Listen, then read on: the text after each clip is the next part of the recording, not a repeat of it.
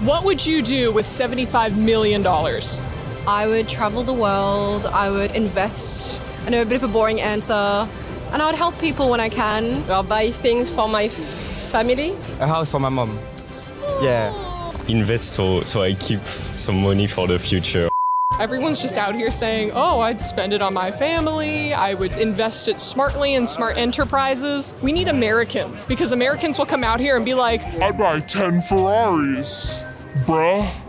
What if I say that I think you're lying? I don't know. Do you think I'm lying? Yes. The first thing that you're gonna do is buy all of the jerseys from your favorite players. I think you're gonna buy 10 fancy cars and go crazy. Okay, I'm lying. I would invest it into probably a retirement account. Why are you such a liar? I'm a finance major. I just graduated with a finance degree, so. So don't lie, you're gonna pay off your student loans first. No, actually I wouldn't, because I have an interest-free loan from my parents.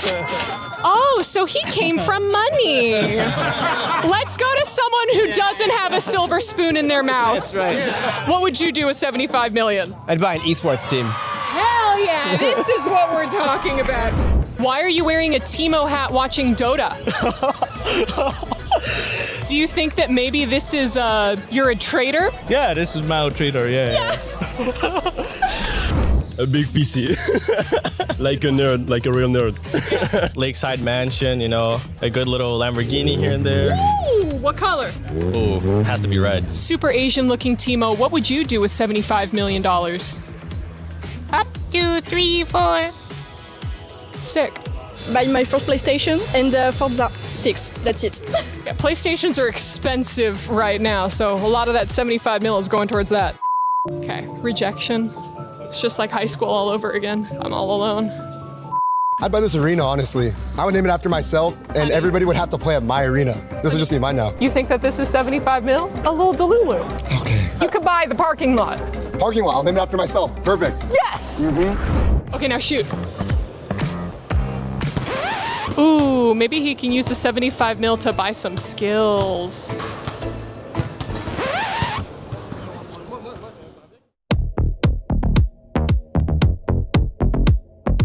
Hello guys, I'm Tatsuri, mid lane from Boom Esports. Hello guys, I'm Gatsu, mid lane for TEC.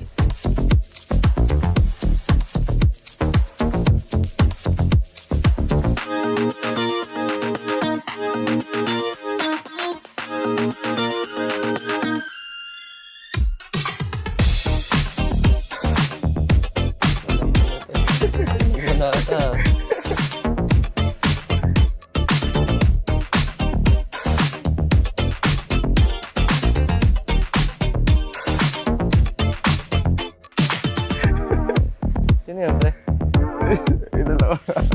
Dalawa na?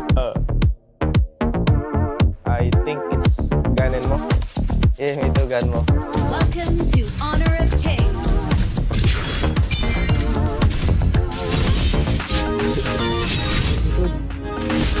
Sorry, go.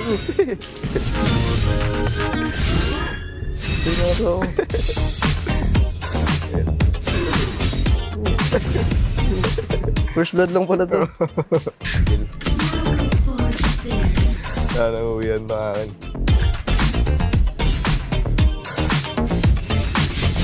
Uy, nakamotok yun.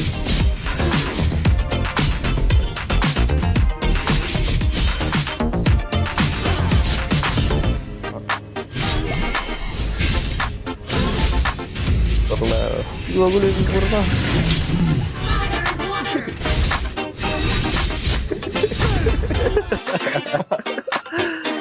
I think for my item choice, it's very bad. But it's good. I think it's good in 1v1 because I have lifesteal. For mine, it is a good Ganmo build since Ganmo is a burst type of hero. GG. I choose this one. I choose this one. Jungler? No. Mid? Yes. One question. Okay.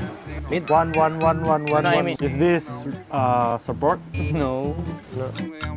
No? Am I mid lane? No. Is this meta hero? I think no. I think no. Is my hero Clash Ren? No. No. Am I jungler? Yes. Yes. So, firepower? Firepower. No. Is my role jungle? No. Am I assassin hero? Yeah. Chow Chow? No. No. Is this hero OP? Depends on the user. Only yes or no, right? Yeah. Only yes or no. Am I Luna? No. Who is this? Who is this, bro? Is this hero is meta tournament or for rank? Both. Oh, female meta hero, kill damage, F star. Female. Have dash. No meta. Can't burst. Is you? No, female bro. Oh, female. Do we use this hero in Scream even once? No, never. Is my hero Xiao Xiao? No. No. Arky. Yeah. It's fine if I look.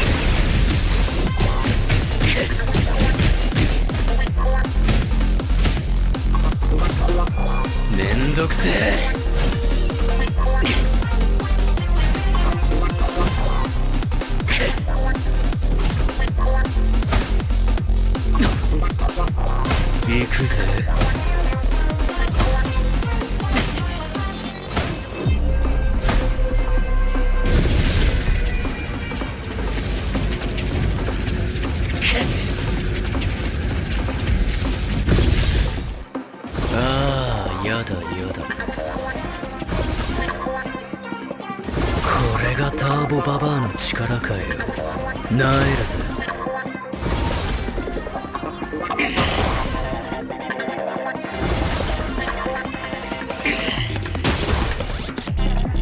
許さねえぜてめえはよ。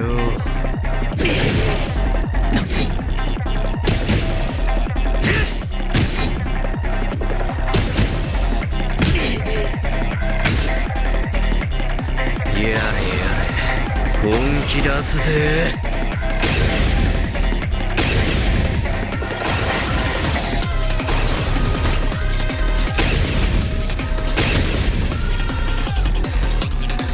ももちゃん会いたかったぜ。強くならなきゃ、もっと強く。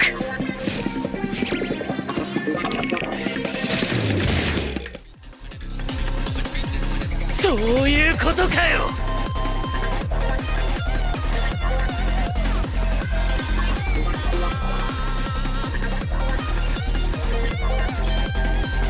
おっと悪い。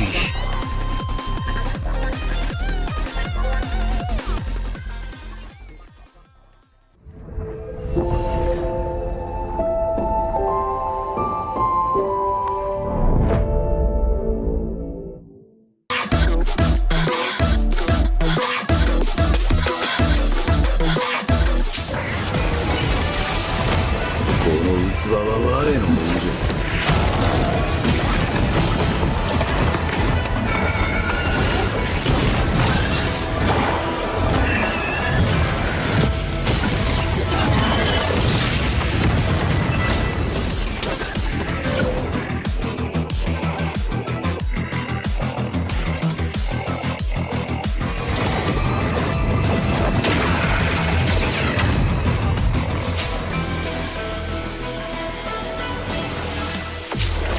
わしのじゃ。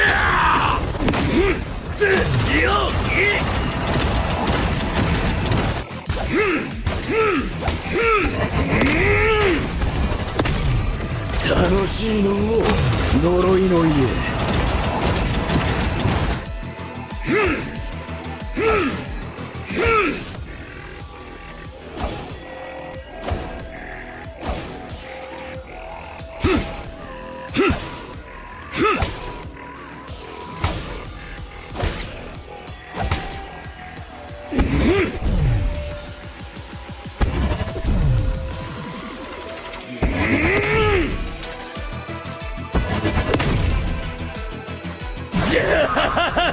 爽快じゃの。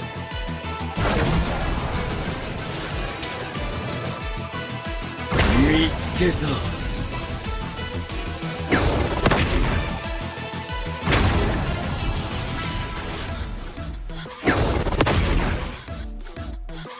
わしのじゃ。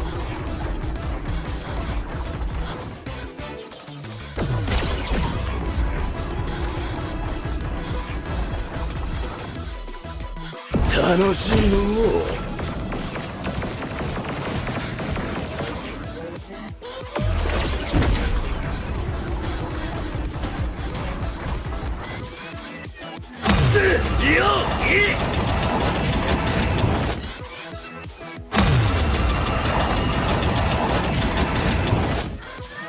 呪いの家。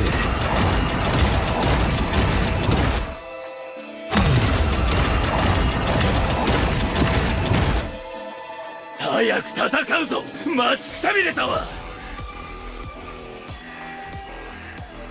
無駄じゃ。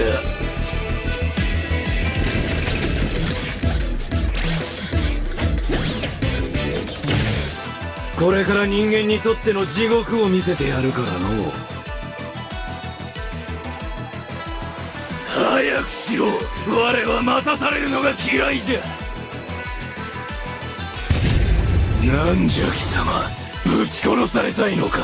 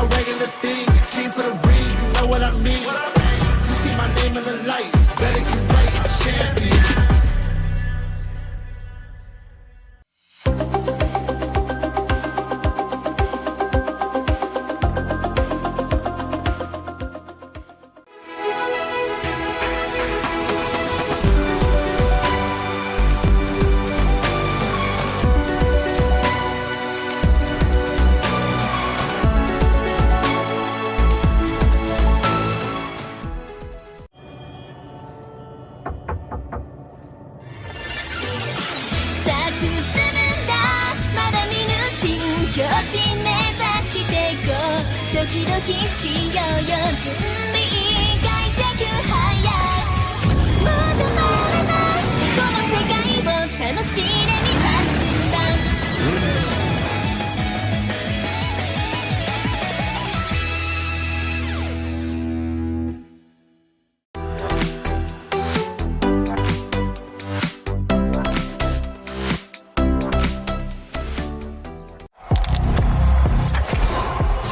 He can come in here and play my game. He knows nothing. Let's go! Tyler 1, you're done. This is my ladder. You can't climb it. It's better than being hard suck at Masters. You're going too far now. Your eyes buggy. Your elbows ashy. That airline? That's an L airline. Somebody better hold me. Okay, yeah. Do something then. Raw energy. Blow the house down.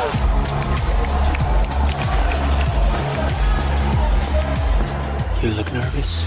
You look short. Everything's good? Fight.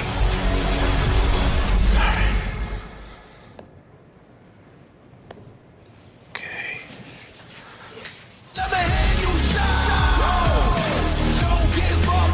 Do you really need the wraps? Yeah, that feels like overkill to me.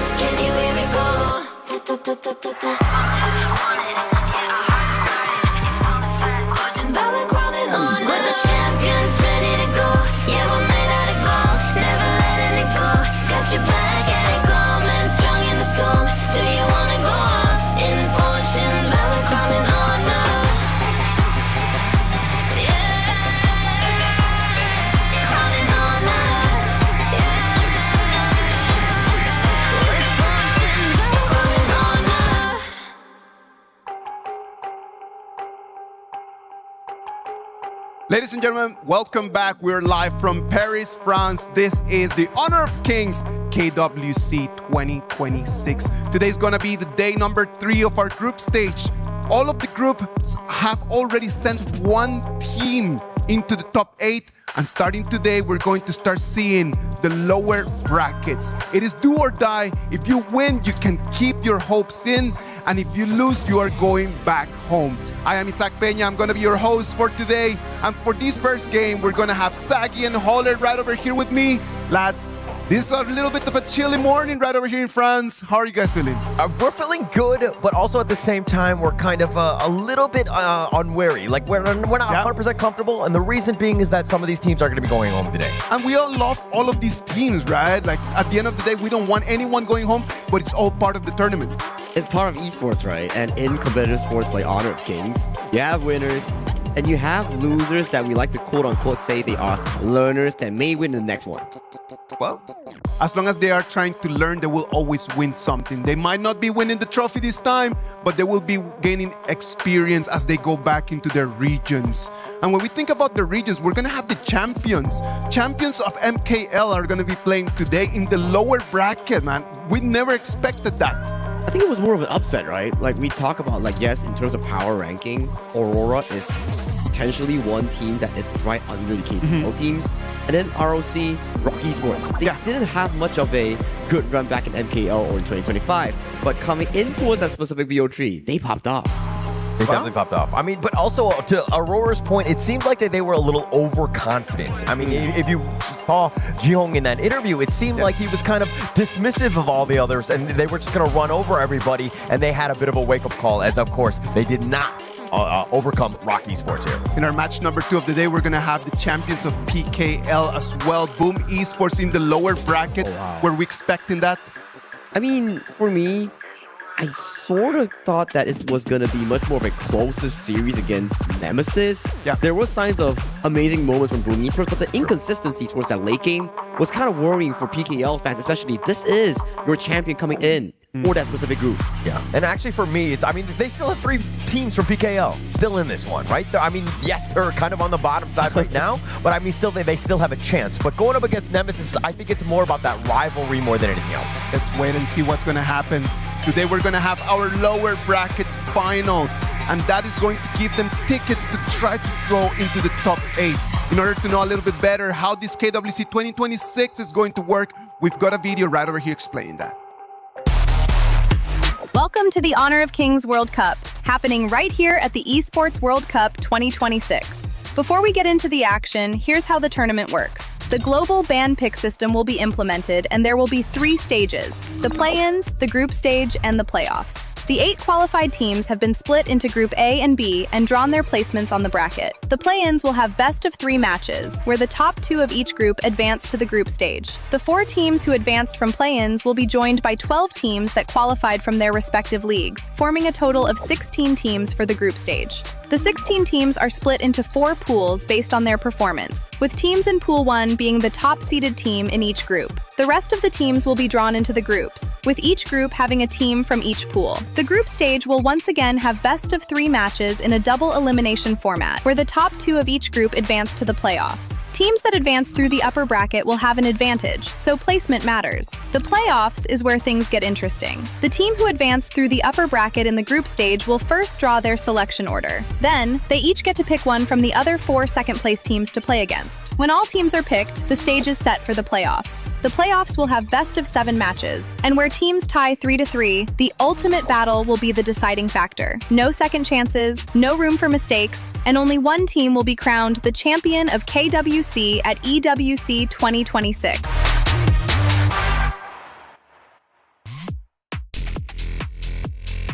No room for mistake is being left right now. It is do or die. You win, you move forward, you lose, you're sent back home. The groups right over there, they were a little bit better because there was kind of like a second opportunity. But all that is something of the past. Yeah, I mean, they had that one opportunity. Unfortunately, they ran into, generally speaking, the top dog in each of the seeds. Obviously, Group B is the only one that didn't really happen. But as we look at Group A, this is kind of formulating based on, I would say, the seeding. AGAL, high expectations. They're going to just move on as they kind of roll through Team Vitality and Blacklist International. Blacklist International decided dropping down to that decider match. But in that elimination match, the Team Vitality, MIBR, LOS, that one is going to be a fire of a series. It's always the Chalk VR and also the IKL teams going in for that elimination match. So it happens every single time. Every single time. That's going to be happening tomorrow. But in for today, we have Group B with the upset coming in from Rock Esports, taking out Aurora Gaming, advancing to the playoffs as a seed number 1 for Group B. Now, the first match later on, Titan Esports Club going against Influence Rage. There's a lot of storyline. We can talk about this later on. And then the winner of this elimination match will be facing Aurora Gaming. It's going to be difficult, but they have to shoot their shot. Definitely need to shoot their shot. And I think that Aurora Gaming are going to be so angry. I mean, I think that was a bit of an upset from Rock Esports. Yeah. They were definitely jubilant about it. Obviously well-deserved because, of course, coming out the top dog in each of the different groups gives you a huge advantage come playoffs. Kwaisho Gaming took Group C right over there with 4 games that they lasted, what, 10 minutes, 11 minutes? And then they literally just came, beat those two teams and then just left back home right over there. But my point being is, Virtus Pro, they put up a decent show against the potential champions of KSG and also AGAL. These two, they are definitely crowned as the top tier teams coming in for our KWC. But Virtus Pro, at the very least in their game 2, they were holding pretty well in the first 10 minutes. Yeah, and also kind of to also blacklist against AGAL, it seems like the global teams have kind of leveled up. Not to say that, I mean, they still did come out with the L, but I think that they've been in a much better spot as we look at Group D here. When you compare 12 months ago to right now, everyone is getting better and better and better. Group D, GK Esports took the first ticket and is sending the game that we're going to be watching today, Deep Cross Gaming against Boom Esports. The winner of that match is going to go against Team Nemesis for what's going to be a ticket to the top 8. Now, it's going to be an interesting one, right? Because if we use GK Esports as a measurement tool, both Deep Cross Gaming and Team Nemesis, they did extremely well against GK Esports. Yes, you can argue that it's still 0-2 Sagi, but the game time, the game duration, and the intensity of those games, how do you compare it when you're a Team Nemesis versus Boom Esports? It's just something that I'm worried about for PKL fans. It was very different. And I think that these scores do not really show or give justice to those teams. They were way more competitive. They were way more close in that sense. But again, I think that going into this one, we only have the best of the best. So we're going to only see competitive games here on out. I love competitive games, right? Especially when there are stakes at the line. If you lose, you're really out. There's just no more second chances. It's your only shot of making it into the top 8. Yes, you're going in at C2, but hey, top 8 is better than top 16. Of course, of course. And of course, being the top dog as opposed to number 2, where you're going to be selected, I think that would be a prime position. But we've already know who those number 1 seeds are going to be. But now it's about fighting for that last spot. That last spot that is going to keep their KWC 2026 run for a little bit longer. They're trying to fight for everything that they can. They go on that stage, they work against their nerves, and they're trying to perform their very best. Over there in the group stages, they actually, some of the teams showed that they deserve to be here. Oh yeah. But not everyone showed everything they need to show to be in the top 8 though. I'm kind of looking at this more of like they haven't had enough games. Like Titan Esports Club, they played 2 games. It wasn't the, it was very quick for them. They weren't able to kind of warm up, if you will. But I think in this series, it will hopefully they'll have that time to really just settle down and play their game. I think it's a bit of a two perspective, right? Back to your point where TEC, yes, they lost very straightforward against Aurora Gaming. Yeah. That's sort of information if you are on the side of Influence Rage, you're like, what can I derive from this? This is just a steamroll. But to the side TEC, if their mental is strong and they're holding well, they're hiding a lot of strategy before going into the series against Influence Rage. And you talk about Influence Rage, they showed all their cards when they fought against Rocky Esports back then. Yeah, and actually that was the thing where, again, TEC, very short games, really weren't able to show anything, but Influence Rage, I think that they came in firing onto Rocky Esports. They had a set plan, and it actually paid off in game 1, and I think that they need to be super high. But again, you have just won 1 game, you didn't win this series, and it seemed like even with the celebration, I mean, it feels great to beat an MKL team. If you're able to beat a KPL team, even better, right? I'm sure that they will be much more jubilant. But in this case, it was just 1 game at the end of the day, and Rocky Esports, they took it a little personally. One of the most interesting things over here in this KWC 2026 is going to be the King's moment, right? The King's moment is going to just push the players to try to do individually the things that a lot of us are really looking forward. The pentakills, the backdoors, all of those things right over there, right? And talk about pentakills, right? I think we had one yesterday. Yes. Between the series of Virtus Pro and also Buriram United Esports, where Jiabao in game 2, he whipped out the Jing, he got a sweet, sweet pentakill. And Holler, how much do you get if you get that pentakill? It's 500 USD. So I think that, I mean, he's going to be very happy with that. I think he's going to be like cha-ching, getting all that pentakill. I mean, but there are so many different opportunities, and that's what makes Honor of Kings so great, is that there are specific moments where you're able to kind of, if you're outnumbered and you're able to fight 1 versus 2 or 3, or there's specific times where, again, you can get those Kings moments as well. Sagi, if you were to choose one of them for your own performance, which one you would like to have? Now, if we were to trace back the Honor of Kings history, we know a specific backdoor on that Hansen. Yes. And then that was like 5,000 goal behind. I would pick that one. Scream time. Scream time. We gotta steal that base, and if we steal that base in a deficit with a backdoor, that's gonna feel good.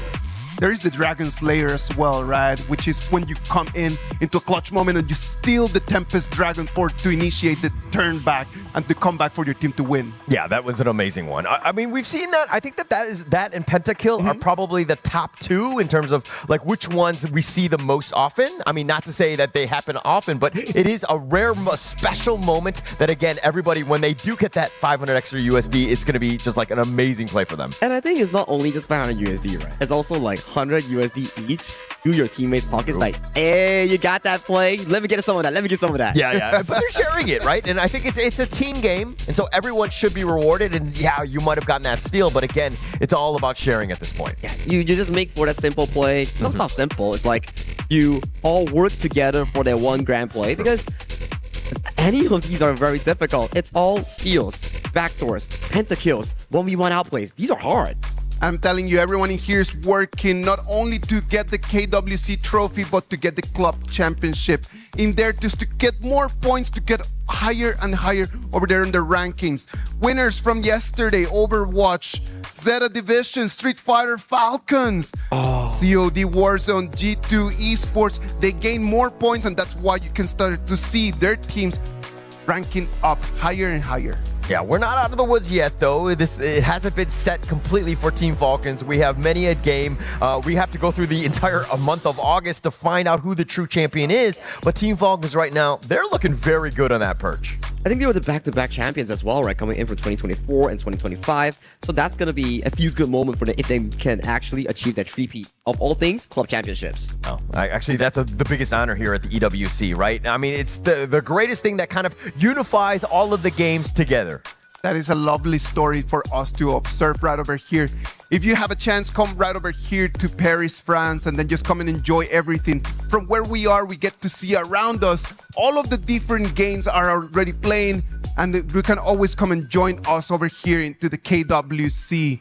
Into the stages right now, the lower bracket finals. The schedule is going to say Titan Esports Club is going to be fighting against Influence Rage first, and then after that, Deep Cross Gaming against Boom Esports. And coming after that is going to be Aurora Gaming, Team Nemesis. They are like at the decider match, waiting for the outcome for these specific two series here. But I'll talk more about the first upcoming series here. We have the boys on stage coming in from Titan Esports Club and Influence Rage.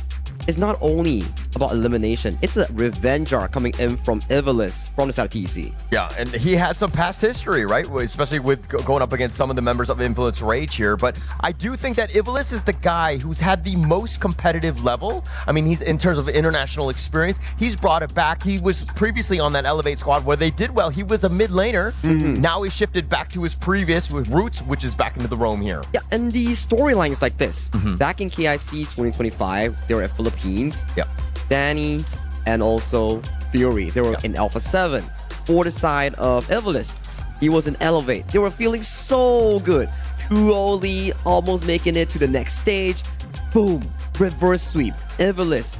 That kind of feeling. How do you convert that? Now, you have one shot, one opportunity to do the same thing against the opponent that knocked you out of that previous tournament. Yeah, I mean, to quote, I like the fact that you're quoting Eminem right there with the one shot, one opportunity thing. But I do think that this is still, he's had multiple opportunities. Now he's actually able to bounce back. He took that fuel, he took all those lessons, and now he's back on the international stage, and he can get revenge, of course, against Danny and Fury here.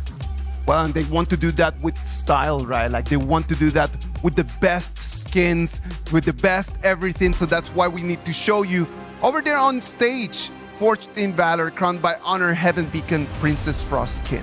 I mean, Princess Frost has been one of the more popular heroes, I would say. Yep. It's not pick a lot, but when it comes down to niche picks, we have certain players like Sheng from AGAL that has been amazing with this pick in his history, in his career, and also Shisan and also Ze with that Princess Frost Liang combo that they showcase against DCG. So I would believe when we pace into BO3s and into longer series forms like in the playoffs of BO7, we will see more and more Princess Frost debuting in the pick and bans. Yeah, especially partnered up with the old tried and true Liang. I think that those two have been working well together, but it's usually in later series where they kind of really excel because, again, in these best of threes, there's so much CC, so many different ways to kind of counter this combination right now. What about we move forward into our first match of the day? Titan Esports Club against Influence Rage. Both of them lost their openers. This is their chance to prove themselves. Not winning that first game right over there sent them right in the place where they are. For these two teams, like, which disappointment is going to be bigger? I mean, it's Evilus, right? You lost once to Danny and Fury last year. You want to get revenge, and it's right here, right now. They're in front of you. You lost to them once in a reverse sweep fashion, and if you let it happen to you again, it's not going to be sad. It's going to be heartbreaking. Yeah, and also this format, I mean, they've only played one other series, and it was against Aurora. It was just like they got 0-2'd, and now they have to play another series. If they lose this one, they are out. They might come out winless, not to say that they, that series is not going to be competitive, but again, it's just like how many games until you're actually warmed up and you're able to play to your level? You cannot have that many games, right? Like, you need to just really come in and hit the ground running. You don't have a tomorrow if you lose this game. Only if you're winning, then you have it tomorrow. You gotta keep pushing, keep trying, and chances are, you gotta work for it. And this is the Titan Esports Club roster here. In the jungle, you have Gushing, Qingxi, in the farm lane. These are the two core carries here, paired up with Calm, Evilus, and Katsu. And Evilus, we covered his backstory here, so he's coming back for revenge. This time around, he swapped from mid lane to roamer in 2026. Yeah, I also want to highlight Katsu here. This guy's a rookie of the, he's a rookie, right? And not only that, but he's actually just, he has accolades in terms of education as well. I believe he was magna cum laude as well. So that this is a guy, again, incredibly smart and what you kind of want to kind of direct how this team will go. From South America, we have Influence Rage. They really want to come in and just continue with their run. We want to keep over here the South American flair. Danny is going to try to carry his team to try to move forward from these lower bracket semifinals into the lower bracket finals. Now, I understand the main story has been about Danny since his last year of top 8 finish and also his KIC performance. Now, coming from play-ins, there is one star player coming in from Influence Rage that we must highlight.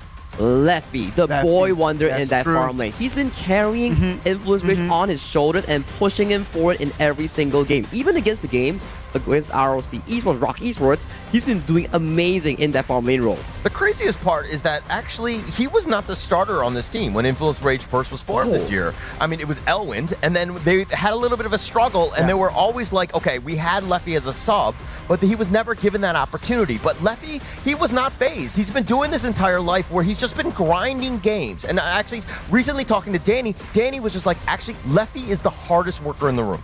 And sometimes when you work really hard, you will always get back. You will always have something back. And if you already worked so hard for this, it is your opportunity to shine right now. Like all of those hours that you've been working in there, please show us something today that is going to allow your team to take the victory. Now, before we actually hop into the pick and bans, right? Let's do a bit of predictions here. Go ahead. Scores. You want to start off with that one? I'm going to go 2-1 in favor of Influence Rage. I like what I saw in terms of when they played against Rock Esports. They were able to steal game 1. I mean, for that, you got to give them props, right? What about you, Isaac? I am going to go with Holler completely. 2-1 for Influence Rage. I don't think that it's going to be a 2-0 for none of both the sides. But I do believe that Influence Rage has showed us something a little bit deeper than what has done the other side. You're going to correct prediction right there, man. Right there you go. Nah, you're putting me in a spot right now. I was going to say Influence Rage as well, but we can't have a broadcast where everybody's supporting the same team. It was your topic, boy. I mean, all right. Let me hop on to the PKL train. Easy, I got you on my back. 2-1. 2-1 in favor of Influence Rage. Let's do it. So we're all kind of doing 2-1? No, I want TC. TC, okay. Yeah, okay. Gotta all right. have some support for them. Yeah, I was going to say, I can't agree with you. I was thinking about changing my prediction. But my name is Lucky Dofu. But now it looks like we're going to be going into the draft here. The players are underway. They're ready and good to go here. Now, it goes back to one of my conversations that we had back in the green room. I feel like, yes, the junglers has been amazing for both teams, but since we highlighted Leffy, we must also put focus on Qingxi coming in for the side of TEC. Yes, Leffy is the late game style carry with the consistent DPS and clutch playmaking. Qingxi, however, complete opposite. Hyper-aggressive laning style. Wants to go on your face with the strong picks in the early to mid game like Arlie and Shicha or Ao Yin. Yeah, and actually, you were talking about this earlier, about the fact that they kind of really prioritize the Chicha as much as possible. Correct. Again, this is something that they're very comfortable with, even almost first picking it, almost all of their games. They really like it. I'm a bit worried, right? Yeah. Chicha is, for me, is one of the heroes where you are a fighter that can do great in the early to mid game, but you start to struggle at a 10th minute mark where you can't take down turrets because of your innate passive. Your range war only lasts for what, 4 to 5 seconds, so it's really hard to take down tier 3 towers. Yeah, definitely a bit of an issue here. I mean, in terms of that range, and they can get kind of outclassed, right? So the spacing is there, but again, it's more about the play style of TEC, right? Correct. They want to be aggressive, and Qingxi kind of plays that one to the T, if you will. And coming into the pick and ban tier, we do see a lot of the mid lanes that's been removed from the pool. Mai Nui, Haya, aggressive mid lanes that are really active in the early game. So Coach XC probably be thinking like, okay, we want to give Katsu priority. At the very least, something like a Garuda, something like to equalize out the laning phase, make sure that Katsu can outpush Fury and Mena, then assist Qingxi in that bottom lane. Makes a lot of sense there. And I mean, with this Lori in here, we also know that Fury, this is something that they like to play as well. They've been prioritizing this hero quite a bit. They had a lot of success against Rock Esports, winning game 1 with that Lorian as well. Oh, if you look at towards this draft, right, do we see a Flowborn tank on this third? It's good against the Long because Long doesn't do consistent DPS. It's good against marking the likes of the Guan Yu here. That could be a pretty strong counter pick if they do want to go for it. But in the case, they are going for a lane matchup that is good against the Alien, which is the channel that's being locked in for the side lefties late game. Yeah, it's almost like if it's available and it's going up against the Loom, you have opportunities here. But again, it might open things up where maybe they go with an Arlie later for TEC. I'm getting the cart ahead of the horse at this point, but I do think that this, with Yuhan, Guan Yu, a lot of sustain, a lot of control coming in from this first phase of the pick. We have to see coming in towards the second phase, right? You have to understand, okay, first phase is about these strong heroes. How do you want to visualize your composition here? What are strong? Can we take it combos? Now you go into the second phase, it's about thinking, what are these strategic bans that can actually limit my opponent's draft or enhance my draft? Something like, okay, Guan Yu, what does it do bad against? Things like the Bloodborne Tank, Charlotte, for example, Florentino. Those are the bans that will elevate the pressure coming in from Calm and making those big set knockups here. So for me, Coach Kaiba, he has a pretty interesting draft. It's like, okay, our idea is Fury, you carry. So let's remove all those hard dive heroes like the Jing, like the Nerta, so Fury and also Leffy, they get a comfortable late game later on. Yeah, and actually, I mean, the Guan Yu just creates so much havoc that you just kind of want to limit like the potential jump in from the backline. I mean, you already pointed out the Jing, but for me, it was the Neza. Getting to on top of that Lorien and the Chano, that would have been amazing if they were able to get access to that hero here. I think we saw a few Nezas from the past 2 days of group stage, right? Right. From these junglers that just go like full damage. And if I'm not mistaken, it was Danny that played a game of Nerta that he didn't defend the base and just flew all the way into the enemy's base. I think it was back in play-ins. I think it was. I think it was. Yeah, it was definitely one of those ones. But I think for now, it seems like they've kind of been prioritizing more like an Aguru style, something like a tank type of hero for Danny thus far. So that last pick will be interesting. But oh my gosh, the Luna here. I want to see the floor one tank. If the floor one tank comes out, it's going to be the perfect counter coming in from the side of Team Influence Rage. I feel that the floor one tank just works so well into Luna or Guan Yu that just wants to like run around, dash around, and has insane amounts of mobility. Yeah, and also if you're kind of going with that, you also have a little bit more of an early aggression because you want to play aggressive against the Luna. You want to take away that buff as much as possible. That's correct here. 5 more seconds until Coach Kaiba has to lock in that final pick. It's going to be the Ying picked up here from the side of Danny. So for me, we have to look at the 3v3 matchup from the jungle, mid, and roam. And so far, after observing, it looks better in the state of Influence Rage to control that mid lane tempo here. So if you are on the side of TEC, you need to find that tempo that win lane priority on towards the side lanes instead. Do you think that that's enough though? Like, because I'm thinking about this lineup. I mean, this is a tough lineup for both ends, right? You're seeing CC galore, you got the Dharma, the Zhang Fei, you know that those are going to be Wombo combos, the Guan Yu on the other end, plus the Lian Po. It's about this execution. Like, the team fights are going to be enormous, if you will. It's like a clash of two of the same playstyles because every time we interview Danny, it's like, oh, we don't like to play slow, we like to play in your face. Fight, fight, fight, fight, fight. And what does fight, fight, fight remind you of? Also PKL teams. And when we talk about Titan Esports Club, we call them the Binny Boom Esports because that's just how their playstyle revolves around. You look at them in the face, right in the rear, it's like, hey, why are you looking at me? You want to fight? We fight. Yeah. Actually, easily goated, I would say. It seems like they're almost impatient at times, and they like to take those team fights. And why I think the global teams are a lot of fun to watch. But I mean, going back to that boot camp where they were kind of taught by some of these KPL coaches, I think they were taught a little bit more about patience, right? Taking, calculated risks more than anything. So the Suzo boot camp for these teams is like they were invited by Honor of Kings Esports just to go over there, train for like 2 to 3 weeks, understand how to improve fundamentally. Hence, what they learn from the bootcamp, they must apply it and implement it in their games. So you can't just copy. You need to fully understand what's the teachings. Okay, yeah. I mean, but getting that opportunity, I think, is a golden one, like a blessed opportunity for these teams because they're going to level up. Some of the other teams that haven't had that access to that boot camp, they're going to be a little bit behind, if you will. Yeah, fully agreed, right? And both of these teams, at the very least, they all went to that boot camp. They have sufficient results and jumping right into the game. This will be game 1 of Titan Esports Club going up against Influence Rage in the elimination match of Group B. All right, now with these drafts alone, who do you give the edge to? Let's start with the early game first. Early game, I think it's more over to the side of Influence Rage, and also I do like the draft more compared to the side of TEC.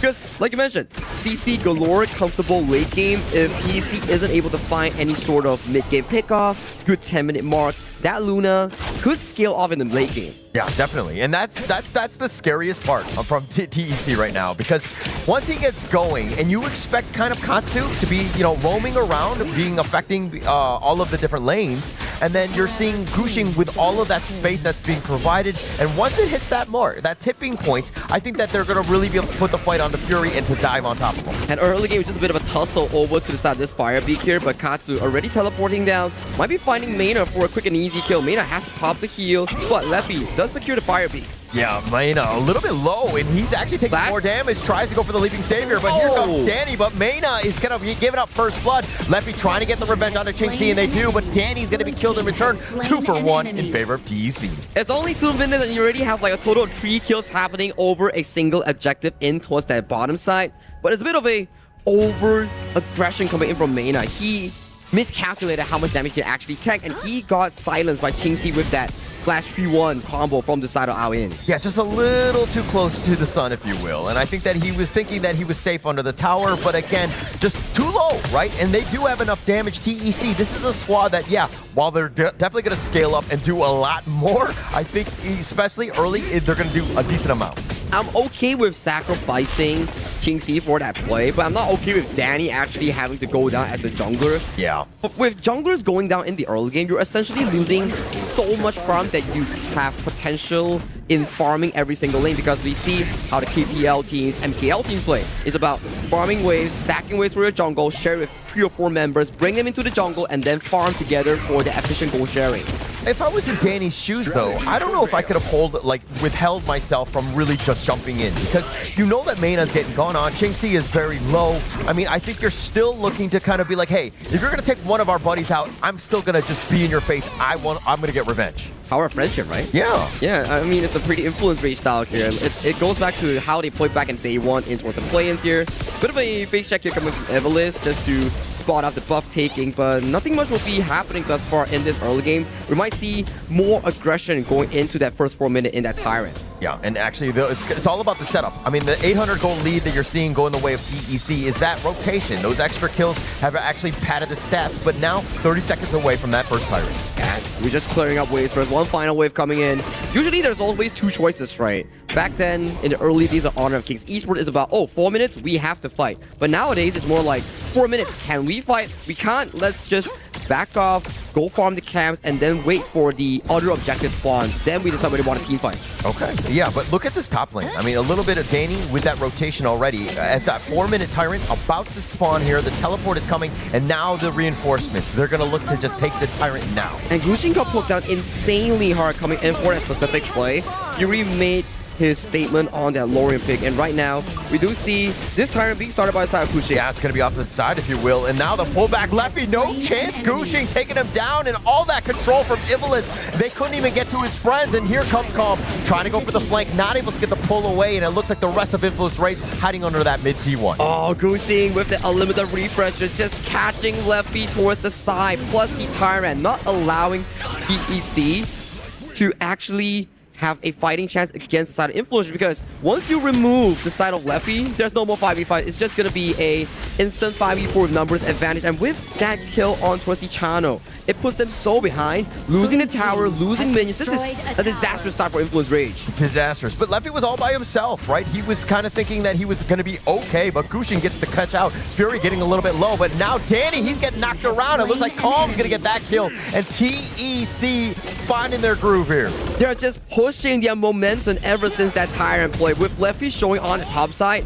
it's numbers advantage for Titan Esports Club in getting this specific Azure Golem plus an additional kill on towards Danny. And Danny right now, he's scratching his head. He's 1-2, losing his buffs, and he is all over the place. Yeah, all over the place, but mainly dead thus far. I mean, he's just spawning in the fountain. He is so far behind right now. Influence Rage have to find a way to get back into this, but TEC, again, full court press. This bottom T2 is under siege here. And topside as well, right? They're just pushing in all 3 lanes, simultaneously choking out the farming space for the side of Influence Rage. This is the thing. When you push a wave, you force the enemy to all show on the map, thus improving your decision making for the next play. Yeah, and it's all about that vision, right? We know how many members were there, and then we can kind of counter-rotate or take the fight if we see that the numbers are elsewhere, right? So this is a great opportunity, and why map control and vision is so key in a game.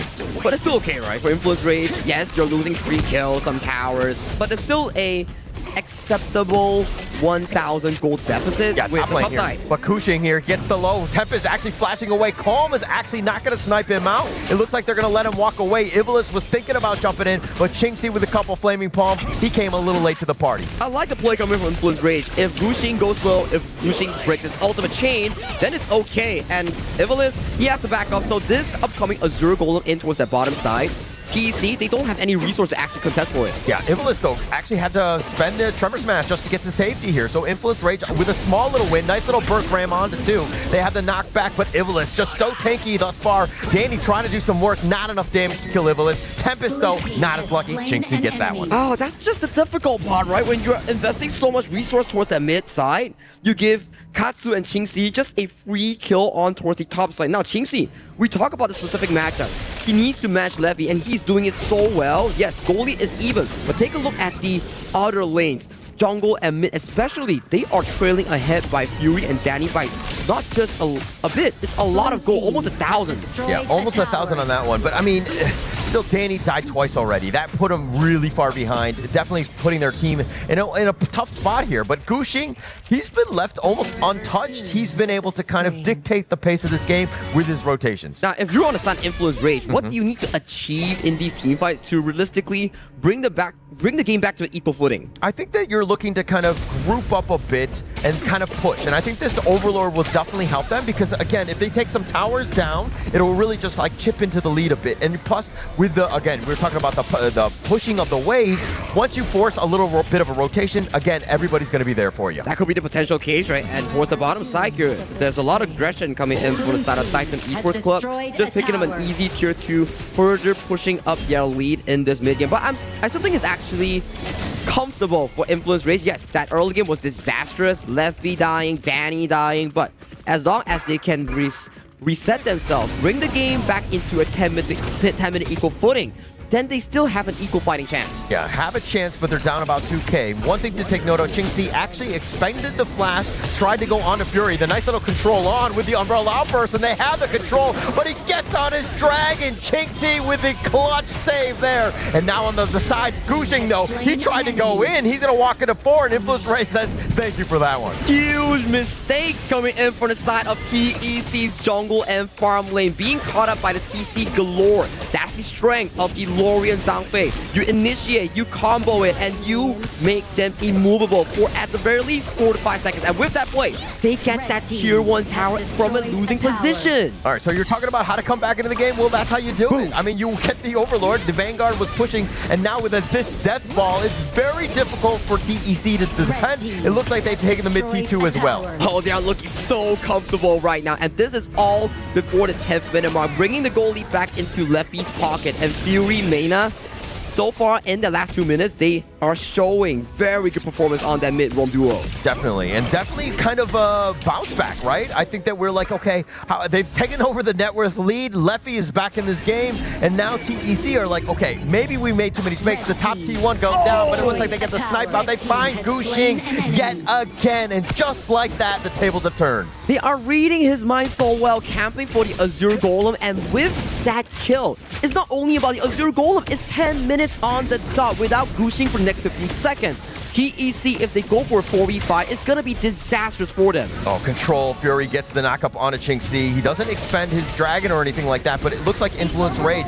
Again, with Gushing down for 5 seconds, they'll start the Tyrant, but I think it's just too much time or not enough time for Gushing to make his way to the Tyrant pit in time. Maybe he has time. Lefty is all the way towards the top side collecting the Crimson Golem here, and Calm is actually looking for a potential flank on towards the member. Oh, they go for the flank here, but Calm trying to just herd them in. He gets the pushback. The Umbrella Outburst is going to be on to 3. The Dragon is going to be used as well. He tries to go in, but through! Tempest, setting it up. Ivalice won't survive as he flashes away, and it looks like only Katsu goes down. That was a lot of spells being thrown left and right coming in from both teams. Unfortunately, only Katsu fall in that team fight. If not, that's going to be a disastrous outcome for the side of Titan Esports Club. But nonetheless, Influence Rage from that good team fight being set up by Tempest, Mena, and Fury's combo chain, they successfully got that Shadow Tyrant in towards that pocket. Oh, that could have been way worse. That could have been way worse. But Evil is just barely able to just hop on out of this one. And Katsu going down. I mean, yes, they lost that one as well as the Tyrants, but man, the wheels could have totally fallen off here. But DJ, Sagi, break it down. Let's take a look at this, right? The Splash Tempest coming in towards the back line here, finding a specific play. Guxing has to back away towards safety here. As of that point, you have no more fighting power because Qingxi and Guxing, they were zoned from the team fight. Yeah, completely taken down out of this one. But now, a little bit of control in. Danny just going in on the Katsu, trying to bait things out with those heals and those stuns, if you will. But on the backside, Guxing looking to go in. They find two. The Umbrella Outburst will be used, but it looks like Guxing is a little too low, and it looks like they find Ivlis as well. They will continue on with the chase. They find Katsu. 3 members down from TEC.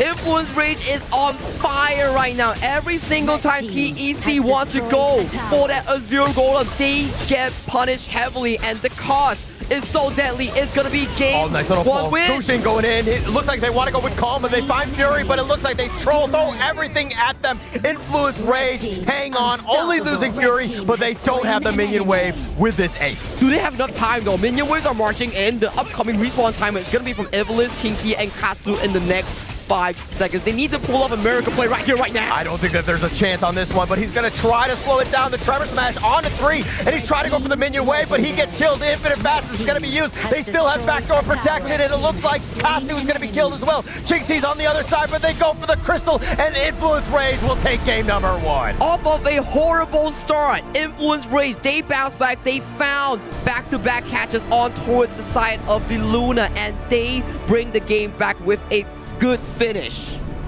Talk about resilience from this team, right? Things were not looking great. Other teams could have folded on this one, but Influence Rage are like, no. We got this one. Come on, it's in our culture, man. Like, we go down once and then things are against us, but we just continue pushing and pushing and pushing.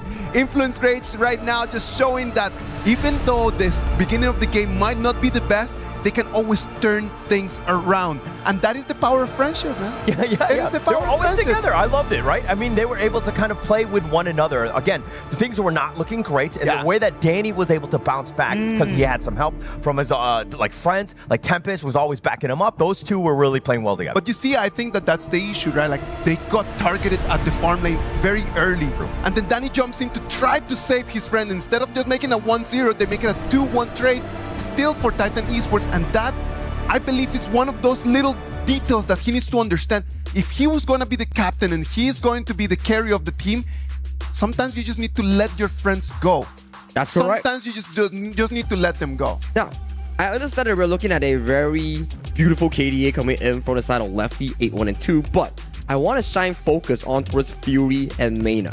Without these two players from the mid and roam pool, Influence Rage will never see that late game. Fury was landing nasty setups on towards Qingxi and also Guxing in those team fights. You don't want to talk about Leffy's KDA, but I want to. Okay, he came off first blood. He was 0-1 and 0, and then he got 8 kills in a row. Like, I mean, this is a guy that's like, again, about that resilience and able to bounce it back. Hey, give Rovers and Midley some love, man. They were setting up so much. I don't even see them in game. They're nothing to me. Let's talk meta of the meta. DeLorean and Tramfake composition right over there. That is just top patch. Top tier. Like when you go back in a couple years, going back to KWC 2026, what was the meta about that time?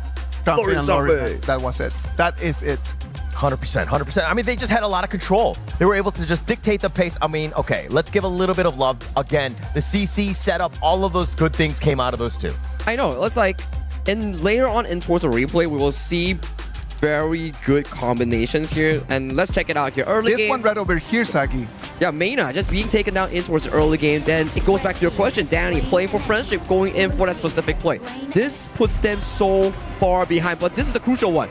Guxing jumps in, gets cancelled by Danny's skill 1, and he couldn't get any of the refresher. And after that, once a Luna even died once, his entire snowball potential gets mitigated in the game.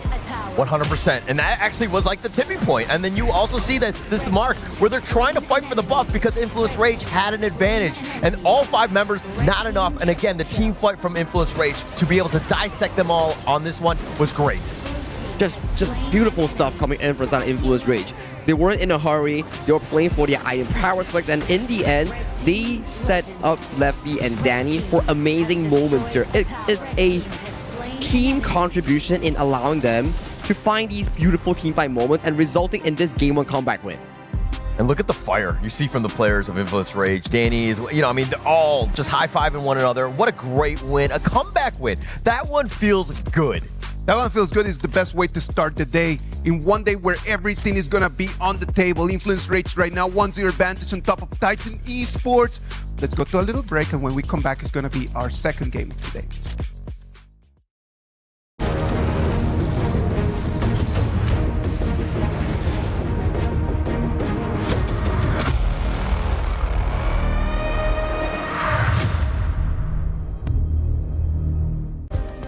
Play is in our DNA.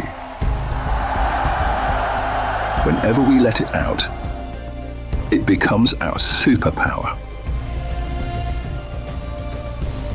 Now imagine an entire city being built to supercharge it. Kadir City, powered by Play.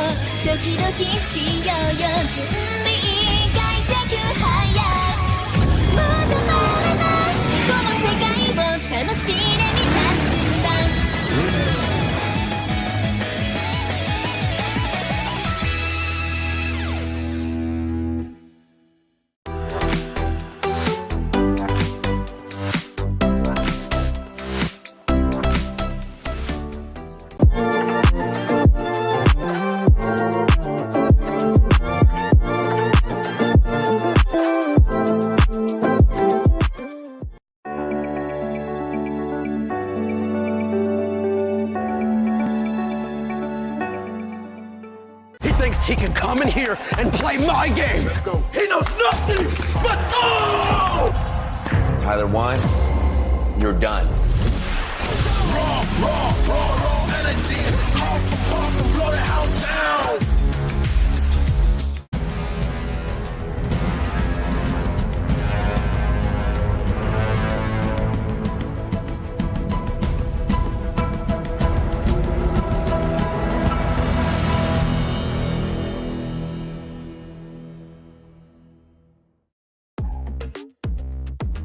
Welcome back. This is the KWC 2026. I'm really sorry that I'm just like breaking out in left. Why are you playing with the toys, Zaggy? Just leave it there on the table, man. The moment fell down, like it was like here, and then I was like, oh no. I'm like kind of like trying to set up the stage for something serious, and then I just see you playing with the toys, man. There's no way to be serious in this game. I'm the kid of the broadcast. Look at this. You're having the most fun, that's for sure. I mean, all right, thank you very much, everyone, for being back. Right over here is going to be game number 2. Influence Rage right now. Good performance, but we need to understand they cannot just let the game go at the beginning, just hoping to find a mistake from their opponents. Correct, yeah. Because when you get to the higher levels, man, there's no mistakes coming in from them. Yeah, I think that's something they definitely need to shore up, is that early game, right? You can't let other teams kind of dictate the pace for you, and then you have to come back. That is a losing situation long-term, especially against good teams, as you mentioned. Gushing over here just kind of like just opened the door for them to be like, hey, do you guys want to come back in? No. Yeah. Because he completely just allowed them back. I think that's the Luna player philosophy. It's like, I want to go for the refresh. I don't care. I must go for it. And then the CC layering coming in from the side of Danny, that was just really crucial. That Ying spell one tip up. Yes. It just stopped him in his tracks. And that one, ever since that, they tracked the Azure Golem timer. They made sure that every time Gushing wants to come for the Azure Golem, without the Azure Golem mana buff, he's forced to fight. It's like, do I want to risk it? But if I don't risk it, I can't fight. So it goes into a loop for the side of TEC that they are constantly trying to fight over control on the Azure. And if you're a Luna, you need that blue buff. Like that's it. Like it's not even... That's one of the things that we want to set right over there for the audience, man. Like, specific heroes need specific resources to be able to really win the game. And when you're fighting against a Luna, it's not even about just trying to kill the Luna. It's trying to just to take the Azure Golem away, and that's it. It's a 6v4. Yeah, and also they were winning, right? There was no reason for Gushing to push the initiative. Correct. He could have just stayed back and just efficiently farmed, but once he died, that snowball completely shattered. I think it goes back to our discussion where these two teams, they love to fight, and with the quote-unquote name on the side of TEC being the Mini Boom Esports, they really are like a team where you look me in the eye, I'm like, you want to fight? I'll fight you. And that is exactly what happened towards that mid-game that allowed Influence Rage to capitalize on the over-aggression coming in from TEC, allowing them to bounce back in that late game. Yeah, sometimes in life you just don't need to fight, man. Sometimes in life you just need to let it go. Understand that with the advantage, with the moment that you have, just turn around and then just leave. Let them just be yelling at you and then just take the higher ground, man. Just walk away, if you will. Just walk away. The bigger man, right? I think at the end of the day. But going back to this game, though, it's just like, I mean, it seemed like TEC were getting a little impatient. Correct. Right? When you have a lead, you need to just lock in. Play your game, right? Don't force the initiative. Don't try to just make some sort of uncharacteristic mistake. I mean, and also, you can't really let Leffy get all those kills as well. I mean, they did an amazing job in the early game. Laning phase, the 3v3 towards the bottom side that TEC won, the isolation kill coming in from Gushing against the side of Leffy to put him further and further behind. But it's those big teamfight moments that really allowed Influence Rage to slowly claw themselves back into the game. But Holler, before we jump into the pick and bans about the specific picks that I had already done, what do you think about the Clash Lane matchup? We've been talking about all the roles, but what about Clash Lane? I think that Tempest is the type, I mean, you saw some of those truths, really set him up, and again, just made it very easy. Like, some of those, like, he doesn't go in with them, they might have lost some of those team fights, right? So he was able to salvage some and, you know, really set things up. But going up against, you know, it's not the easiest of matchups, especially when you're going up against, like, a player like Calmir. Yeah, I fully agreed, right? It's just, the Clash Laners has been rather silent. They have their pop-off moments, but it's not as consistent as some players that we've seen from yesterday's match, where we have Silence, we have like AG Ran, or some of the MKL players like Xiang or Strength, for example, right? Definitely not. I mean, it's a different level, but I do think that this is still one where it's like feast or famine in terms of just like how well they play. If they're on, they are next level, and they're able to play with some of the best in the world. You reckon we get like a Davara coming in for this specific series? It has been a rather hot pick yesterday, where every single team, they were like, oh, Davara Clash, Davara Farm, Davara Clash, Davara from every single game. Yeah, and I do think that, but Davara is the type where, I mean, if you need some late game assurances, that hero's going to be set for you, right? But I think that for now, when you have a Pei and a Mai, you're saying, hey, we're going all in early.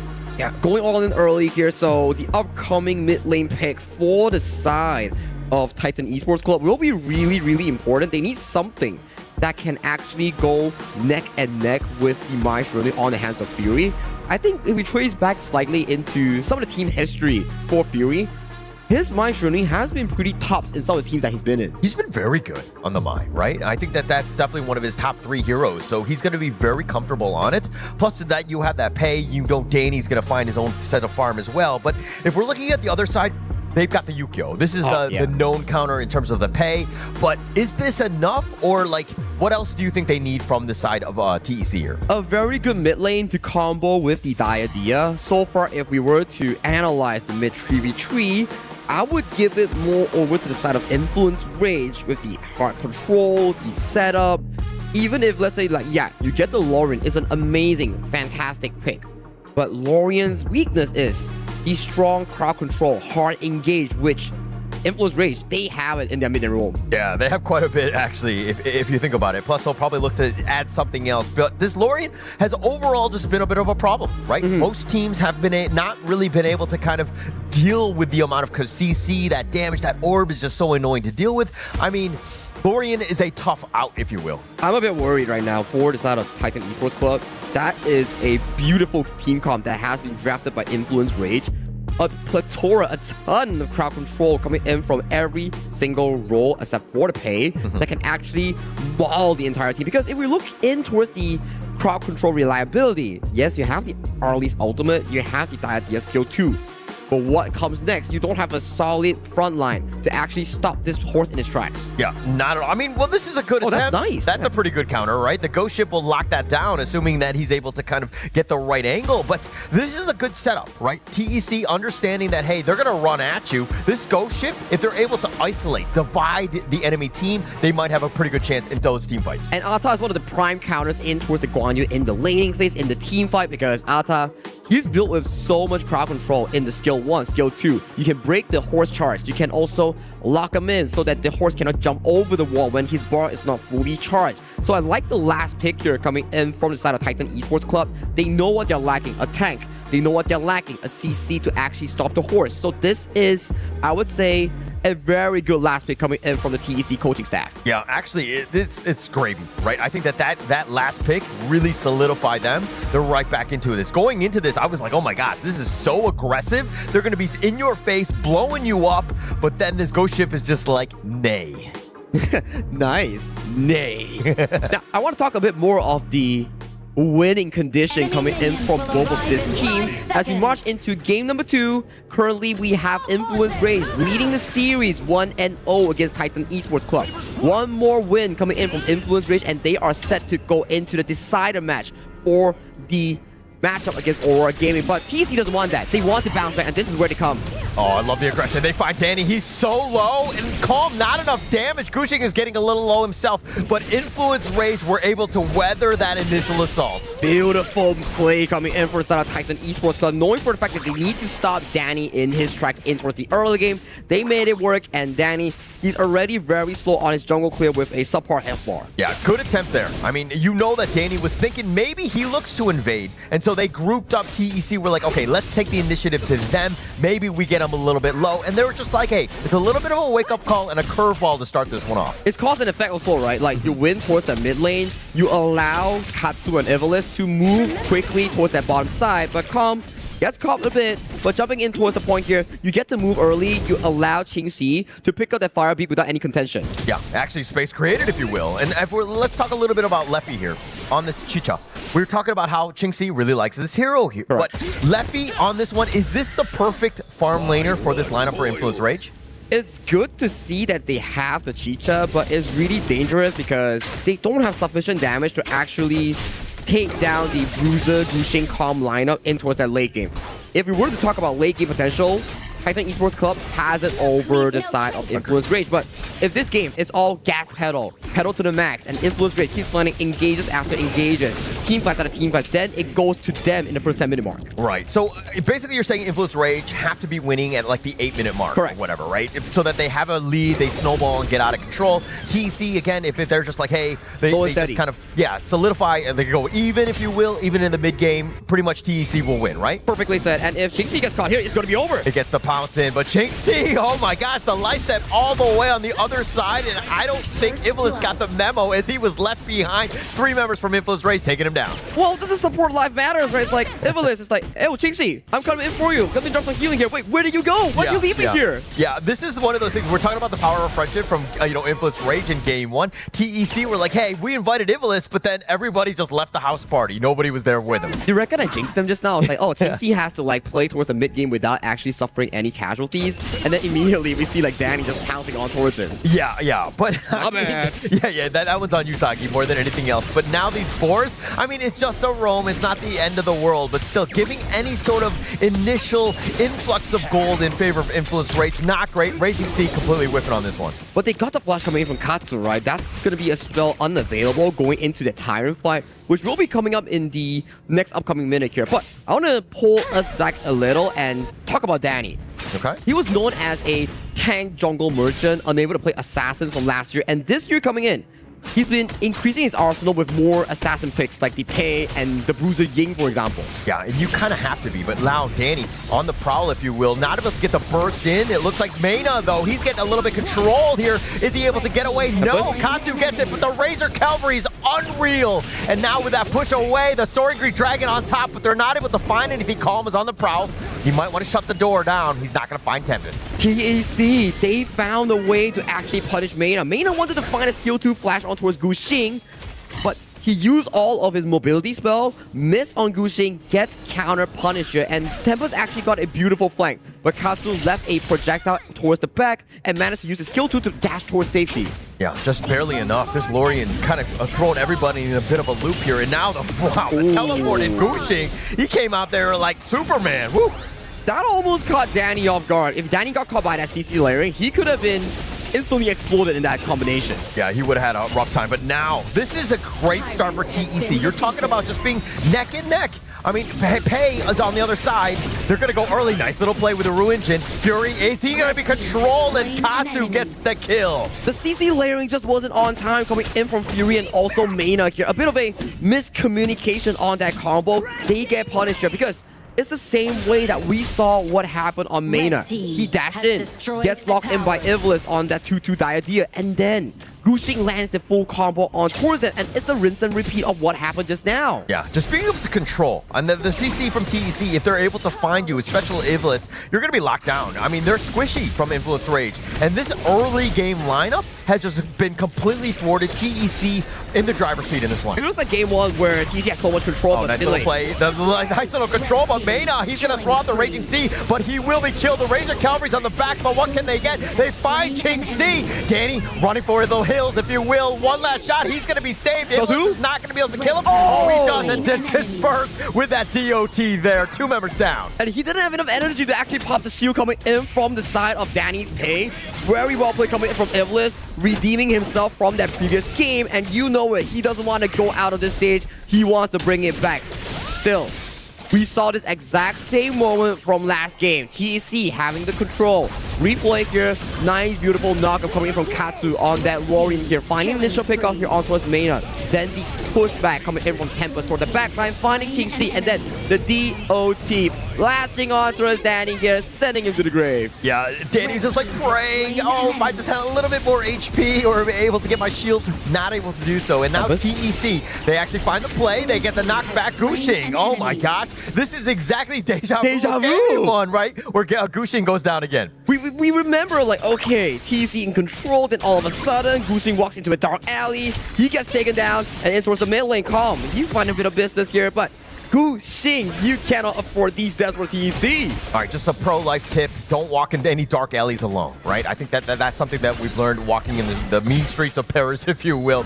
Bring the buddy system more than anything else. Hold hands. And it looks like, again, Gushing not living up to those rules. He has to be careful more, especially on tempo picks like the Ukyo Tachibana. You can't afford these sort of deaths. But we are back into square one. 800 gold lead into side of TEC. It's coming down to those important team fights and better rotations.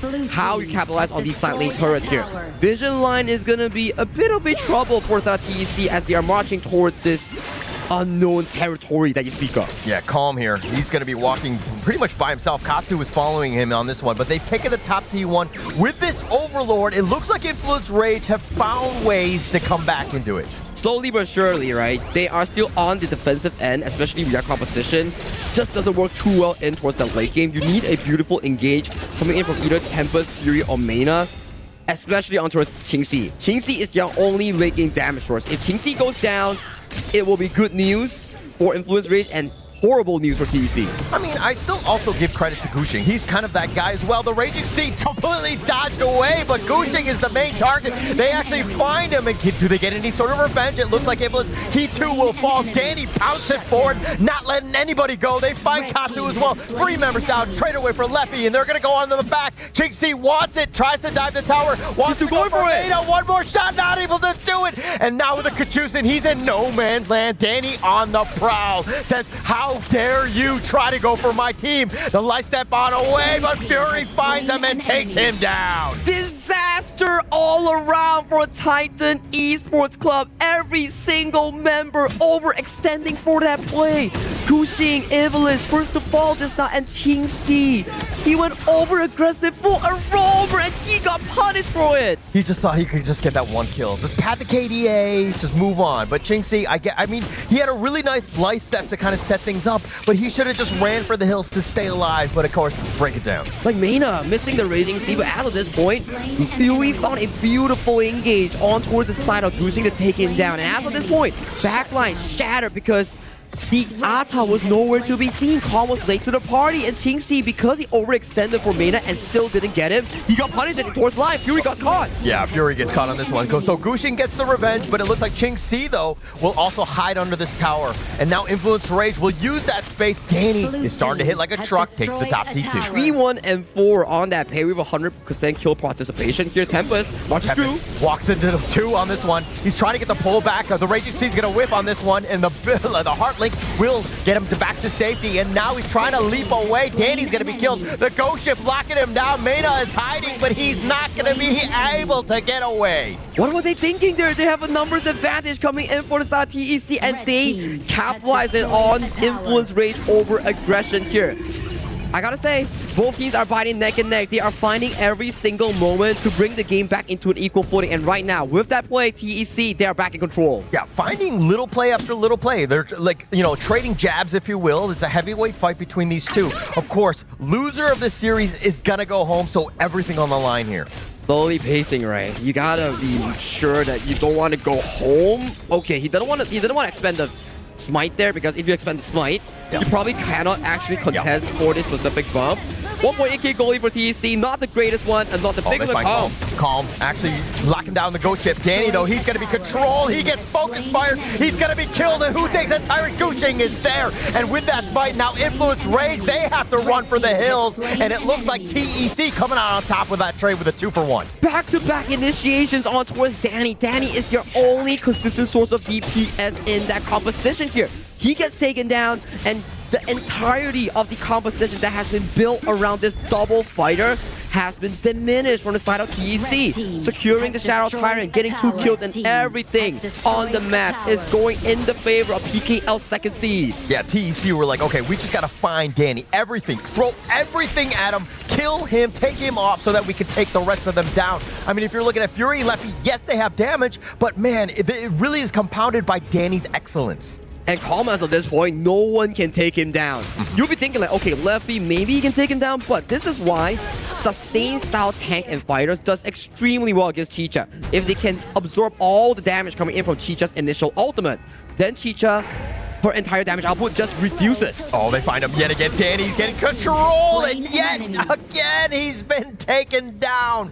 Oh, what a disastrous 2 minutes for the Danny as of late. We were praising Danny in the first 8 minutes of the game. Then he just proceeded to fall 3 times in the row, uncharacteristic, and he's getting punished heavily for that here. So it's a bit worrying for the side of Influence Rage, because these mistakes are starting to crumble them in this game number 2 as TEC, they are knocking on your high grounds, and there's just no answers or whatsoever coming in from INET. I mean, they just lost 2 T3s because Danny just got killed on this one, and they're going to flash on forward. Calm, not scared whatsoever. They want to look to end this one as they find Mena to start things off. Tempest is looking for the flank. He only finds one with a pushback under the tower, and they will kill Qingxi. But Tempest is barely staying alive, at least for now. He's in the fountain with the crystal, and Fury going in. It looks like he has Golden. Katsu on the run. Calm is a little bit low himself. Gushing is there. Gets the heart like he brings his buddy, and they backpack on to back to safety. They bail out. Still a 1-for-1 trade. At the very least, they got Qingxi, but that was a very close event. Almost a game-winning push coming in from Titan Esports Club.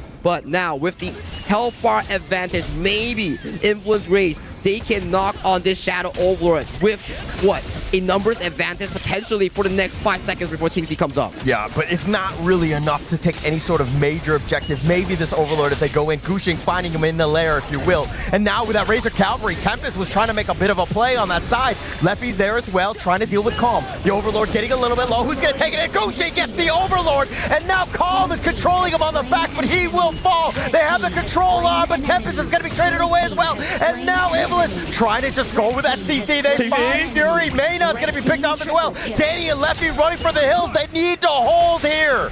But still, they're still chasing on towards Leffy. Leffy has no flash. Skill 2. Heartlinks lands on towards South Leffy. Leffy gets taken down. Quadra kill going into South TEC's farm lane, and they are looking for the game-winning push. They just need to wait for the minion wave. Just TC goes for the panda kill here. Doesn't find it, but they are not here for that business. They are going for the equalizer here. 1-1 for all between this upcoming series.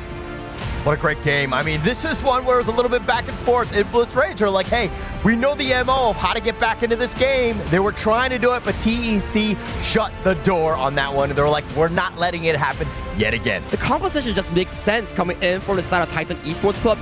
It is a difference compared to game number 1 where they're always consistently playing on a timer.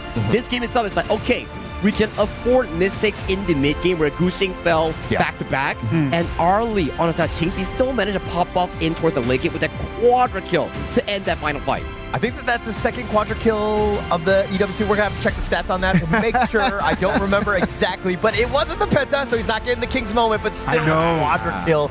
Mad props, and that's why they won. I think that the biggest problem from Influence Rage was the fact that they did not have enough damage. Correct. It came down to the 10th minute, 11th minute. It was just like poking them with pillows. Yeah, like we had a conversation, right? Yeah. It was just not enough damage, right? And I think also Danny getting caught out. That was a little uncharacteristic of him. Like he was trying to force some plays in that time, just like Gushing was like kind of sacrificing at times. I'm sorry, I love Danny, but I don't think that is becoming uncharacteristic of him.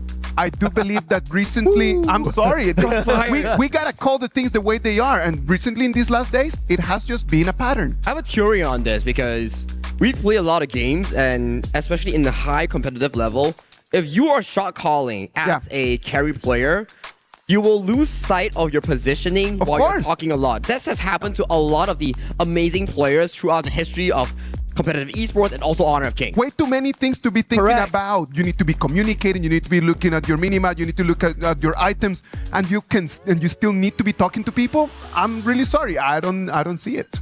Okay. But I mean, as we check out this gold graph, really back and forth, both of those teams were kind of, you know, jab for jab, blow for blow. They were kind of making it very close. But in the end, Titan Esports Club, the way that they were able to close this out, explain to me, what was that major tipping point to you? Now, it goes down to the composition that Influence Rage has drafted for themselves. The Guan Yu, Pei, and Chicha. If you don't achieve anything in the first 8-minute mark that we've seen coming in from Influence Rage, their comp falls off. There's just not enough damage in taking down comp on this gigantic tank with the numerous amounts of heals coming in from the deity on the hands of Iblis. And we talk about it. Chicha is a ultimate reliant hero. Once the ultimate wears off 5 seconds, you lose damage, and Qingxi on the Arlie will just out-damage you as a traditional marksman. Yeah, this Arlie was just out of control. Qingxi had a great game in this one, but I mean, look at how this is a moment where you're thinking, Influence Rage back in this game. They're doing well. They're able to dive, but then TEC, that team fight from what they were going, this is where everything, in my opinion, kind of the wheels fell off for Influence Rage. Danny walked into the wrong bush as of that play, and afterwards they're like, okay, change our targeting. It's not going to be about Leffy. Let's just target out Danny because he's the main core of their team, and once he gets taken down, there's just not going to be enough or sufficient damage in the late game team fights. And this is also that part where your things were looking dire, somehow Influence Rage hold. Tempest, like finding Qingxi and pushing him back onto the tower, getting that kill, that was what saved them at least for a little bit. And this is the final fight. Crucial steal coming in for the side of Gushing. And Leffy has already expended the ultimate to take down Calm and also Katsu. So you don't have enough damage. You can't out-sustain or out-team fight a Diadia, Ukyo, and Arlie. He gets taken down. Quadra Q collected by the side of Qingxi, and they find the equalizing win in the series. Did they need to jump into that fight after losing the Dragon right over there? I think they are forced to. They have no choice, because if they don't fight, they'll be consistently chased down by the side of Titan Esports Club, because the positioning coming in from Calm and also Katsu, they are not letting anyone run away. Well, we're going to have to break that one down a little bit more during the break. We're going to come back with the Game 3, the decider, to see who's going to be facing Aurora Gaming later.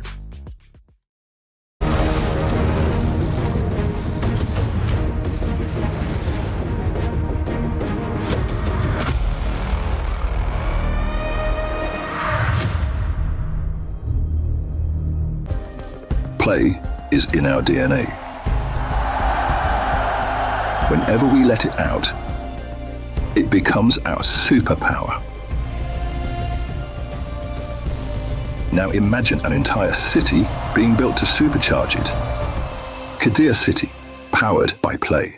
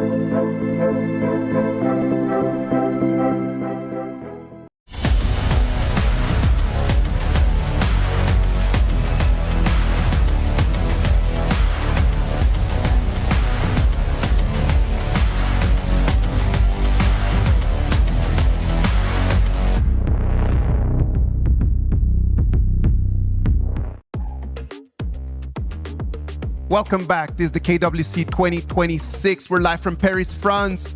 Titan Esports won. Influence Rage won. The players look ready. The audience look ready. Are you guys ready? I think we've been ready, right? I think we're good to go on this one. I mean, we wanted to see a competitive series. We got one in the game 3 here. And I remember that Sagi asked us what were our predictions, and we said 2-1. And at this moment, I'm not completely sure who's going to end up winning this game, but I am certain we knew that it was not going to be a 2-0. We knew it was not going to be a clean sweep. I think from the execution-wise coming in from both teams, they have it neck and neck in terms of macro, in terms of team fighting, but it boils down to the pick and bans coming in from both coaches here. If they can actually structure a well-round draft between the strong points of the players, like game 1, it was Leffy on that channel late game carry with strong mid-roam synergy coming in from Maina and also the side of Fury. And I think that in terms of that, in the last game, in the last pick, when they picked the Atta, the Atta was exactly the deal breaker for this. It completely just tipped everything towards TEC. Yeah, it was so good. I mean, the lockdown, the amount of control, the charges, the CC, and he was a tank. He was taking a lot of the shots, so that's exactly what you wanted. It was the perfect last pick for TC. I fully agree with that, right? When I saw that, I thought I was like, oh, that's just Chef's kiss. Yeah. It counters the Guan Yu. It counters the Chicha. Pairs well with the Diadea. What more could you ask for, right? Nothing more. I mean, that was just perfect in that sense. But, I mean, going back to the predictions, I know that everybody on the desk was like 2-1 in favor of Influence Rage. Hey, not me. Oh, sorry. Yeah, that was you. Okay, so I got to continue on with my prediction. I was because I'm kind of wavering, to be honest, because I love teams that have a really good early start. Correct. We're seeing that TEC have gotten the better thus far in both of the games. But at the same time, you start seeing that a good start is not everything. After you have a good start, you need to really lock it down. What we have seen today in these 2 games is just like a good start, then I kind of like just drop it. Mistakes. I mean, a little mistake. In this time, Influence Rage was not able to really capitalize from the mistakes coming in from TEC. Yeah, it was in their snowball tempo to actually push for those consistent objectives, towers to recycling, potentially high grounds, then win the game. But due to the fact that Danny, yes, it's his mistake, but he also got punished because this side of TEC, they were looking at him. He was like, Danny must fall for us to win. Yeah, and I mean, it was like mistakes from both of the junglers, right? Game 1, Gushing was making some mistakes. The game 2, it looks like it was Danny. So we're equalized here. Hopefully they've learned the lessons as we go into this one. So if the junglers are going to keep having this kind of performances, someone else is going to have to stand up tall and really carry the flag of their team into the next round. And it will be the featured matchup of what we talk about. Leffy and Qingxi. Yes. Arguably both the MVP of Game 1 and Game 2 respectively, coming in from both of their teams. Look, going into this one, the loser of this one is going home. I am heartbroken for both of these teams right now, and we haven't even played this one. Coming into the pick and bans, the most crucial one of the first half of Honor of Kings year here. Titan Esports Club, they are on the blue side with Influence Rage going on the red side here. First ban, Haya and Ao Yin coming in from Coach XC. Yeah, just ban those away, right? If you're not looking to pick them up yourself or they pick them themselves already, they want to definitely limit that. On the other side, you're seeing the Pei and, of course, the Changfei. Both power picks, they're limiting as much as possible as we get into the first pick here. So far, the Lorien has been a 100% win rate in this specific series itself. Yes, it's removed due to the global ban pick here, so it wouldn't be available. No Lapu Lapu, no Zhangfei. Chicha will be the first pickup here coming in for South Titan Esports Club, giving more priority over the side of Qingxi in that farm lane role. It's funny because we were talking about how, Qingxi loves that Chicha. Wasn't able to get it until this game 3, but they will go with that first pick to set things up. I don't think Leffy was as amazing on this hero as we could potentially see from Qingxi here. Well, it could be the opposite, right? Like, they immediately pick up the Aaron and also the Byron. Very interesting pickup nonetheless from the side of Coach Kaiba. So I want to see how they formulate around that late game. Yes, Byron, amazing laning phase. Aaron as well, strong DPS. But these 2 picks, they fall off in the late game. Yeah, they definitely do struggle on this. But so if we're looking at the other end, wow, they're just going to go fast and furious. Bai Chi and the Jing. Nice little tank combination. You got the backline jump in with Jing, finding that potential pick off with Zaren. Oh, if you're on the side of Coach Kaiba, what do you pick for third pick here? Is it going to be a tank jungle? Is it going to be a tank roamer? Options are not readily available, but at the very least, if you want to go against a Chicha, double tanks always works well, because we talk about it. Like, if you use up the ultimate coming from Chicha and you can't take down any single target, you will get out DPS by Leffy on the Aaron. Well, this is a good one, right? The Flowborn tank, Danny, let him kind of get on his way where the Jing is coming in. You got stun lock for days. If you're able to also jump on top of Calm, the Chicha, you're going to have also a good time here. I want them to actually potentially draft like a Diadea here so they can supplement heals towards the side of the Flowborn tank and also the Byron. But judging from the fact that both teams have yet to select their roamer here, more of these roamers will be targeted down in the remaining pool of heroes. What do you think about this Bai Chi just overall? Like, what about the Byron Aaron was like, okay, this is something that we want to take? Now, let me explain. Bai Chi, good matchup into the Byron in terms of that laning phase, good sustain, good tankiness. And Aaron's damage, it comes in the form of bits and bits and bits, and it can't really take down Bai Chi in the long run immediately compared to other traditional crit marksmen like the Channel or like the critical marksman like Alessio that's shown by Sun. So I guess that's the logic coming in for the side of this Bai Chi that has been picking up by the side of TEC. Okay.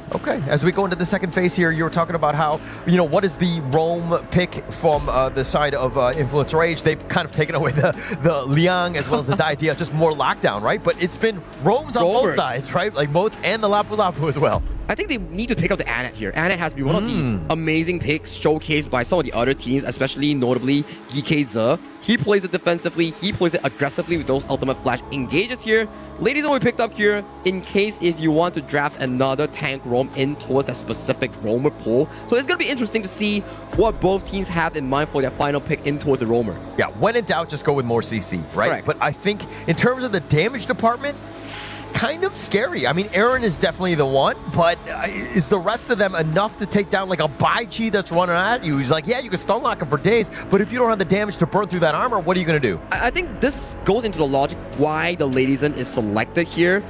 Because of the Destructive Deluge, the ultimate can actually slow him down, remove some of his physical and magic resistance so that the Aaron can manage to take him down. But the takeaway coming in from the Anet is what worries me. What other roamers do you have on the side of Influence Rage that could supplement this specific team composition? You don't have the mid push. You need something to protect the Aaron. So what is it going to be, Influence Rage? What is your last pick roamer?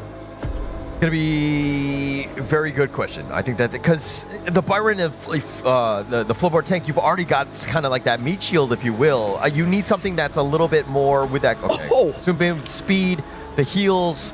And basically, where if the Jing is going to look to dive you, you have that, sorry, go on. My main worry here, Holler. Thank you for passing it to me.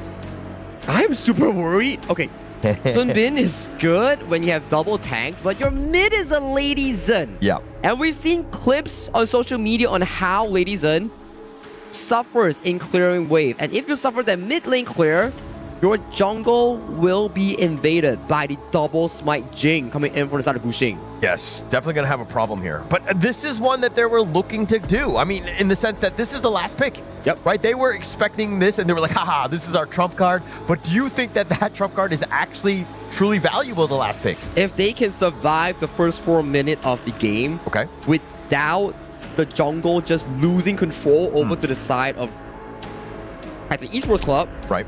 Then the Sunbin activates insanely well when she paces her skill 2, the time flux, in towards the late game. Because essentially, you have the Byron, you have the Flowborn tank, and judging from the damage that we talked about coming in from the side of TEC, is really round by round. Annihilation comes true, Chicha ulti comes true, Sunbin brings up the healing with that skill 2. Okay. As we go into this game, I mean, for me, it's kind of about Byron here, Tempest, Danny, Flowborn tank, to be aggressive, right? I want to see some invades. I want to just take away as much as possible from Guxing, because if he's left alone, he's going to just do what he's been doing this entire series, is have a good early start. That's the main goal that they actually have to aim for here. Judging from the fact that mid lane has no priority, immediately Leffy and Mena goes over to the bot side, gets the immediate push for the Influence Rage farm lane here. It's a good start, but it doesn't secure them the fire beak as Evelyn and Akatsu, they're already here in 8 of Jingxi.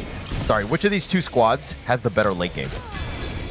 Let me process it real quick. I think it's 60 to Influence Rage, 40 to the side of Titan Esports Club because of the power level of Inua towards the late game. Yeah, that's definitely going to be a bit of a problem, right? I mean, if he's able to annihilate somebody, he can find all of those squishies. They're very vulnerable. You know where they're going to be relatively to, where everyone else is because they're going to be so far back. That's correct. And for me, Aaron is not the best late game farm lane, so at the very least, you can take down the front line, but it will take a very, very long while at the very least. So here in the early game, Danny just supplementing a bit of farm in towards that mid lane, has the Crimson Golem still. Information is available for both teams. Yeah, so I think that going into the draft of TEC, Gushing, definitely the guy, right? But Correct. That's the obvious answer. I think for me, though, it's about Calm. How tanky can he be? Because if he's nigh indestructible in the heart of your team, pulling everybody, taunting everybody, he's basically going to control everything. I fully agree with you. And then we put a perspective into a sort of Influence Rage. It's also quite similar. Tempest, Danny, Mena. This is my core trinity that I'm looking at. If these three can actually combo well, that Sunbin is going to make these two tanky boys I would say invincible. Yeah. I mean, that heal, that sustain, plus they're able to kind of accelerate, get onto the backline from the TEC side. If we're talking about them, they are also very squishy. Calm is pretty much the only guy. So much stakes at hand, right? This is the final game that one of these teams will be potentially playing in the KWC 2026. They lose this, it's back to the drawing board, back to qualifying from their own region. None of them want that. They want to advance further. Yes, you will meet Aurora Gaming, but it's better than just losing in this series. Yes, I mean, but losing this series, you're going home, right? I don't want to go home with lessons. I want to go home with a trophy and more money, if you will. It's about the bag, right? You're coming in for the dignity and for the bag. One of it is Chalk VR's, one of their hope, and one of it is Influence Rage. That's the Chalk VR team. And TC, they're like, all the PKL teams are in the lower bracket. We want to make it troopers. Yeah, and also they don't want to be the first one out from PKL, right? If we're talking about representation, right? Again, all three teams from PKL are still in. Yes, they're playing in the elimination games, but being the first to fall is not something that they want on the resume. It kind of reduces the overall morale of the PKL teams going at it in the following days when they have more games involving their elimination match later on.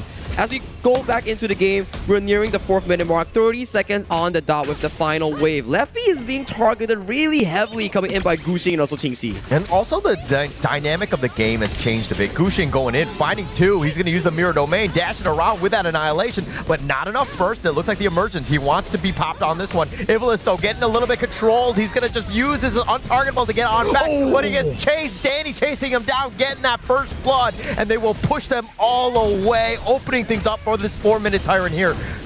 That is a beautifully timed skill 2 here. Taunt lands on towards Danny, but Danny, he's a pretty tanky boy. There won't be annihilation to snipe him off here, but still, Influence Rage taking control of that specific play. Yeah, and Danny, he's so low, he can't even contest. I think they need to give up the Tyrant at this point, but Danny, I mean, he was held together by scotch tape on that one. That was so close.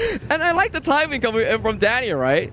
It was at the last possible second of the Anet ultimate, the CC immunity, then he latched on with the skill 2 bash, follow him right into her flash range and find her in towards the backline here. That was an amazing stuff coming in from Danny, and he has already completed a Dragon Rage. In the mid game, this is going to be Danny's tempo. We talk about it. If you let Mena scale into that mid game, this is going to be a difficult part for TC. Yeah, and I think that Influence Rage understand that as well. I mean, this is where they've been prioritizing it. This net worth is like 50-50 at this point. Calm is being pressured in this top lane. His Tempest is looking to just chase. But with Gushing there, the pull back on. They get the rake, but here comes Mena and friends. They get the nice little stun up onto Calm, but he's under the tower. Just tanky boys flexing their muscles against each other here. We see a bit of a side swap coming in from both teams. Qingxi gets that bottom side, and they do a handshake. Lefty gets that top side. Yeah, taking this. They're trading tower for tower, but Qingxi's all by himself in this bottom lane, and I think that he's going to be very happy. And Ivlis, look at this, like the scouting that he's doing.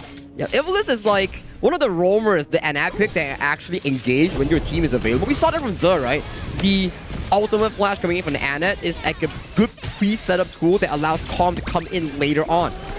Yeah, and now back into this mid lane.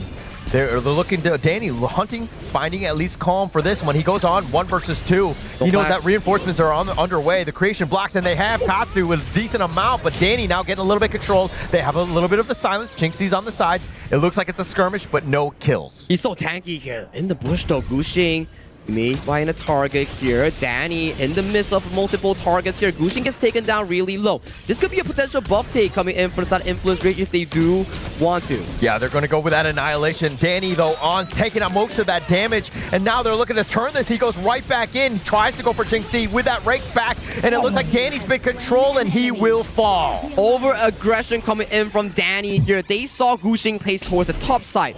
They went for the play, but the whirlwind coming in from Evilus pushes Danny and makes him stay in place. And with that play, this opens up the Crimson Golem for Gushing taking in towards that top side. Yeah, a little bit of control in this top side. Tempest not willing to give it up to Gushing, but no chance when Gushing's got the smite. He's just going to run away here. 50-50 handshake. A bit of a misplay, but overall still okay. We want to see who gets the better late game here. For TAC, it's about making Katsu and Gushing the main star of your lineup, with Jinxie finding potential pickups later on. For the side of Influence Rage, it's about Sunbin and Double Tank consistently sustaining in that team fight, and then allowing Fury and Levy to consistently fight. A little bit of a taunt here. The rake back onto Tempest. He's been pushed away, and now here come the reinforcements standing over the wall, finding Calm. They have a little bit of control onto Jinxie. That would be a great target, assuming they're able to take him down, but it's not enough, and Danny almost gets him, but they find Leffy. It looks like it's going to be on the side, who are just trying to join the fight, but it looks like Gushing a little bit low himself. The Overlord getting in on the action. Through the chase onto the side of Jinxie, they managed to find Leffy towards that backline. It was off a Katsu and Gushing flank, isolating the farming that's trying to rotate to assist the team. And with the farming being down for the next 5 seconds, this is not going to be too good, because when the farming is down, you can't farm yourself into a Void Staff for Leffy or potentially the Daybreaker, which really limits its option in the teamfights later on in taking down tanks like Calm. Yeah, and it seems like Leffy's been making these rotations by himself. Mena has not been really sticking with him. He's been sticking more with like Danny and Tempest to kind of, again, just accelerate with the speed and everything. So Leffy needs to be a little bit careful, understanding that the Dark Alley's kind of scary for him. And just stay away from the bushes, right? Like, walk with the team. Even if you are slow to the team fight, make sure you are walking towards a safe route. Calm's position will be interesting. He's in the bush. He has the ult flash to potentially catch Leffy in towards the back line. Yeah. Whereas Jing is here. They might be looking for a potential double spike steal on this Crimson Golem. They will attempt to go. It's right in the brush, not a great spot, but Danny trying to go for this one. Gushing might have taken that one away, and now with this Hurricane Wall doing a little bit of work. Jinxie's on the side. Fury trying to focus it down, but he's getting peppered, if you will. He does survive. He gets under the tower, and now Danny's on the chase. TEC being aggressive, but not finding anything, but they might have taken away that red buff. That was Jinxie versus the world. You almost taken down Fury in that flank, and they couldn't even do anything against his signature Chicha pick here. But still, it's only a buff. Going over the side of INF, no towers suffered, no casualties suffered. We are back to an equal footing. And timer says we may be getting a decisive fight later on at the 10-minute mark. Yeah, even. That's the best way to put it. In terms of this net worth, even the big neutrals have been taken away. One for the Overlord as well as the Tyrant at the same time. But now TEC, if there's ever a time that you're like, hey, we need to get ourselves into this one and to win, now would be it. They need to find a beautiful engage, specifically on towards Leffy and Mena. Get him away, then maybe, just maybe, they can find a good timing difference for that 10-minute mark. Now, in towards this late game moment, Katsu is the most important member coming in from TEC. For INF, it's not going to be the carries, it's Mena. If Mena falls, they remove the potential of the refresh on that skill 2. Yeah, Tempest finding Calm in the brush, though. He's kind of all by himself. Gushing is onto the side. The Creation Blocks just kind of blocking them out of the way. Influence Rage have been thwarted in this sense, but the Vanguard in the top lane. So somebody needs to rotate from TEC. No one's going to rotate thus far. You do see Gushing. He's leaving the pit. He's going for that clear. Leffy will be slow towards this specific Shadow Tyrant here. Both teams, they are doing like, okay guys, let's go back to basics. Clear up the waves first before we play the upcoming team fight. Now, both teams slowly fighting for control towards that mid lane. Danny, where are you going? Danny finding Calm, though. Calm actually dashes back over to the ledge. They swap positions, if you will. But Influence Rage, they know that Jinxie's off to the side. The Tyrant is not going to be fully contested at this point, but if they're able to take down Jinxie, this would be a huge win. Yes, no ultimate thus far coming in from Leffy here, and it's going to be a spike nail, so He's definitely going for the back line. Yeah, but Danny going in for this one. Needs to defend at this point, but Chinxi onto the back line, finding Fury. It looks like it's going to be too deep as Chinxi gets taken down. Gushing gets to take on the Tyrant though, but at what cost? Chinxi going down. Chinxi falls, Shadow Tyrant going over to TC. Still, numbers advantage for Sada Influence Rage. They could get this mid tower, scale into that Shadow Overlord. I gotta say, it's looking really like a stalemate. No one is getting any sort of advantage. There is no heroic play thus far coming in from both teams. We are still waiting for that one special moment. Maybe a steal! Ooh, potentially, almost. That was very close. The timing from Katsu, that would have been brilliant if he was able to get the steal. And that was as close as you can get without the actual steal. That gave me a little bit of a adrenaline shot. I was like, it almost stole away the Shadow Overlord. Fortunately, it didn't. If it did steal, then maybe it could have been TUC's tempo here. But minions are top side. Overlord cast towards the bottom side. Rotation coming in from the side of Influence Rage. They want to protect this and usher Leffy towards that bottom side. Yeah, but also, I mean, the Overlord was taken, but it looks like Gushing was able to take the bottom T2. So it's a little bit of a trade, not the worst thing. Danny looking to dive. He's under the tower. Fury? And off to the side. Fury's going to get blown up. The stuns are real, but Danny getting focus fired. There's just too many of them, and it looks like Influence Rage down 2. Oh no, they showed all their vision towards that mid lane. Leffy and Tempest was on the map, and they were like, I want to defend this over, but there's just not enough members here. Immediately, Gushing isolates, then jumps on towards Fury. The cavalry arrives, takes down Danny. This is a heartbreak right now because the control relinquished just here. Let's check out the replay. Map. Leffy, Tempest, mid lane, stalled by Calm, so no one can come for the assistant for Danny and Fury. Just too much speed. I mean, it's all about the vision game, right? We had a numbers advantage, and they actually made them pay. Now TEC, off of this 2-kill lead that they had with the power play, they're going to take the mid T1, opening up this game. Every single tower will be threatened by the side of TEC against Influence Rage. This is on a countdown for Influence Rage, but still, I figured I'm confident that this game will go into a Tempest Dragon. Yeah, I mean, we're about 7 minutes away. I mean, it's looking that way with how close things are, but Influence Rage giving up a little bit of a lead, right? Getting out of position. That's not what you want to do. Plus, you're showing yourself in that mid lane, which is, you know, unwarranted. And this goes to show from the damage dealt. 80,000 on Chinxi. He's involved in every single team fight thus far, and Leffy, 32,000. It means that every single time Influence Rage that's getting caught or starts a team fight, Leffy doesn't have the DPS output because he's never there. Yeah, he's never there. I mean, we were kind of praising him, I mean, as being a hard worker, but right now it seems like they're not 100% in sync. They need him there for the team fight because this is a death ball lineup. It is a death ball lineup. It relies a lot on Mana here. Mana, I would say, I know fans, they don't like Sunbin in their rank games, but Sunbin in this particular setup for Influence Rage is like a 7th item. You need Mana to consistently pop those spell 2 and recover, refresh that health bar coming in from Tempest and also Danny. You were talking about how Influence Rage have that late game. At what point, at what minute mark would you say is that mark? I think it's right now, like 15 minutes, where Mana can consistently spam that skill 2. They just need to fight as 5 and make sure that Leffy doesn't get blown apart in the first initial combo coming in from Gushing or Katsu. And look at this, Shadow Tyrant about to spawn. Top lane is taking some chip damage from minions, but Danny looking to go in. They get the freeze on the Calm, and now with this turnaround, he goes right back to the Tyrant. Slowly but surely, Chinxi finding a bit of a 1v1 against Tempest in towards that backline. How has been popped? Oh, he's thinking about it. Danny trying to go for that control, and how much can they do? The silence is real. The Tyrant, though, it looks like Gushing gets the steal. Calm is hold low. He will be picked off. Danny finding him. It's only one member down, though, but they lost the Tyrant. The clock pushed everybody back into the welcoming hands of Calm, finding his own calming depth there. And a repeat of what happened. One death into a Shadow Overlord trade. This time around, Katsu, his ultimate is still on cooldown. Maybe he gets the steal on towards this? Yeah, I don't think it's too much. But I mean, look at how Gushing instantly... Okay, Gushing in the bottom lane, instantly there to push. This is something that he's been looking to do because, again, every single time that they go for the Overlord, they're so far away. There's a lot of space in the bottom lane, but finally Tempest there to kind of thwart that. Good reaction from Tempest. Right? They're like, okay, you guys don't need me. It's going to be a 4v4. Let me just match Gushing just in case we lose that tier 3 towards that bottom lane, because if this game does evolve into a Tempest Dragon timer, losing any of the tier 3 from the side lanes could be devastating for a potential comeback. Yeah, and especially that far one, right? I mean, it could be that like if they're able to split push, they could just potentially just backdoor if they need to. So again, it's all about the minion waves here.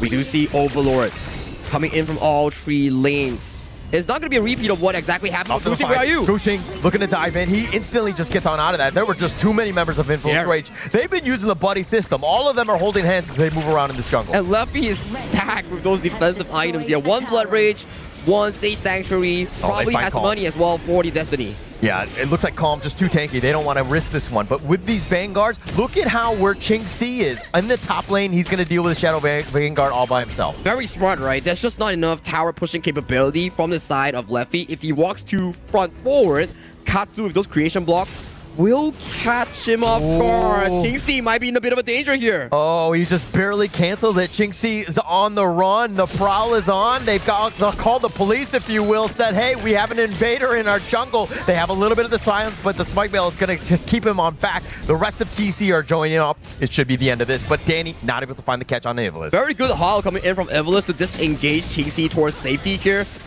We got back to an equal footing where Overlords are down, Tyrant buffs are down, Danny in the midst of everyone, but he can't find a kill. But Gushing has to use the Mirror Domain. That's a very low health dragon here, but they found the key push on towards the tier 3, on towards the high ground. Oh, the push is real. All 3 lanes pushing at the same time, especially when you saw that he was running, but now they're going to go right back in. The Annihilation is on top of this. Calm is a little bit low. He's just barely hanging on. Qingxi also, but now Gushing try to go for the mid lane, but the T3 mid is looking to go down. They don't have minions to take that one. That's a Summit power, baby. It brings you back up with the skill too. It doesn't recover health, but it returns to you in the form of a percentage.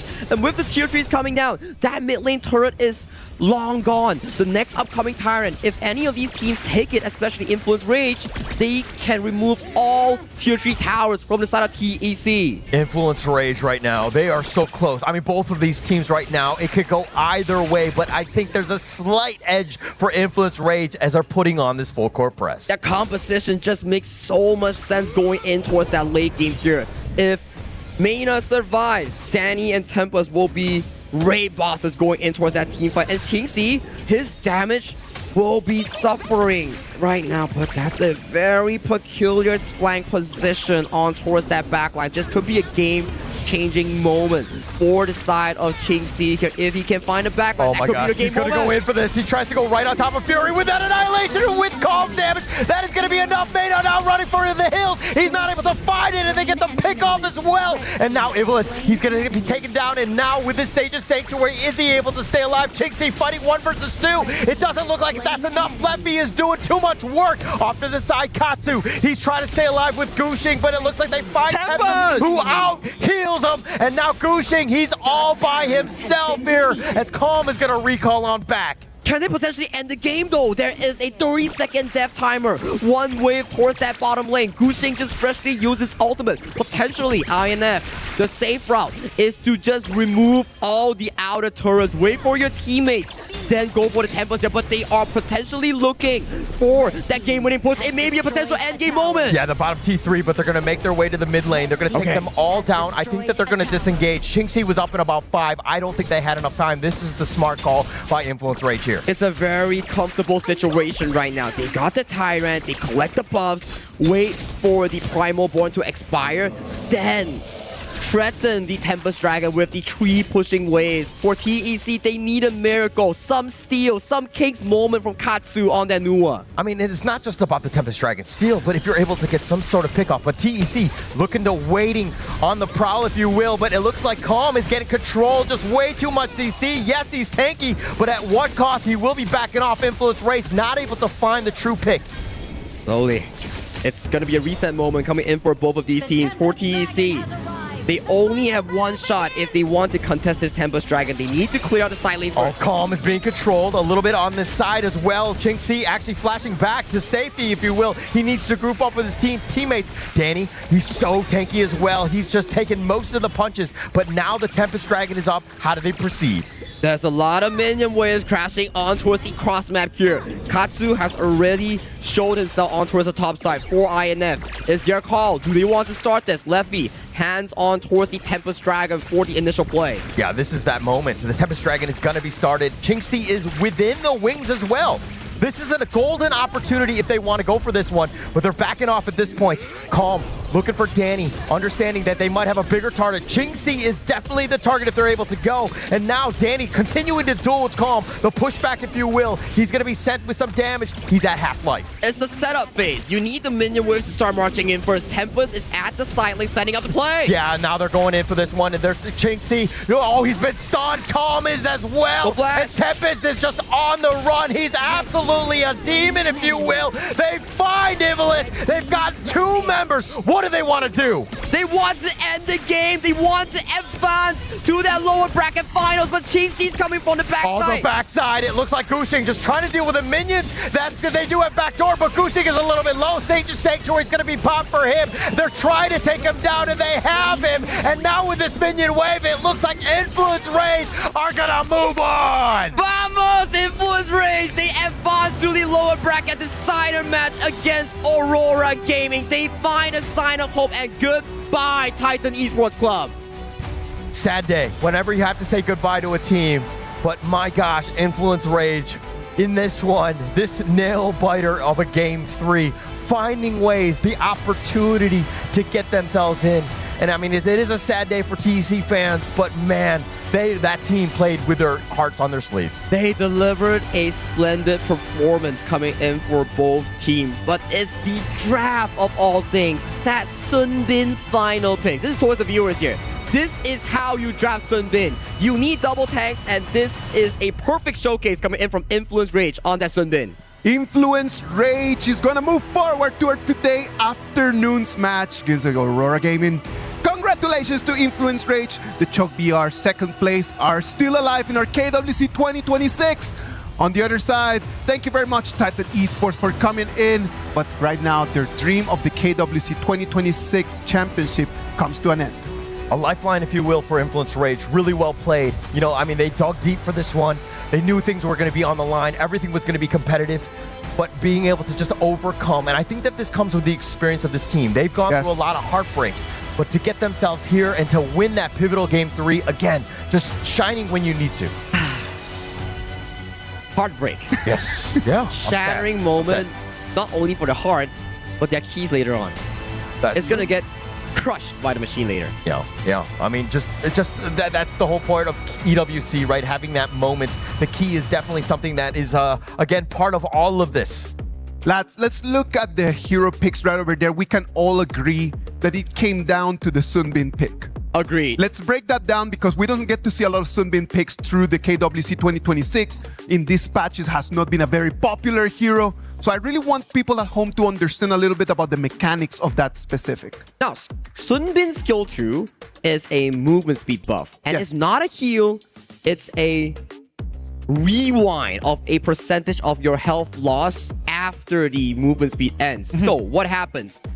Nuwa, Chicha, Jing, these heroes are combo reliant and burst reliant. If your enemy doesn't fall after your initial combo during the Sunbin skill 2, means you wasted all your spells and they can fight against you instead. The ulti, how does the ulti work? Because just being able to silence a lot of people and allowing the power, the speed boost after with your second ability, it can become a combo as well. And silence is a very, very strong tool. We have stuns, we have like roots, we have different crowd control. Yes, suppression from Liang Donghuang is the utmost strongest one, but when you come down one more step, silence stops you from smiting, from using items, from using skills. So that's a very strong tool as well coming in from the side of the Sunbin. And you know exactly where they're going to be, right? When that fight is happening. And it's such a large AoE where, again, it was a very tough spot to be in. And they actually pay with their lives. Mena had some amazing, time lapses. Of course. And I think that the pick opened the doors for Influence Rage, but it was not enough just to have them open. You need to go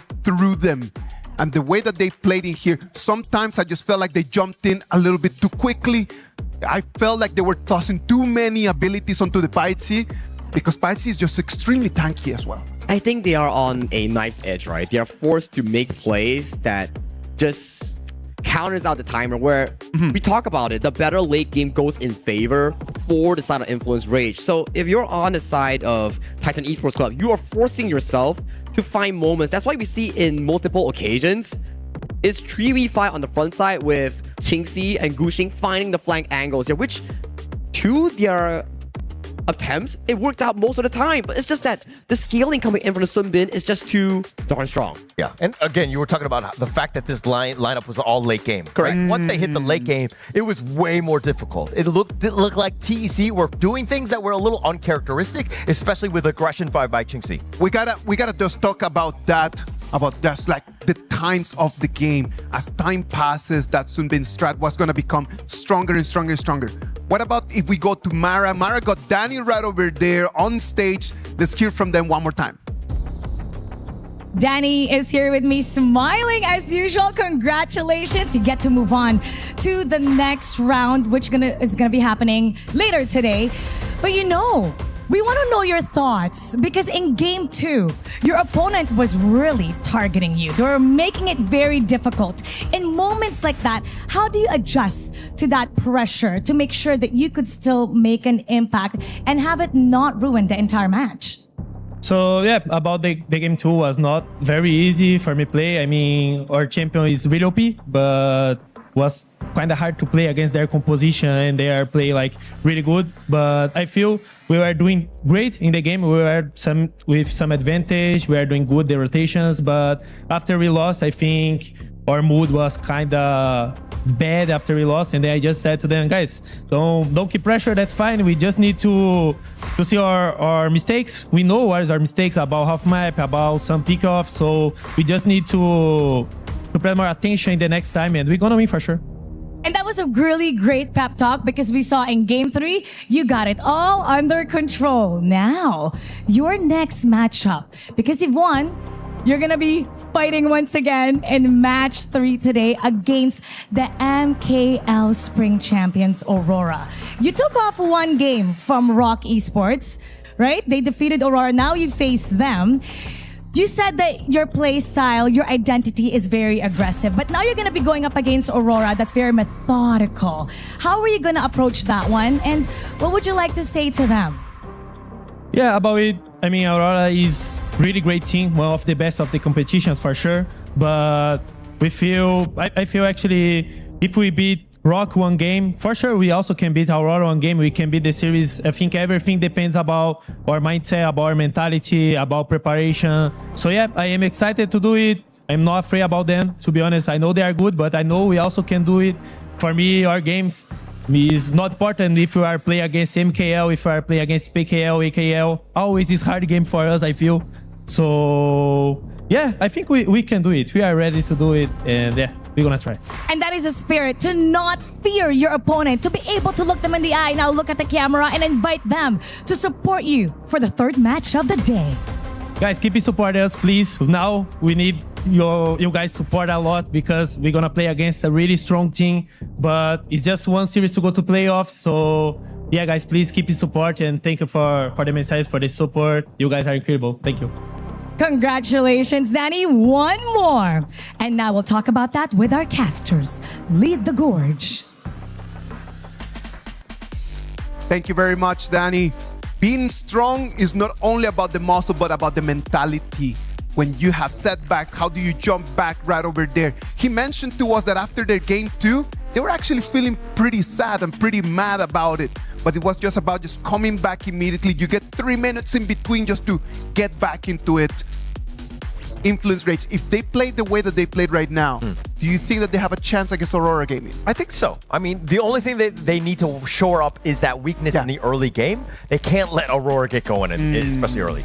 If you let Aurora just take a little advantage at the beginning, it's just gone, right? Yeah. Because as Mara just mentioned, it's methodical team. They're able to just really push and just build through.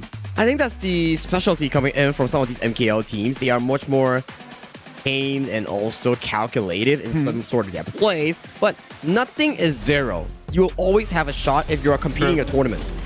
And as we check out these highlights to kind of see exactly, I mean, if things look good for TEC. They found that pickoff. I mean, this is that two-man kill that they got onto Danny and Fury, really setting themselves up. But Influence Rage were like, not just yet. We're going to bounce back. And the early moments were just tip and tats, 1-for-1 trade-offs here. But when you go to the late game moments here, this is a good flank coming in from Qingxi. He got Mana, he got Fury, but The tanks are still up and available. You have a farm lane, and the farm lane out DPS a ultless Chicha. Exactly, and then just that one, that is the big weakness about just having a Sunbin composition. Correct. You do not have vision.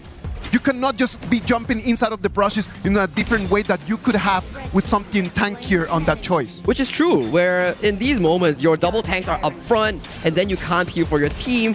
But in the end game moment, they found Evilus, they found Chingxi, Guxing was on the flank. It was already too little too late, and the game just naturally flows into the later, stronger game of Influence Rage, and they got that game-winning push. Yeah, and I just felt like if we're talking about the draft of TEC, it didn't seem like they had enough. I mean, you had the Bai Chi as that frontliner, but I felt like you needed somebody else. Guxing was just very squishy. He was kind of forced out because he was target priority, and just they kind of struggled to really take some of these team fights. And you can feel the struggle being relinquished with the player cams there just now. They were stoked, they were hyped, they were just cheering so loud from the stage. It is part of our Latin American culture, man. I'm telling you, we take those little wins and we really celebrate them in a very physical and very vivid way. Game 1, 2, and 3 are gone. What about if we move into our next match? We're gonna go to a little break, and then after that, we're gonna bring you the action of our match number 2.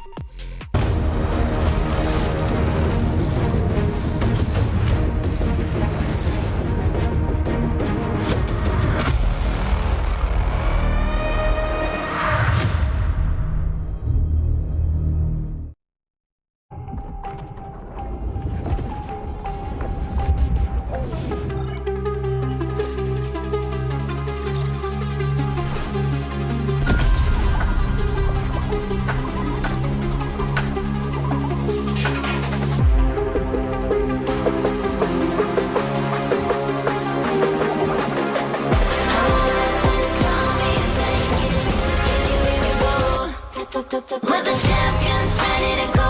Yeah, we're made out of gold, never letting it go. Got your back, yeah, they coming, strong in the storm. Do you wanna go up in fortune, valor, crown and honor? Yeah, crown and honor. Yeah, with fortune, valor, crown and honor.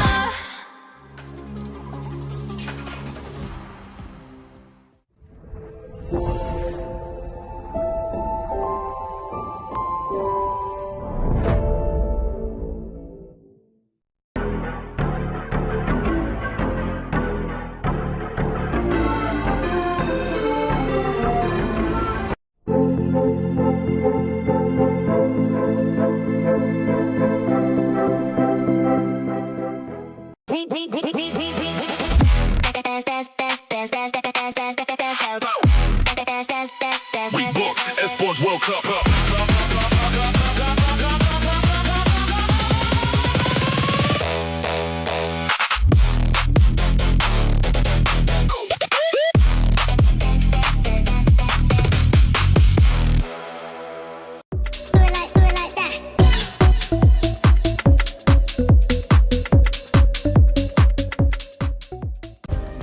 Play is in our DNA. Whenever we let it out, it becomes our superpower. Now imagine an entire city being built to supercharge it. Kadir City, powered by play.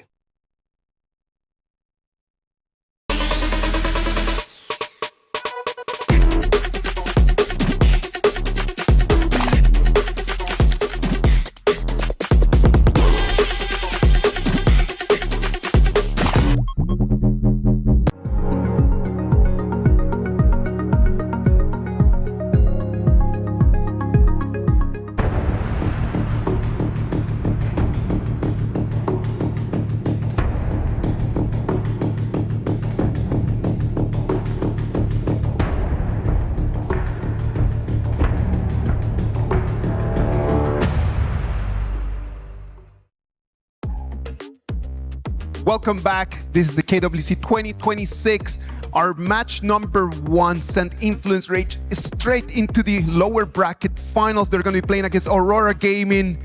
I have brought Blam and Nora to be here with me for this match number 2. But let's talk a little bit about that first match. What was your impression looking at it and watching it over here from the stands? I mean, it was a really good match to watch, right? Obviously, Influence Rage won that first game. People were thinking, oh my gosh, this is going to be a 2-0. But then TEC, they pulled it out the bag. Like, I really like the performance of, obviously, Ali in that game number 2. I feel like that's where the kind of like the opening 40 was. And actually, that just made me a little bit confused about the Flex Farmling Chicha pick, because since it has been played as a marksman for such a long time, but the result didn't come out really well so far in this journey. So when you're thinking about just playing that Chicha right over there for the people at home, what hero picks do you want to pair up with that Chicha, Nora? Well, pair up with maybe swimming can be a nice choice. I mean, just take that swimming All right. back to your place. Yeah, exactly. And also maybe Pei as the jungler, helping you to push. Well, Titan Esports, sadly for them, they won't be able to continue here in our journey. Their key has been crushed. Their dreams have disappeared. Everything has shattered right now. And sadly for Titan Esports, they need to get their plane ticket back to PKL. Yeah. Unfortunately for the side of TEC, it's going to be another PKL representative falling out of the competition, right? And I mean, it's a unfortunate evening if you think of that way, Isaac. Of course. Is that they have Boom Esports up next.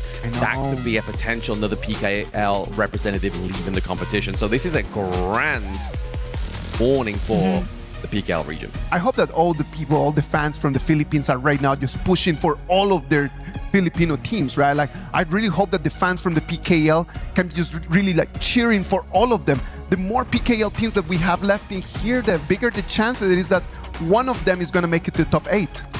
And actually, that just pressure more on Boom Esports for the next upcoming matchup, right? Because they are representing as the first place of PKL's ring. So I guess it's kind of just bring them the momentum to, okay, we're gonna do something. And that's gonna be our match number 2 of the day. We're going to have Deep Cross Gaming against Boom Esports. The AOV champions against the PKL Kings. It's win or go home. It's going to be a redemption arc for these two teams. Yeah, and I mean, for Boom Esports, obviously, they're no, like, stranger to the lower brackets, right? That's exactly how they got their win in PKL. But Deep Cross Gaming here, we are still looking for that identity, right? Still looking for that member that's going to be bringing a up performance for the series. Deep Cross Gaming started in such a great momentum, right? Like, they start building momentum, they win their play-ins, they come in, and then they're just swept away by GK Esports. Is it because of their skill, or is it because GK Esports was just way better than them? I feel like it's because of their skill and also their discipline. All right. As you mentioned, like, they played really well in the play-ins because they put a lot of like individual heroes to play out, to outplay or take it in that way. But in the last games that they played, it feels like the connection is kind of missed. I mean, like, the communication is definitely not there prepared for the things that they want to do. So that might be something they need to sort out for today's matchup. Ethan, Clean, God, Wushin, and Son are gonna try to prove to everyone that the redemption arc is real. They're gonna take that little loss and they're gonna move forward. And if we talk about redemption arc, Boom Esports, man, like, they were here, coming in here as the favorites. They lose directly to Team Nemesis. Losing again today in this match would be a big scream. It would be a massive upset for them as well, right? Obviously, Boom Esports, we saw going up against Team Nemesis there as well, obviously. I thought that was going to be a closer series. Like, I was watching that game closely, and I honestly thought that it was going to be so tight-knit. We'd see Tempest Dragon Game 1 and Game 2, right? Like, just waiting to get to the end, just seeing who's going to fight all the way to the bitter end. But Boom Esports today, they need to have the attitude, or it may be an early exit for them. I mean, that game 2 that they played kind of just worried me a little bit because it shows that they just not good at stabilizing the advantage, because we're so amazed at how well they played in the early mid game. But the thing is that they didn't close out the game, so let Nemesis to do the push back, and that was a huge turnover. So I'm wondering whether Boom Esports can pull themselves together today or not. And if you already saw the games from today, it was exactly the same, right? Like just having an early advantage does not mean anything if you cannot just really solidify and really take the victory. So it needs to be important. Which of these players right over there on stage, right behind us, needs to stand up today to be able to carry the team, Blam?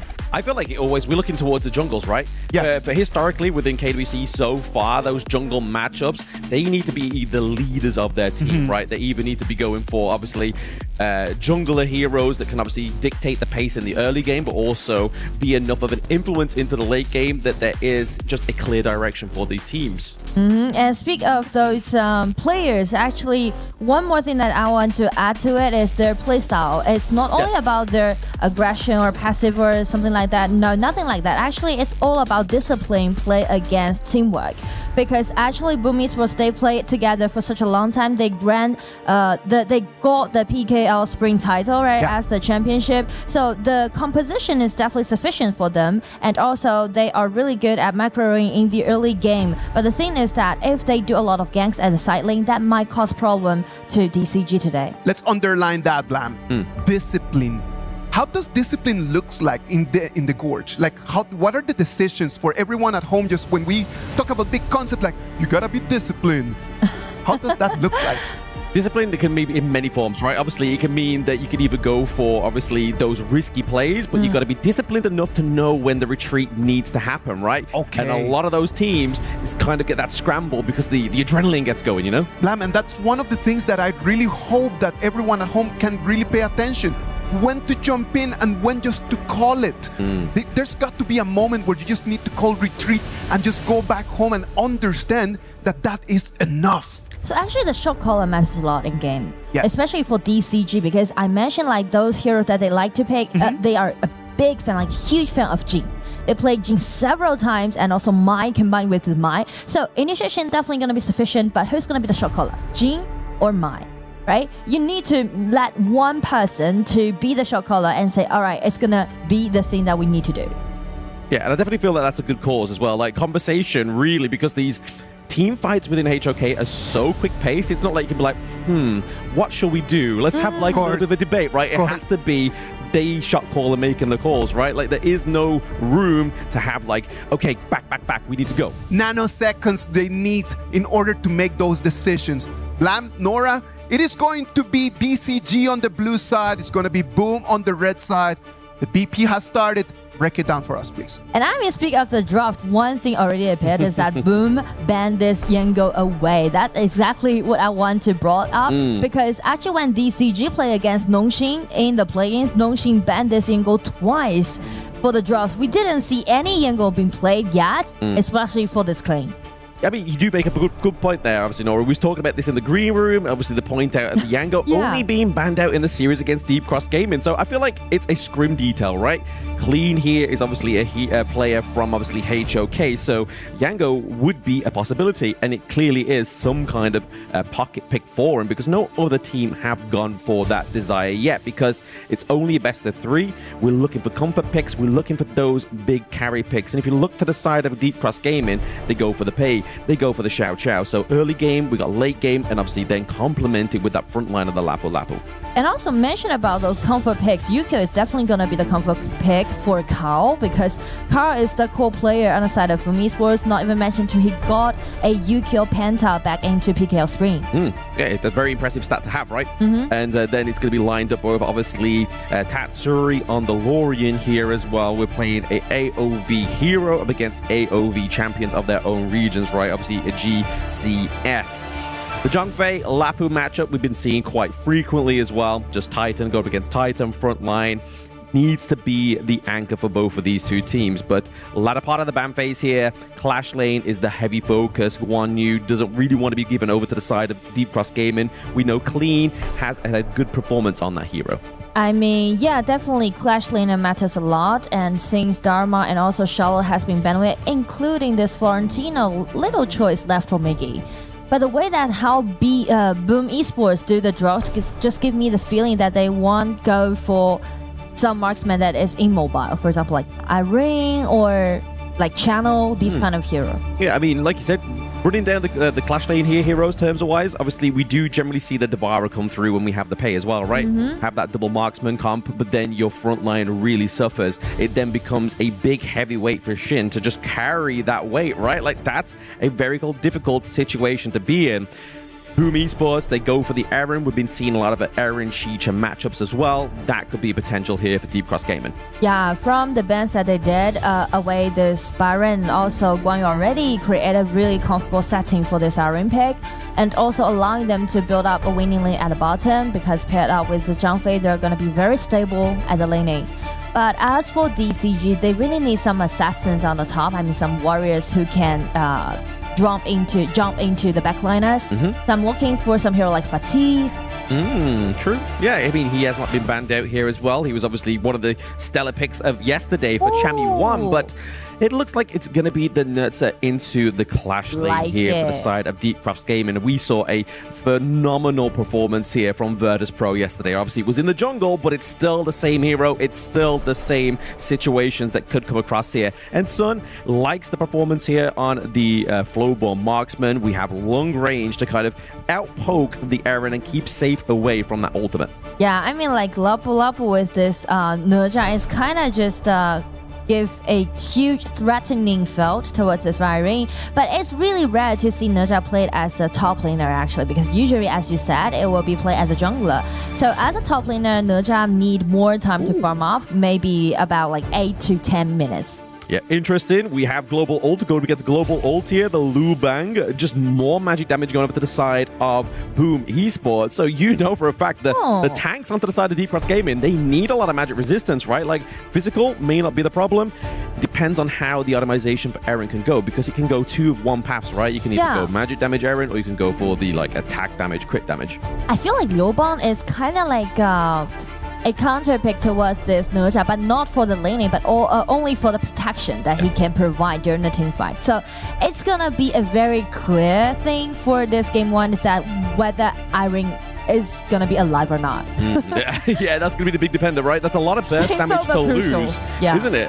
So obviously, we look at Lorien. Lorien generally has a lot of burst damage as well. So for Boom Esports' identity in this one, that backline is crucial for those team fights, crucial at picking off not only tanks, but the squishier heroes. And obviously, taking off the squishier heroes is going to be a bit more of a challenge, but it means that the rest of the team fight is just then going to crumble and help you in that means. But actually, you know, that just made me wonder, will Danny take the pressure? Because speak to the last matchup when they played against Nemesis, I feel like CC from Nemesis to the farm lane totally outplayed Danny, to be honest.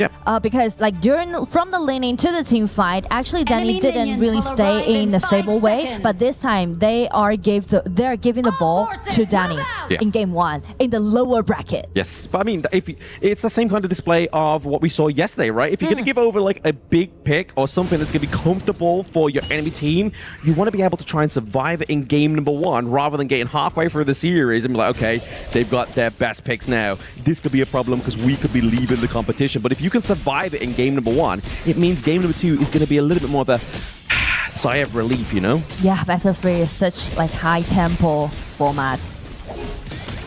Right now, obviously in this game, just trying to create that early game state here for both of these two teams. Maybe trying to go for an invade here. God, we're very early on. This is something you have to do with the pay, right? Yeah, it has been 1 minute, but since the positioning of the blue buff didn't go well on the side of DCG, so it's going to be cause some trouble. No, it's causing trouble, but I mean, the trouble is going over to the side of Boom Esports, right? But Godwoo kind of having to dash out in the wrong situation here. First blood does go over to the side of Boom Esports. The elder brother, Mickey, is keeping them all safe. Shin falls as well. That is going to be a double kill already for the first seed of the PKL. We saw not quite as promising performance as when they played against Team Nemesis, but now they have shined, and Deep Cross Gaming are like, no, we cannot allow you to get those 2 kills. We need to get something for ourselves. You can feel the tension, right? Because like it's only game 1, but it's the lower bracket. A lot of decision has been made on the side of DCG trying to do those early invasion. But the thing is that, as we mentioned about the positioning of that blue buff, actually just cost them too much time to take that down. But I do like the way how Ethan just used this, the flash and also the skill 1 trying to make some consolation effort. Yeah, I feel like at that point when you kind of already lost so much, you kind of have to do like a play of desperation. The risk may be high, but the reward at that point kind of just hemorrhages that bleed of the gold so far between these two teams. It's not like 1,000, it's only a few hundred, but you don't really want to let that snowball, right? Yeah, exactly. And also you mentioned about discipline this time, and I do believe that Boom Esports is quite disciplined team. Because as you can see, they just move in groups, a lot of group hunt that you can see, right, from their gameplay style. And already you can see Lauren's position is kind of guarding this blue buff for Yukio. Yes. At the same time, obviously guarding the blue buff at the side of DCG, you saw Clean there, just kind of like waiting around, trying to get a bit of intel, you know, that this is the good thing about having that tank in the clash lane, right? Kind of acts as a second roam. You're able to like, right, okay, can you just go and check this for me? Cool, get back into your lane. And because the wave clear of these two heroes topside, you're not really like having to be like, okay, he could really clean this out quickly. I have to go back. You have that time on your side. Tankiness means the priority of river control, and since we're looking at the lanings, actually Danny is playing really well so far, right? Due to those HP trade, we can see like Sun just fell behind a little bit, and Shin is coming for help. But I mean, like to the laning performance, Danny is improving, I guess. Definitely, he's having a bit more of a comfortable game. Like maybe just yet the first match of this KWC just had too much kind of like gravity towards it. You know, like sometimes it can be a lot of pressure for these players because they are quite young. So now that the fact they've had their first go, they're in the lower brackets, they realize what's at stake here, and that is tournament life. So it really kind of just it either makes players or breaks players. Wow, speak of that, I feel like DCG is trying to make something happen at the bottom, but as for Boom Esports, they're playing really aggressively on the top side. Just playing the split map, just trying to get that pressure down to the bot side here for the side of Boom Esports. Just means that that Tyrant is going to be a little bit easier to get, but Draw has to use the Unbridled Outburst just before this very important moment. The Tyrant is now getting assaulted here by both of these two teams. It looks like it's going to go over to the side of Boom Esports. Sun falls down as well. That is an extra bonus here. Clean comes through with the Skyfall just to be here for his teammates. I mean, like, Boom Esports, they got everything that they want. Got a kill at the bottom, and also with this Tyrant, it's just going to be so dominating from now on in the big game. Killed at the bottom as well. The lane did really good. I'm so impressed with Danny's performance so far today. It's a lot more orchestrated, right? Obviously, I feel like the extra bit of intel for the side of Boom, obviously Miggy here has to use the flash to get away from Godwoo, but the fact is, we see Carl, Captain Carl here. He has the means of Miggy, the older brother of the team. He's able to kind of not only say, right, you can make the calls, but I'm also going to aid you in giving the intel to make the right call here. But Shin's looking a bit low here. There's going to be the Rising Tide onto the back line, but he's going to fall down as well. Ethan oversteps there. It's Boom Esports with another double pickup here from the side of Deep Cross Gaming. Well, since we mentioned about both junglers are really powerful in the early game, so DCG is kind of overcommitted to make a lot of things happen on the top side of the map, right? Yes. And just open a window for Boom Esports to do all those counterattack. Actually, little initiation that we can see so far on the side of Boom Esports. It's pretty much like, okay, you're going to attack me. I'm just going to guard myself and just push back. Yeah, exactly. That's what they need to do, right? Like we were saying in the introduction, the pre-game, we need to make sure that that discipline is there. And I feel like Boom Esports is definitely showing a lot more discipline than Deep Cross Gaming, because you were making the point earlier, Nora, about kind of obviously pressure topside here. But really for DCG, the reason why they want to get topside clear is it means that Clean is just going to be a little bit more available for this team, right? It then puts a bit more pressure onto Miggy, and Miggy right now, I feel like it's having a lot of impact as well as Carl. Yeah, I mean, like both top laners in game one, they are holding the same responsibility. Actually, Clean is going to dive right into the back laner, aiming at this ring, but since he suffered a lot during the laning, so actually the item is totally not enough for him to do that insta-kill upon this ring. But as for Miggy, well, Miggy can just, you know, easily ulti down and try to protect ring as a princess. That's it, yeah. She is the Laurel Princess, right? And to be honest, when you go in up, when you see a matchup like an Aaron going up against a Nurtza, and you don't have the items, you're not quite scaled into the late game. Yeah. It's a very hard matchup to be like, okay, I can have the confidence, I'm going to be able to take this Aaron down. You just don't have the damage, you don't have the tankiness. So it's really a good methodical draft here from Boom Esports. And that's also the point why a lot of people like to play Nurtza as a jungler instead of being the top laner. Exactly.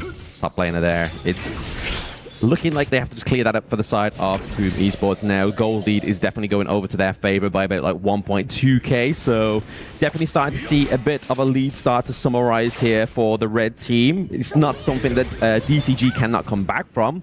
You can kind of feel and get the energy that DCG are just trying to drive out this ultimate from Zhangfei. Gets the catch onto 3 just there.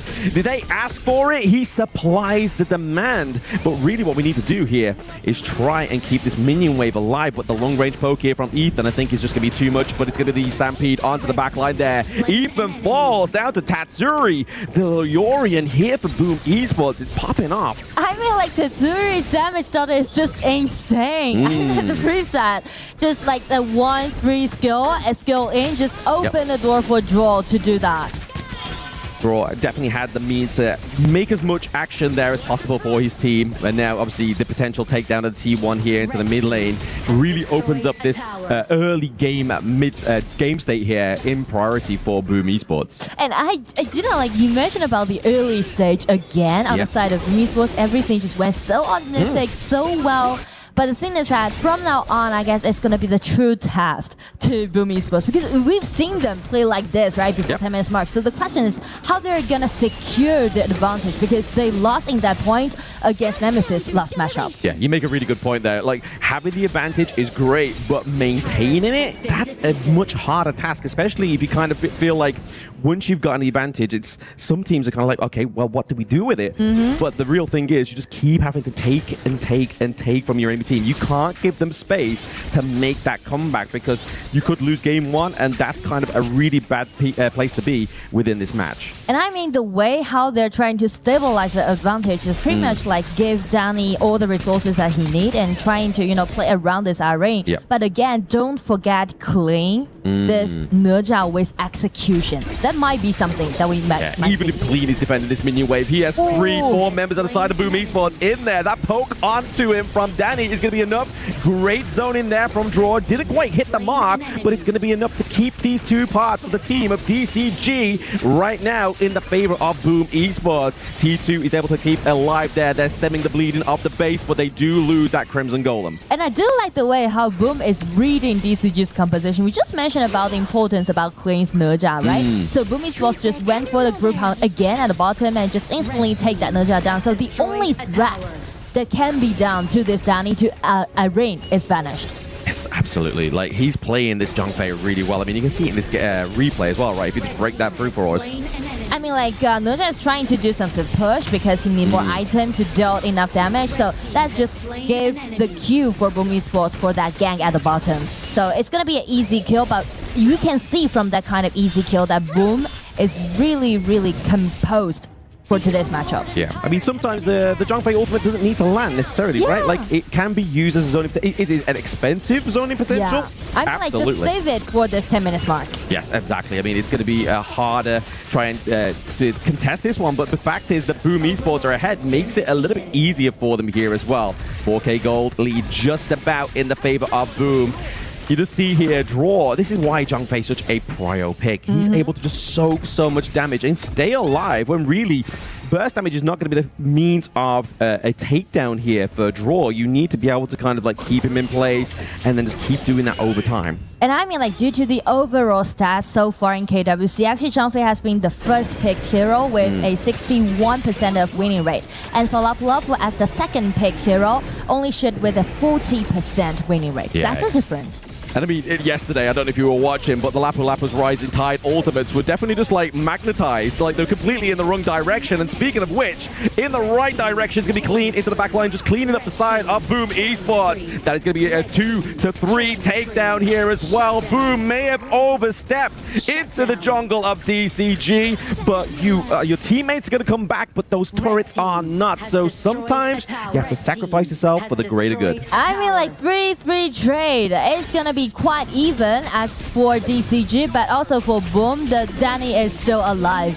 And I mean, Clean this time, he's play it in quite a smart way, right? He's targeting at Tatsuri, this Lorian, also going to be very squishy. But the point is that check Boom's positioning, right? They're just guarding that narrow L and trying to protect their own functionality. Oh, no! It's gonna be a crucial kill upon Danny. Oh, I mean, they got Godwoo back. I mean, I would take obviously that in this moment of time because obviously the Tyrant is up. It means that DCG don't have a smite here. So really, this is for Boom Esports, all for the taking. Just make sure it doesn't reset. But DCG, they were able to drag him out the pick and get that reset. So their hard work was not going to go over to the side of Boom Esports, right? Yeah, I mean, like, even Carl, this Yukio is still alive, but the problem is that how they're gonna land all those poking damage without Danny's survival. Yes. So that is really crucial for Godwoo to find that potential play. And that's exactly why they always want Godwoo to play heroes like Jin, heroes like Pei, right? Yeah. Just play individually. Yeah, because I mean, Sun's not really been carrying too much, but it is a late game hero here for the side of DCG's farm lane. But they do get the Tyrant over to the side of Boom Esports. Shin is just there. The stun comes through onto Sun and Shin, but they're able to retreat. It's just enough room here for Boom Esports to just have access to potentially this Azure Golem. But as you can see, when Boom, they won upper hand in the mid game, but still they suffered a lot about taking those high ground tower down, which I would say DCG is doing really, really good, right? Yep. They're guarding all their high ground tower, and even like Godwoo, he's trying his best to find some potential play. Yeah, I mean, look at the damage. Obviously, top 2 is over to the side of DCG, so you're really starting to see where the vital parts of Deep Cross Gaming are and where we need to be seeing that focal point or executions here of Boom Esports.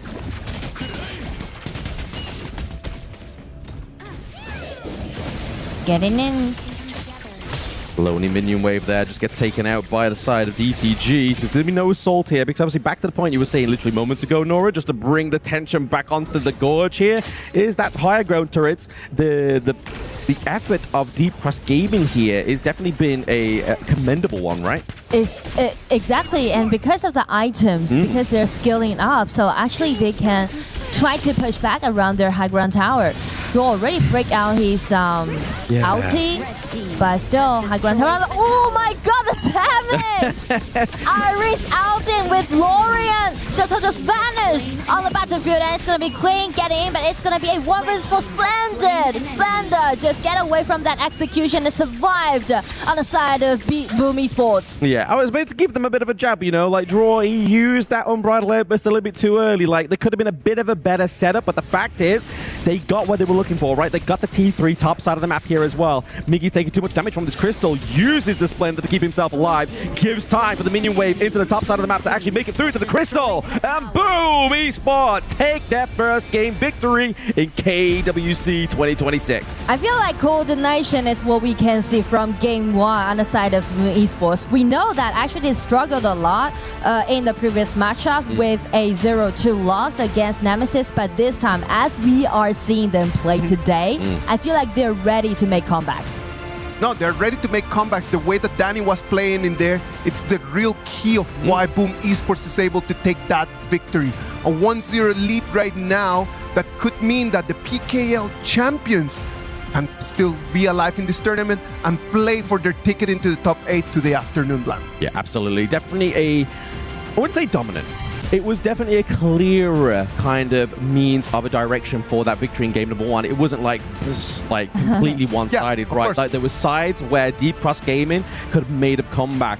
And I feel like even though Draw weren't able to get the always land massive hits onto the Zhang Fei, it still meant that they were looking for something greater. They was looking for the finer details, right? And I think that the Zhang Fei and the Lorian just being expanded in this first game is something very clear. If the options are there, let's just use it. Yep. I did not see the coordination in between those two that I was expecting.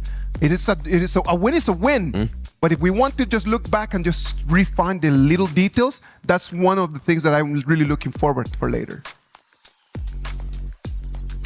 And I would say for DCG, and I mean like the coordination, right? You mentioned about the coordination again, and since they're picking out this Nerja as the top laner, I don't really think it's gonna be good for them to, you know, make a lot of things happen in the early game. Easily the only potential play that you can look forward to is from Godwoo's Pei. Yeah, absolutely. He had to have that setup, right? And he really struggled with that one. I mean, yes, Godwu tried to go in with the early level invades, which we know a lot of kind of like competent players in the jungle do. Denied. But the risk is great, and it was denied, like you said there, Isaac. It was a hard one to watch. Oh, come on, man. Like, I think that in terms of that, Boom Esports was so much better at just controlling the jungle resources. So it just completely denied the tempo from the Pei. And if the Pei does not have any tempo, if the Pei does not have an advantage, as time passes, this hero becomes smaller and smaller and smaller, Nora. Yeah, I mean, like the alarm is definitely set for heroes like Pei, and so does Yukio actually. You know, that's the point that how you're gonna see those two assassins play against each other. And on top of that, actually, I would say Zhang Fei played very well in that case, and also with this Miggy's Liu Bang choice, that is really clever. You know, like double protection for Danny. Not even mention to Danny, definitely improved a lot from last matchup. Yeah, like I do have to obviously coin back to that one. Miggy has been one of the players within obviously the PKL that like to go for like these not as conventional like kind of meta picks, but he is able to adapt to the draft when needed, right? And I feel like that pick there, the Liu Bang in game number 1, which is obviously like we just said, not really seen often, was the perfect piece. And I mean, those unexpected but useful hero picks is definitely what you need when you're trying to get through the lower bracket. All right, Blam, Nora, this game number 1 has been a great presentation just to see exactly what Boom Esports has been working before. They lost their first match and then they wanted to bounce back just to demonstrate why they have a crown on their heads. Now, let's go for a little break, and when we come back, we'll see if Boom Esports can take game number 2 and move forward into the 2 days of lower bracket finals.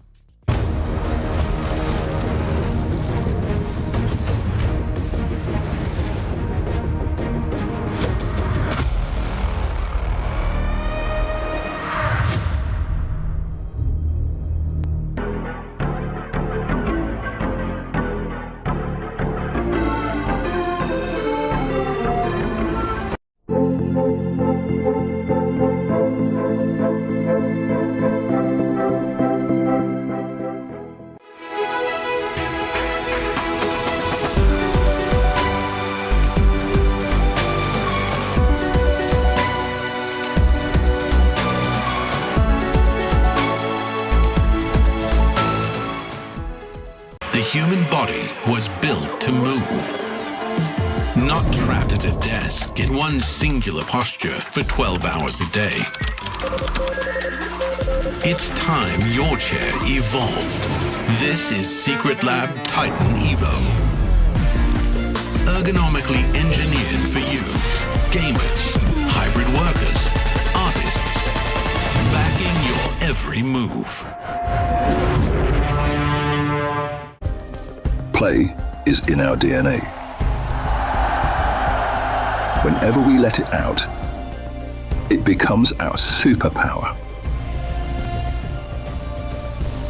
Now imagine an entire city being built to supercharge it. Kadir City, powered by Play.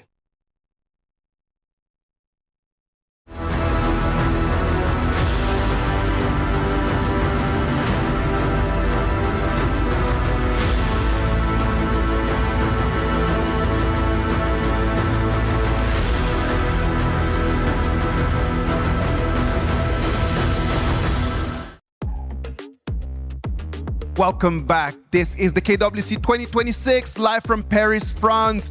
Right now, Boom Esports with a 1-0 advantage is demonstrating that the PKL champions wants to stay in the game. Blam, Nora, we saw the Liu Bang pick coming in there. We have not seen a lot of Liu Bang. First in the morning, we saw Sun Bin. Right now, we see Liu Bang. Is the meta evolving? What is going on right now?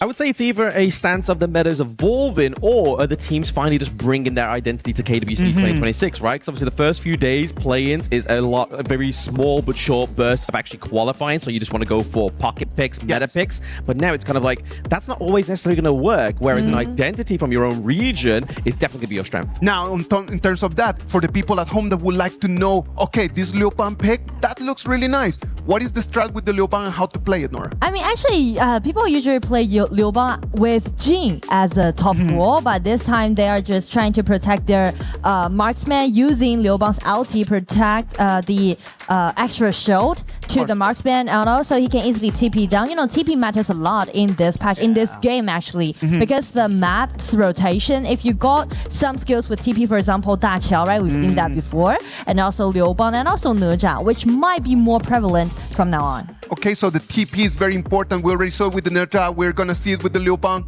Nora mentions about the pick with the Jing. Because of the shield and because of the sustain. What other hero could be a good combo over there? You go first, okay? Let's see if you're going to say what I'm going to say. Because you mentioned about Jin, right? Go ahead. Like DCG's Jin is really great, and I'm really looking forward to seeing them taking out that Yango pick. Because I haven't seen Yango yet. And also, speak of those unique heroes, actually DCG is the only team that played Alessio before, so far in KWC. So yeah, I was like... But teacher, I'm going to answer the question. I want to see Musashi with it as well, right? Use the door to the death. We've seen it quite often on the English broadcast test. We like to call it the delivery system. You go in with the Musashi, you're giving him the shield, but then you get that burst of magic damage as well, right? Like you've got Imperiled State, which means that you don't take healing effects on that specific hero. And burst damage is from magic as well is also going to be very tough. Well, let's wait and see if we're going to be able to see that Liu Bang pick coming in later on with different heroes over there in the jungle, just to start seeing new combos. And as time passes and as day comes in, we're going to see a lot more strategies. Today and tomorrow are going to be our last 2 days of the best of 3s. And after that, we go into the big games with the best of 7s. Best of 7. So this is kind of giving me the feeling that everyone just trying to prepare for the deep hero pro that they need to play if they get into the playoff, right? Yeah, best of 7. All these teams are no strangers to this format as well, right? They've all gone through vigorous, whether it be scrims, whether it be international stage or regional leagues, they've all come to that point where they're met at the victim of the global ban system sometimes, right? Obviously, global ban means that you can't pick up those heroes once every series, but the enemy team can choose it or you can deny it again. But then if you get to that penultimate game 7, it becomes a blind draft. That's where the real fun begins. That's where the coaches really start to shine within HOK. I mean, I'm always going to be very thrilled when I see the ultimate battle happen. But anyway, this is a best of 3. And speak of an open pick, I would say Chicha this time going to be my one of the vying point. But the thing is that how both teams flexing this Chicha is kind of different, because DCG like to play Chicha as a top, but as for Boom Esports, they like to play it as a marksman. Yeah, absolutely. Like, again, we're just talking back to that point of identity as well. I mean, like I was saying before we went to break, Miggy is one of these players within the Clash lanes that likes to go for different picks. We've seen him on like Yao into the Clash lane as well, right? So when we see targeted bans into the Clash lane, I feel like Miggy's one of the only players for me, regardless of regions, that can be like, all right, bet I'm going to play something and you're not going to realize that this is one of my favorite picks to play when I don't get what I want. And speak of you don't want to get what you want, is that Boom Esports ban away this Yango again on the blue side. And DCG on the red answered with Florentino. Alright, I'm gonna just ban away those mechanical heroes, and also with this play, Aoying, yeah, it's gonna be quite a safe pick actually. Aoying is sharing quite a high winning rate so far. It has been picked 20 times with a 65% of winning rate. That's a good win rate, you know? I mean, we're 4 days in now currently. That's a strong win rate to be having, but it comes down to obviously his independence, right? Obviously, thanks to that ultimate and the ride the win once you get to level 3 or level 2 means that you can kind of just push them away. So you do have multiple layers of CC and escape there, but all this banning of this Yango, we keep talking about it, but I'm really excited. I just wanted to see it come through to see if it's actually going to be at the effect of what DCG really think it's going to be. Like, is it that much of a threat, Nora? I mean, at least they need to make sure that DCG can get into the playoffs. I mean, like, speak of best of 7, that might be a choice for us to see the Yango shining on the stage. But in this point, they are trying to play some safe cards with this Guan Yu, and also Haya with Anat is definitely something that I want to highlight, because a lot of teams actually just improved with that Zhang Fei Haya pick or to this Anat with Haya, because Anat's ulti allowing the immunity and also with the flash get in is not only gonna be a nice pushback measure but also a good initiation. I feel like the Motsu's a good call out though to the Anat, right? Because obviously, yes, you have that CC immunity, but what are you trying to stop the CC of? Is it the cannon blast? Is it the think inside the box? And I feel like Motu is a good means of trying to exhaust that before a big team fight or a big potential like counter engage. And also, Alien with this mods at the bottom, well, definitely got them a promising winning lane at the bottom. So I'm kind of worried about what kind of heroes that Sun is going to pick. Not even mentioned to Boom Esports, they definitely did their homework. They banned away this channel, which some played really well, and also this Jing, right? We mentioned a lot about God Wu's Jing. He's playing this Jing as a godlike. Yes, God Wu Jing is definitely not going to be coming through within this game number 2 here, but we obviously do have Clean on the Guan Yu, which was obviously respect banned in the last game. But we look over to the side of obviously Boom Esports. Like you said, they're banning out some picks for the side of Sun there as well. The Chano is generally kind of like a late game here. Ooh. But what we don't quite have just yet on either of these teams is that late game potential, right? Obviously, Boom Esports do, but the side of Deep Cross Gaming don't. And now they lock in the Ali. That's a good counter in the lane against the Lung, right? And I feel like on the side of DCG, we're looking for a potential Musashi pick, actually. Musashi can do really good in this game too, but if they really go for that Musashi pick, which means Sun will be under a great pressure in the early game. But as for Boom Esports, definitely the poking damage is sufficient. They need some tankiness. On the top side, maybe Arta will be a decent pick. Yeah, or Limpo. Yeah, I mean, yeah, absolutely.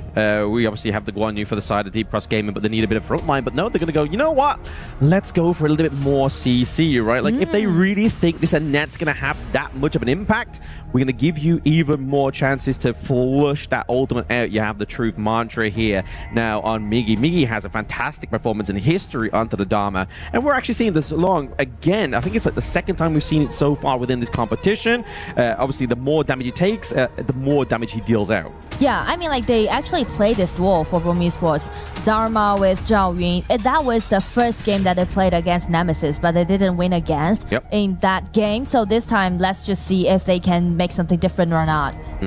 I mean, if you're looking at the draft of Boom Esports here, who do you think Haya's prio target is to take into that Mirage? Like, because normally it's a tank, right? Normally you take a tank away, so that front line's a little bit more dismantled. But to the side of Boom Esports, they don't really have the front line that's like Big Zhongfei or Lapu Lapu, right? What would you say is the target they're looking for here? I feel like the only person that she might be able to drag him in will be this Zhao Yun or Dharma. It depends.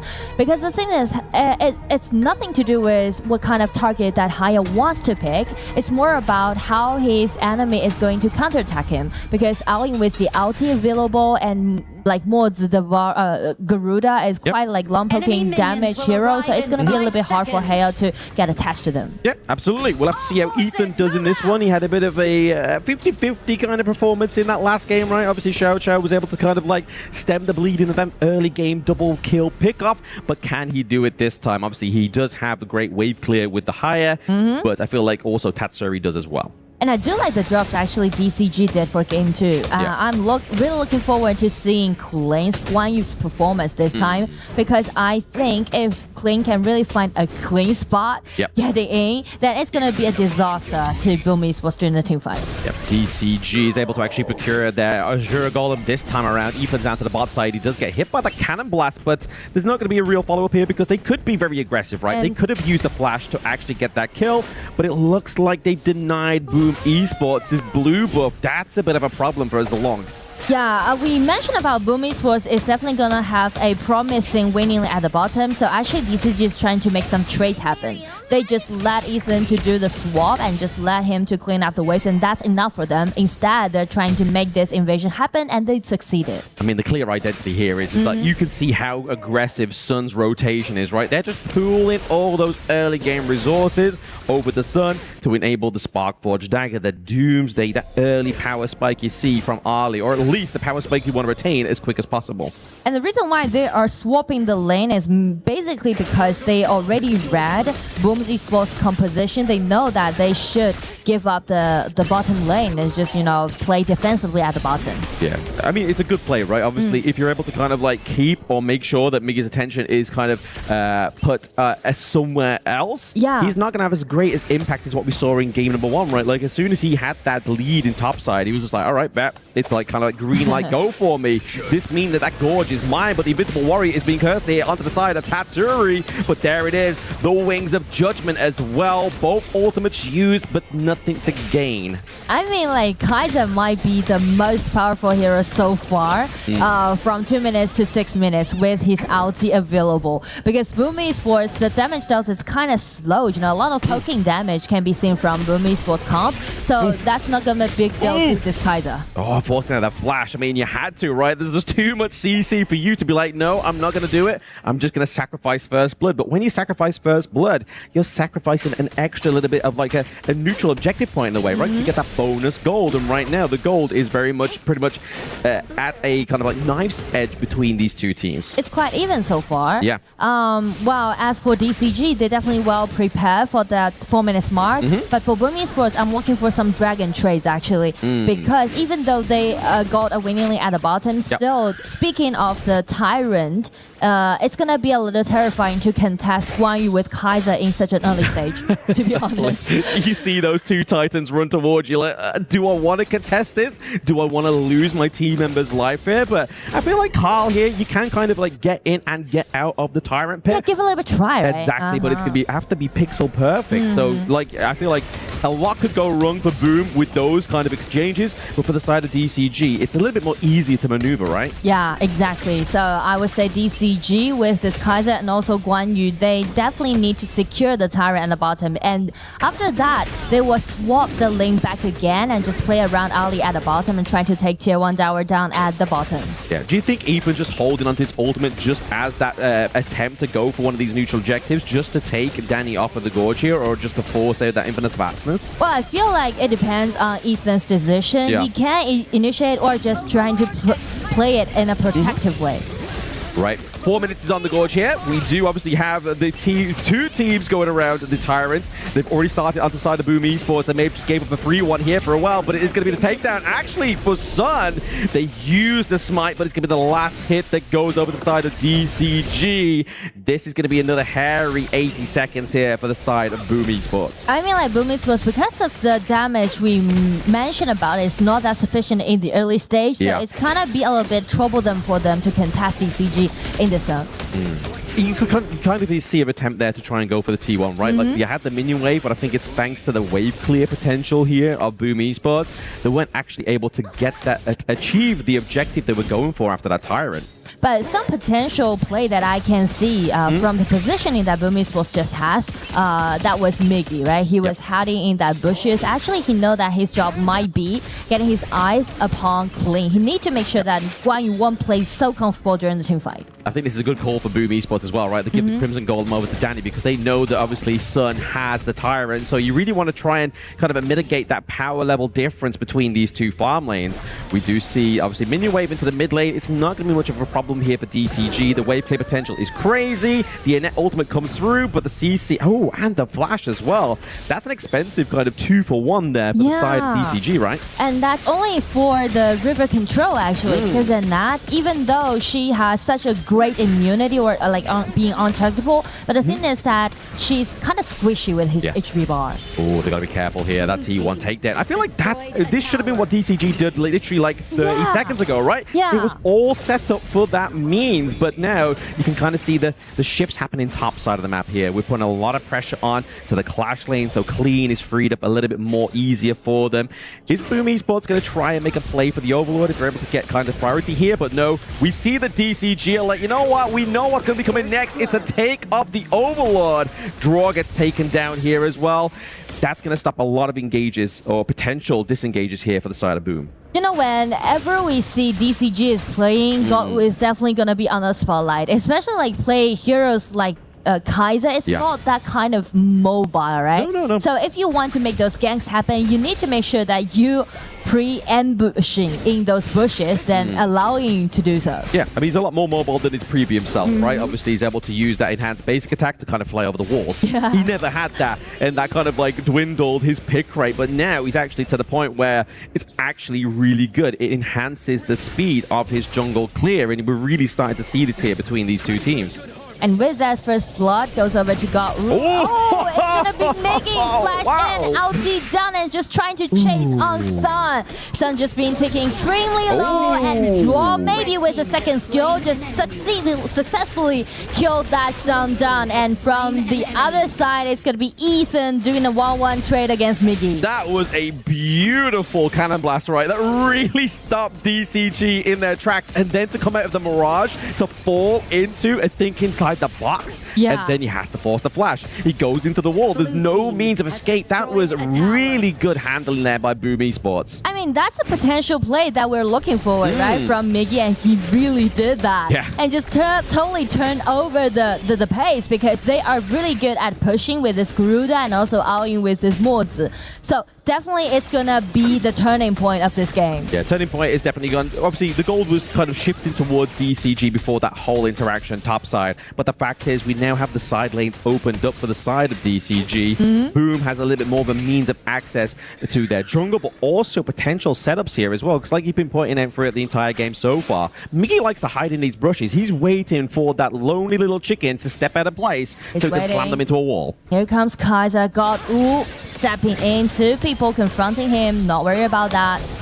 Yeah, you know, there's a really interesting saying in KPL region that they nicknamed heroes like Guan Yu and Dharma as miracle hero. Oh, okay. Because no matter what kind of deficit you're suffering, you can always make miracle happen with heroes like these. Very interesting. I mean, it's very true. They definitely have a huge impact, but impact has been placed here into the back line. Draw once again. Phenomenal think inside the box. Claims Ethan. That gets the Mirage off of the Gorge here as well. We're just waiting for the minion wave here for the side of Boom Esports. It's been cleared up here for DCG. Clean tries to go in and stop the defense there, but it's going to be amounted to a big assault. The Wings of Judgment, the poke potential, driving away DCG in that mid lane. I mean, like, beautiful combo we just saw made by Draw and Danny. I mean, that ulti flash, you rarely see Mozi can successfully make this kind of things happen in the battlefield. Yeah, absolutely. Like, to perfection. To perfection. I have to give props and tip my fedora to Draw there. That was a great play and definitely put Boom into a more greater situation, right? Like, we were kind of shaky in that early game, was thinking, right, it's looking a little bit too close between these two teams. In a moment's notice, it could go wrong, but it actually went wrong for DCG.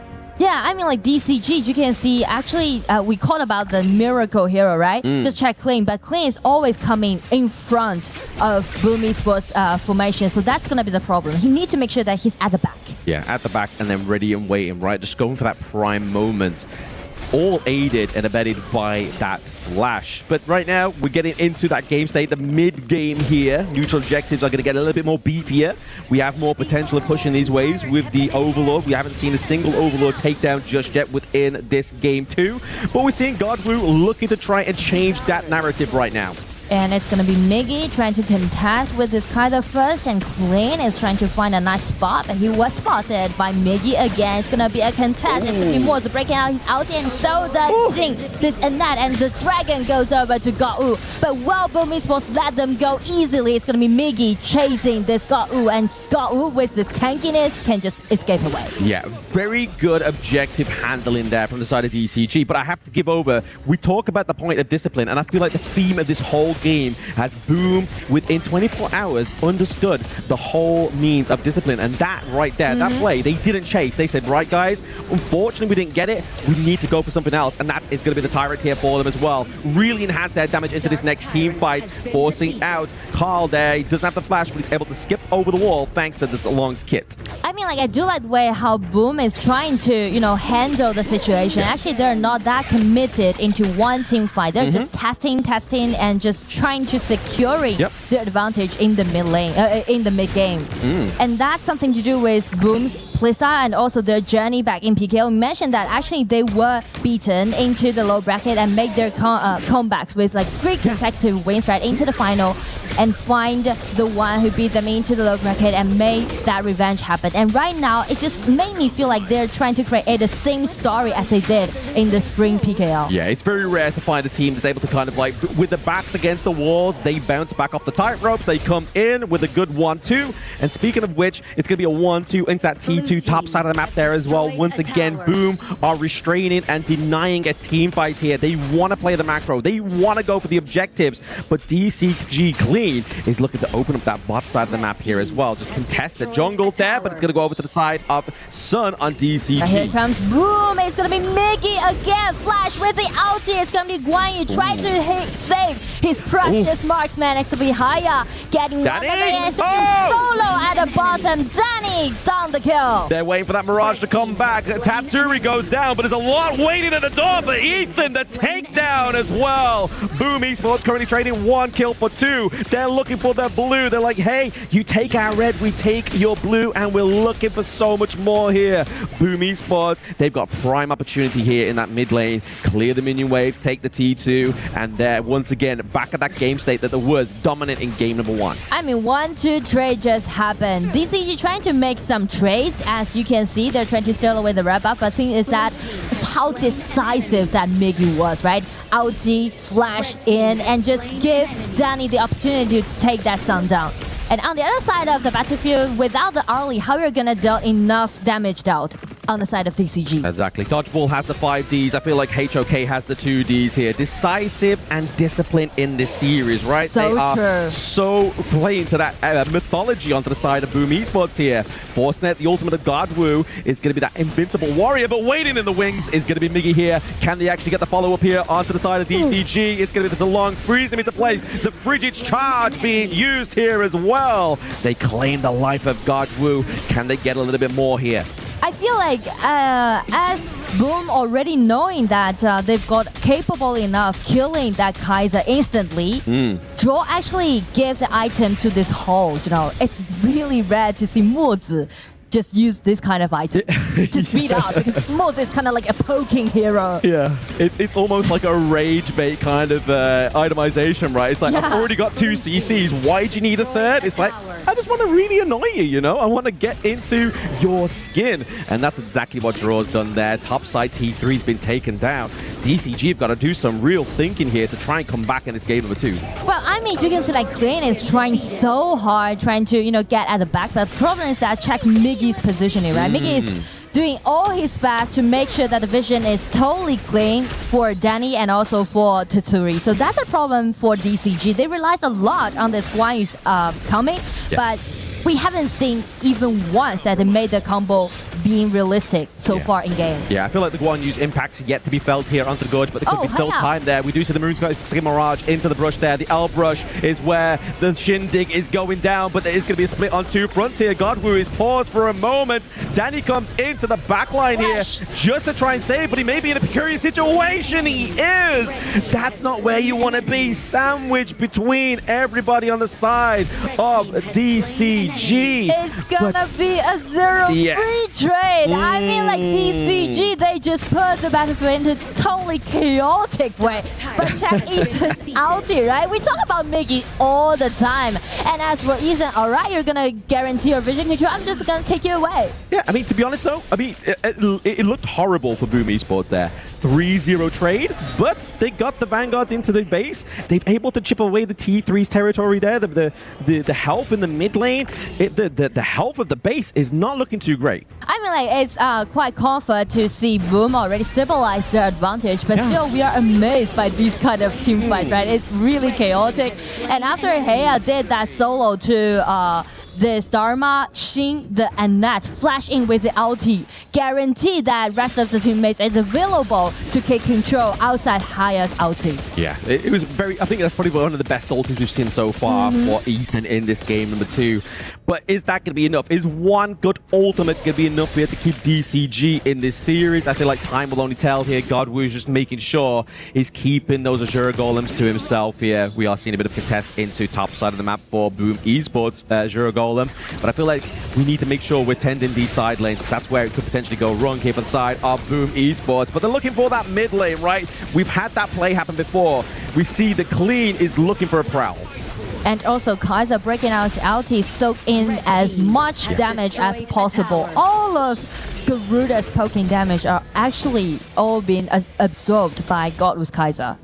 But as you mentioned, DCG, if they want to turn over the whole game, at least they need to make 2 more times of those team fights that they just made. Yeah, exactly. They either need to kind of get their lanes in check and then go for an incredible team fight that's definitely going to go in their favor, or I don't want to say it, but we could potentially be seeing a Tempest Dragon game, right? Like, this game is a lot more closer because it all edges on that team fight. And speak of the team fight, DCG with the vision control and also the map control create the more opportunity to do so. But as for Boom Esports, they got a winning lane at the top side of the map. Ooh, okay. Carl's met clean here into the bot side of the map, but it's going to be Ethan taken away. Danny once again. The dance with the devil is happening right now, but Miggy's there. Just going tip for tap for Sun. Ooh, Sun's doing a lot of damage, but he's coming out of the Mirage, and everyone's there to greet him. And the think inside the box is losing the impact that Boom Esports had in that early game. Carl is on the run, as well as Danny is in the infinite vastness. The double kill goes over to clean. Can they keep themselves in check here,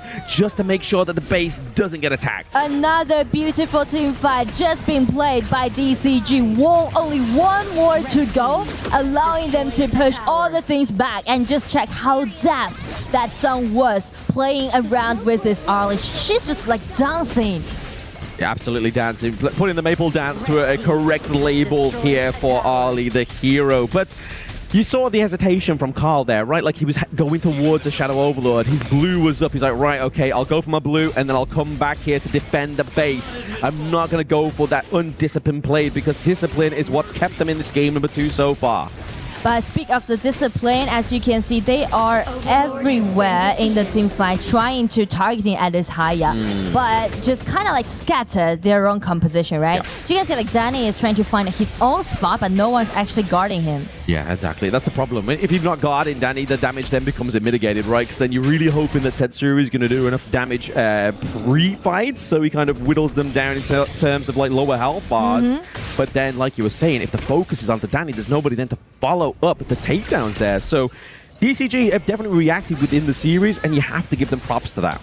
Well, I mean, one more team fight like that to go, well, allowing DCG to push it back, but Boom Esports, they're setting for this might be the last team fight. Yeah, they're setting the stage, right? Obviously, we're into that 19th minute, right? We are literally 48 seconds away. Sorry, my maths did not math there. Calculus happening. But we are waiting for that Tempest Dragon to come through here now, right? Obviously, they are just putting the pressure on with the Vanguards they have right now. I feel like the way that they've taken it and the time they've taken this Overlord has been pretty much perfection here in terms of a good assault onto the base. DCG is pressuring on the top because they're trying to equalize the high ground tower and let them to contest with the Tempest Dragon, which will spawn in the next 30 seconds.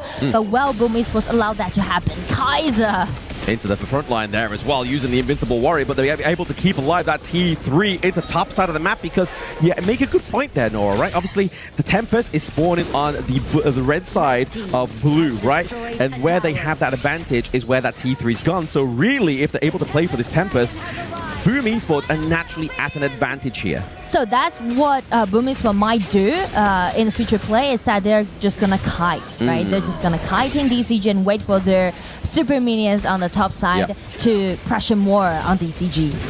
It's not looking too good here, though, but you see Miggy too far away from this whole team fight there. Carl has to use a Sage's Sanctuary. He can't get out. The Smite has been taken off the board here for the side of Boom Esports. So has the Infinite Vastness. We saw Miggy trying to go for a bit of a Hail Mary play top side of the map to give some pressure here, but it looks like this could be a defined unless stolen by any kind of skill. Miggy deletes Ethan. He gets the time crowned here for the side of DCG. He evens the battlefield. The double knock-up Godwoo has to land a godly smite. He gets the Tempest, but they have to focus here. The team fight is going to go into the favor of DCG, but the minion wave topside is where the threat is going to happen. So there's no and Godwoo gets slain. Interrupting. The minion Interrupting the crystal. I mean, like, everything just happening in 1 second. So many back and forths, but DCG being so committed to take that Tempest Dragon down, and it just goes over to Godwoo. But just check Miggy, right? How decisive he was. Get an instant kill on that Ethan,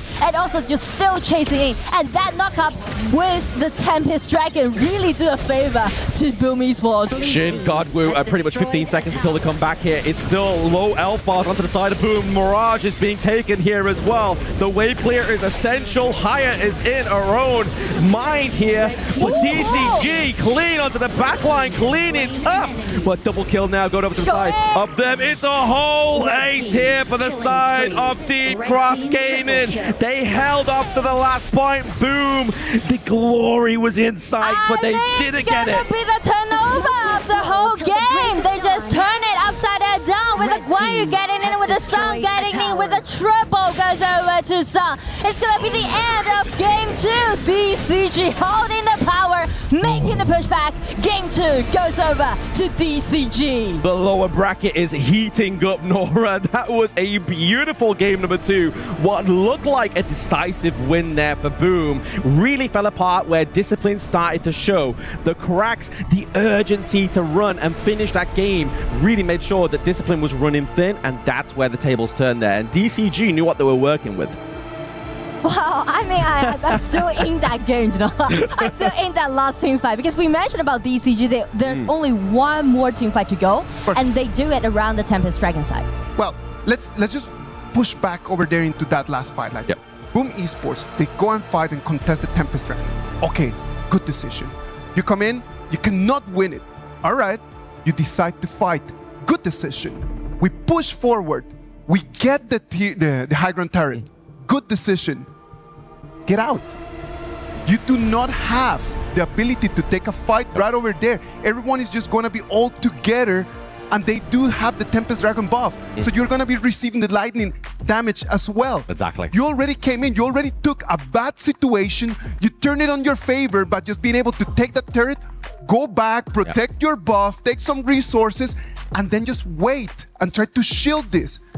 Sometimes you just need to pull back. Yeah, literally, you just need to retain yourself, right? And I think when stakes get too high in a game, it's definitely a skill within itself. Players need to make sure they're just keeping their calm. Even when the end's in sight, anything can happen in a moment's notice. And if you look at the health bars, obviously, in that replay, they're too low to make that push. Exactly. So someone needs to make that decision, and someone needs to be able to say, like, all right, it's already a win. Let's just go back. Let's just go and clean their jungle. Let's go and protect our own buffs. Done.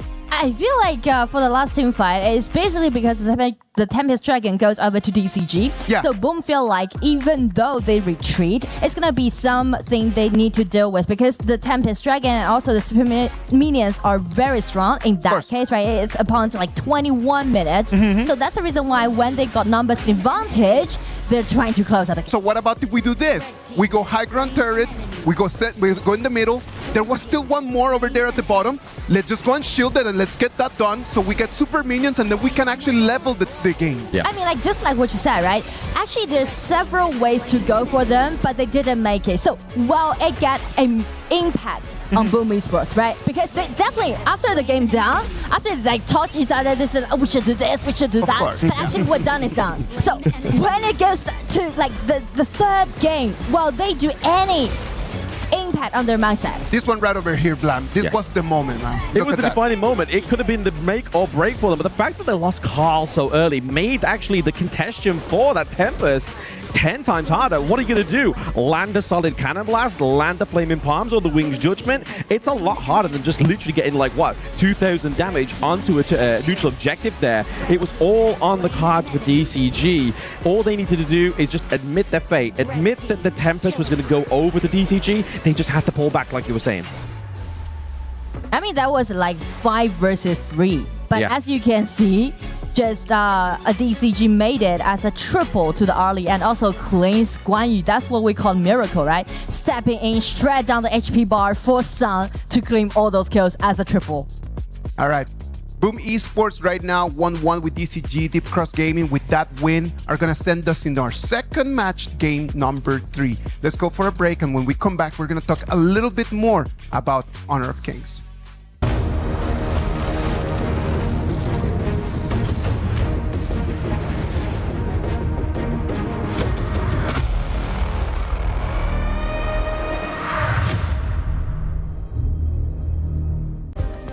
Play is in our DNA. Whenever we let it out, it becomes our superpower.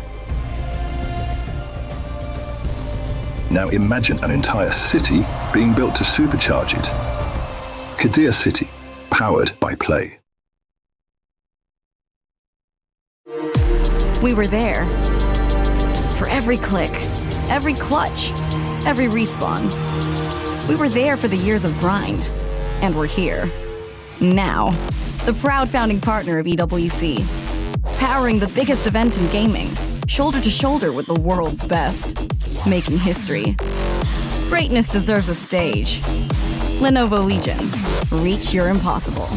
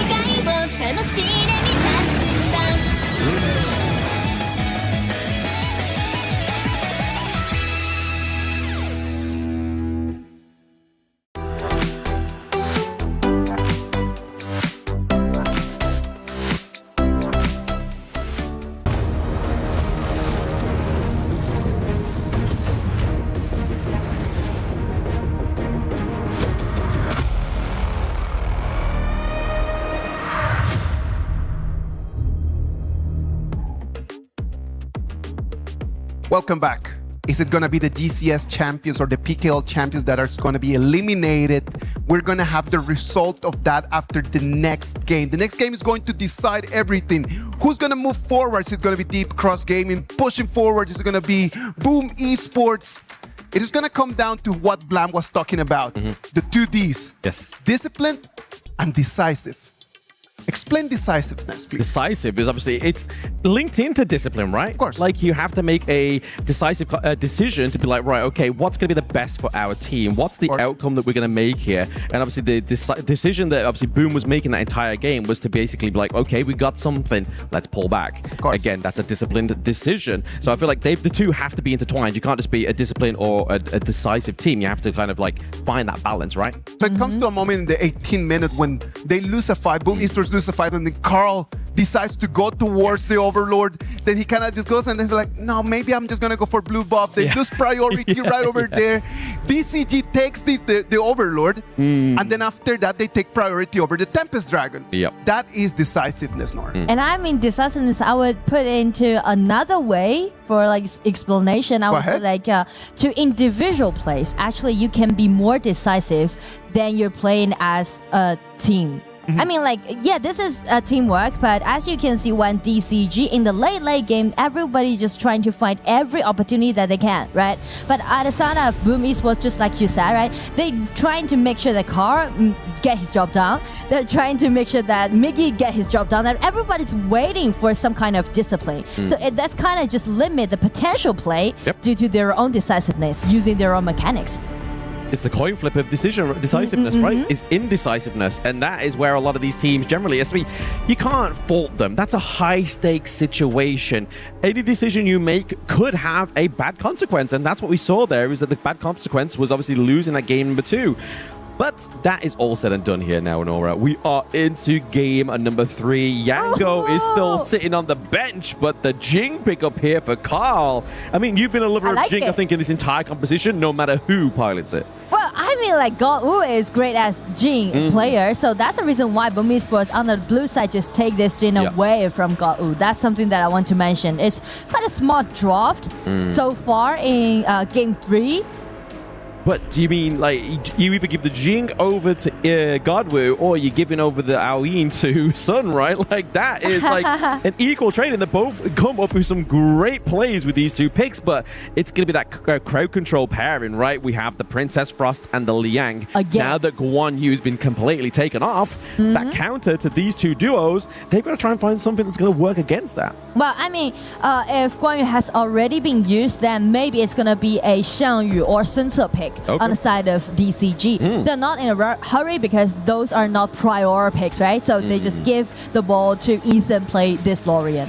The problem here is obviously we're seeing a lot of burst potential here for these 2 for DCG, right? So yes, she may have control, but these are squishy heroes nonetheless, right? So that burst damage may be able to be too quick to delete the fact of that Crow control to hinder any teamfight potential.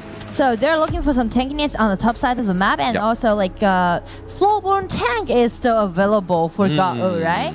And Flowborn tank, some teams prefer to play it against Jing, actually. Yeah, I mean, that knockup is definitely a kind of like a bump in the road for when people play Jing. Yes, it's very annoying. You're like, oh, just let me tap the screen 32 times. I want to be able to kill you, but no, you get knocked up. It becomes very difficult, very frustrating for you. Umbrosa here, top side of the map, would be an aggressive kind of siege playstyle once again for Boom. But like you were saying, I feel like they need to go for at least some kind of front line, right? Obviously, Byron would make sense here. Yeah, but they go for this Charlotte, which means Byron gonna be an open choice for Boom, because Boom also needs some vision control. Or if they want to confront with the Charlotte, maybe it's gonna be a Fatigue on the top. Yep, give a homage over to Blacklist. Obviously, Blacklist piloted that one yesterday. But for me, I'm starting to see a bit of a trouble here for the side of DCGs. The fact that there's a lot of late game, right? Like, if Boom are able to finish this game early, that's a problem because these heroes are not going to get online in time to actually have the maximum impact. Well, I mean, if Boom trying to play aggressively in the early game, then they should highlight their top laners, right? Because they pick out this Byron. So Leon and Frost might just roast frequently to the top side with Carl's Jing, which led Kling to be under huge pressure in the early stage. I mean, that's a good thing. That's a point you make. Like, oh, okay, we're going to get the Dune jungle. Ooh, something we haven't been seeing for quite some time. But when you need a tank, he is that guy, right? But also having that unruly blade, being able to be on such a slow cooldown means you can kind of go in, soak a lot of that burst, and then just buy enough time for your teammates just to come in and then do the burst damage back onto the enemy team. I mean, that the main reason, just like what you said, they pick out this Dune is trying to use his tankiness to cancel the ulti from Frost and also Leon. But the thing is that while they make it, because Dune need time to farm up, right? So which means he's going to be in the jungle. So what about your river control? The main point about playing this Leon and Frost well is that you can hide your vision and try to get the vision control of the riverside. So Dune, if he's away from the mid lane or the river with this Diadea being so squishy, I feel like Diadea might suffer a lot from this Leon and Frost combo when they upgrade to level 4. You might do, but at the same chance, like we see here that Dune, we know, can dive in. Like, is he going to be sort of like the prime target, the punching bag here to soak up that CC potential, right? Like, if you're going to try and kind of like be draw, what we saw him in the last game with the flash, landing a CC combo, are you just going to be waiting to use the flash again to the front line and then Dune just puts himself right front and center and hopes that he takes that ultimate from the Liang? Like, that could be a potential here why they go for this one as well. Not only to disrupt Tatsuri and draw, but also to be the main target. And also, like, all in all, I mean, this is game 3, right? It just depends on one game that whether you can make it to the next round or not. So definitely they will just be so dedicated in to make all those potential plays that we just mentioned happen. Yeah, I mean, we go back to the point that late game state is going to be in the favor of DCG, right? We've seen the longest game so far is 28 minutes and 35 seconds. Yes. Will we get a record breaker here? Well, I feel like if Boom play it fast, they might not let that happen because Boom, I feel like there's a limit for this composition. They should close out the game within 15 minutes. Yeah. It feels like to me, Boom really only has the Chano for the late game, right? But if you look at the side of DCG, there's a lot of catch onto the Chano. So really, unless Tatsuri and Draw are kind of cuddling him and like a baby, like an infant, he's going to be the prime object here into that late game. I mean, late game can be more promising on the side of DCG. Yes. But as for Boom Esports, as long as Leon has his level 4, it's going to be their time to attack. Just keep constantly just putting like a road bump for Godwoo, right? Just constantly just putting obstacles, slowing him down. Dune doesn't necessarily have the fastest wave clear anyway, so having that extra little bit of slow means that it's going to be harder for him to maintain the speed with the gold catch-up here. The gold race between himself and Carl. And I mean the goal difference will be quite significant after Carl actually just taking those mid lanes by himself. That's some mechanics that I want to mention, right? Because Boom is playing as a double roamer actually. Tatsuri is not giving those mid lanes. he's giving up all those mid lanes to Carl, as you can see, twice. Yeah, I mean, Twice. Tatsuri He doesn't need hasn't it. even upgraded to level 4. That's the detailed mechanics they're using right now. Yeah, Tatsuri doesn't even need it, right? Like, Tatsuri, like we said with the Liang, all he needs to do is get to level 4, you know? So he has, obviously, the Winter is here. That's going to drop down. That's going to be a big vocal point. We don't really need to see those itemizations come through here for Tatsuri. I mean, maybe a little bit of anti-heal, right? But, that would be good for against is the that Diet. like too late for him? Because even Draw, the Roma already got level 4, but Yep, as for true. Tatsuri, still need time. He's very, very slow. Yeah, he has taken his time, right? Maybe he's just a late bloomer, you know? Like, Wow. sometimes late bloomers are always sometimes are overachievers. Let's see what happens here for the side of Boom Esports. But they definitely are doing what you were saying within the draft, right? They're focusing that top side of the map here. They want to make sure that the Charlotte is not able to kind of get online quicker than the timer is set for her. I mean, like, speak of the impact that if they play so, which means they are putting all their eggs into one basket, Yeah. which will be Carl's Jing, right? Because you can't just deal enough damage if the Frost isn't got any goal lead. Yeah, exactly. I mean, the damage, it's probably like tertiary or secondary to the effect of the slow, right? The impact of that CEC, especially on the tanky hero like the Doom, right? You try and burst out the Unruly Blade, it's going to be a little bit harder for him to escape here, but they are waiting in the Lung Brush into the mid lane here. Jing is just waiting in the wings. I mean, is this going to be a bit of a feisty play? Maybe a dive for the bot side of the map? Yes, definitely. They are preparing for a tower dive, as you can see. But it seems like DCG read that, right? They are coming down, trying to support. Son got a really good Ethan! He gets immobilized. That's going to be a double kill going over to the side of DCG. Miggy actually comes through, waiting in the wing there. And that is going to be the Tyrant as well. Boom with a decisive play there is fantastic to keep this lead for themselves. I mean, like, but oh my god, it's gonna be a flash in! It's gonna be a nice kill! Ooh, forcing the flash there from Danny. I mean, if that wind slash got him, he would have definitely been taken down as well. Donna is playing really well today. I mean, like, because of his map awareness and also his own mechanics and trying to make some consolation efforts for his own team. Well, this is the point I was making, right? Do you obviously like they've done? They've stolen the Jink here, forcing the flash from Draw as well. Clean into the back line. He gets a double kill. They are taking no prisoners. They don't want to leave this lead bleeding onto the side of Boom. I mean, like, it's pure mechanics, right? Clean is just showcasing his own mechanics and also his talent by using the Charlotte. Yeah, beautiful dive in there. I mean, just to get the kill as well. There's the dive as well. Everybody's diving today. Like, you know what? Let's make these trades. Let's make sure we are putting the punishment here onto either of these two teams, because if you start to kind of give a little bit of leeway to either of them, that's where the problem arises. Yeah, I mean, this is lower bracket and this is game 3. Do or die, right? This might be their last performance showing KWC, so everyone just pulling all their efforts in. Yeah, I don't know what's crumbling more, themselves or the key potentially at the end of this series, because tournament life is on the line. Nora, top side of the map, is getting taken down by Carl as well. They're just trying to change the pace of where that positioning needs to be for Boom.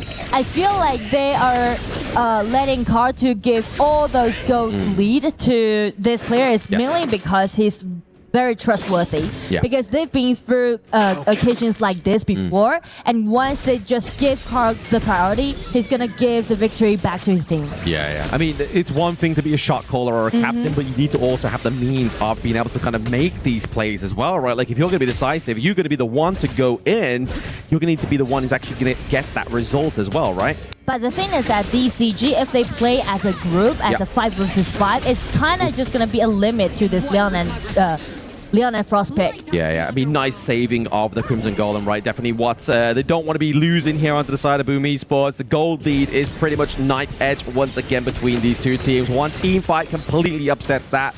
And now we're just seeing a bit more of a play for that mid lane, right? Obviously, we've already had our way with the side lanes. I feel like once they lose the mid lane on Boom, it becomes a lot harder for Carl to navigate, right? Yeah, it's going to be a bit hard, but due to this Frost pick, I guess it's going to be fine for them just guarding the tier 1 tower. But the main problem so far for Boom is that they can't find any opportunity to take as a 2-1 trade. Yeah, there's a lot of mobility. 2-1 gank, yes. Yeah, there's too much mobility onto the side of Deep Cross Gaming in able to get that double kill. They have to find the right moment.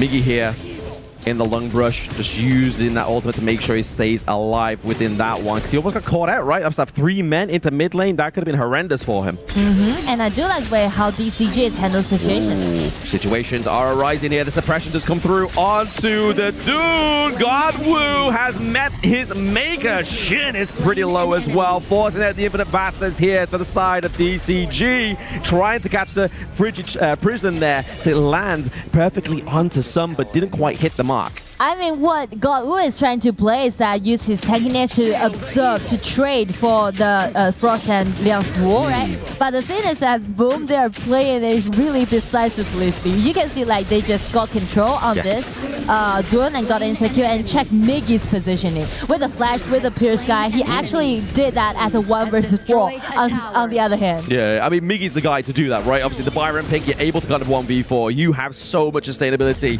And the burst damage not quite yet online for the side of DCG, using the ultimate here just to make sure that they keep that minion wave come through. But Tatsuri maybe getting caught out here. He does escape with that flash. Taken extremely low, and once we look at the goal difference, Jing already should with a 2,000 goal lead in the mid game. Yeah, I mean, it's definitely not where you want Jing to be, right? If you are the opposition, if you are the handler of Jing, it's exactly where you want to be. But still, the lead between the teams themselves is pretty much just like non-existent. Yeah, I mean, like the lead is all goes over to this Jin actually.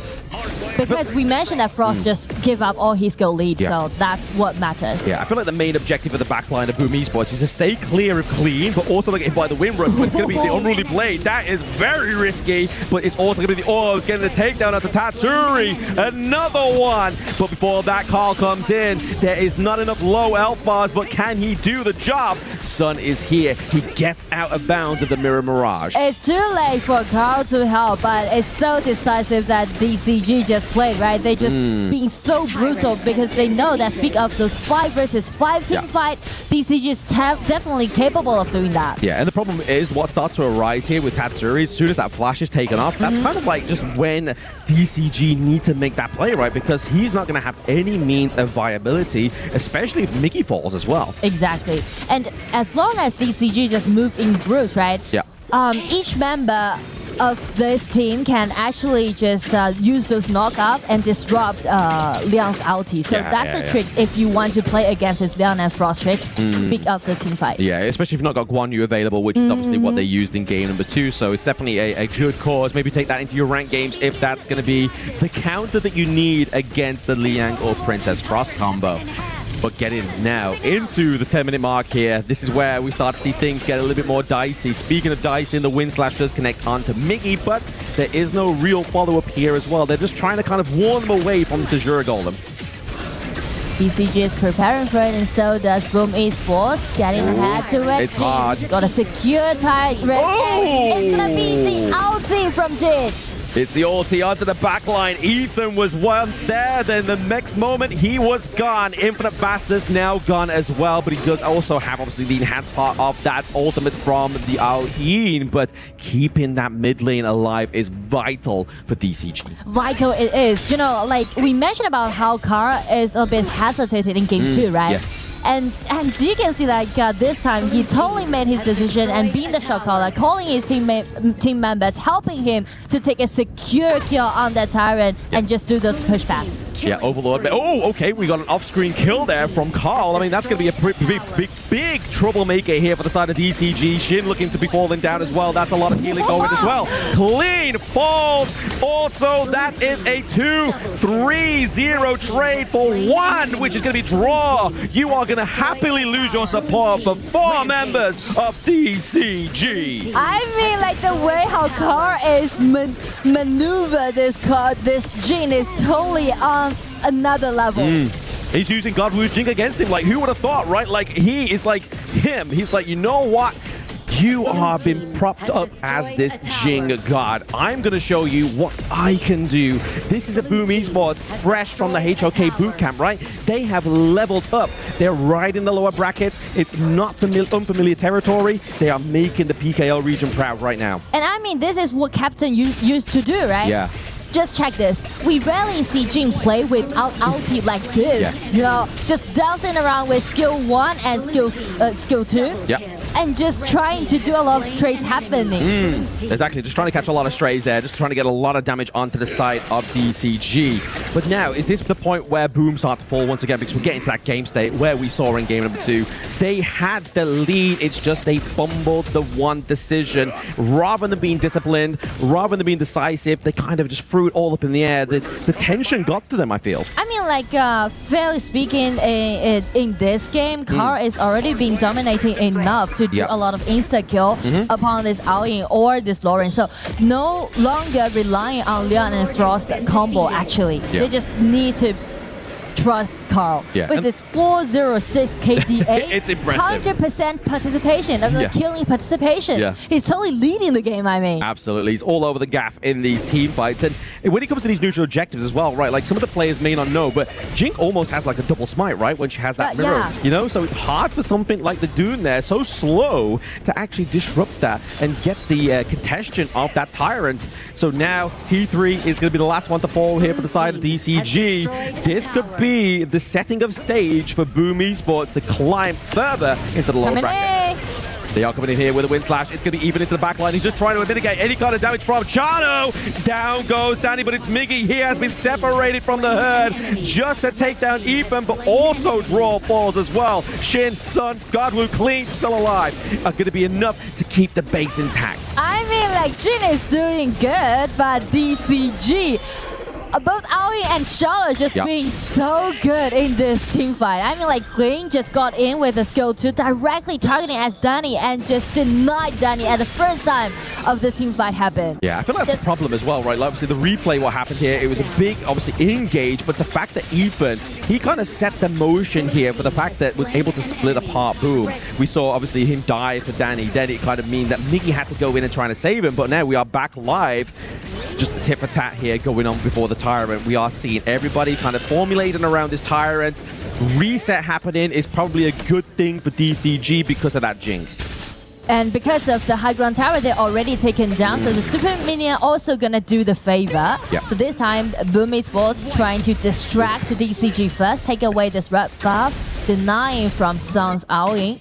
You got Chano here just kind of doing one man's job right to the Tyrant. That's a good way. That's a smoke and mirrors there. That's a nice play from Boom. And also, this is some improvement that we can see compared to Game 2 that they made.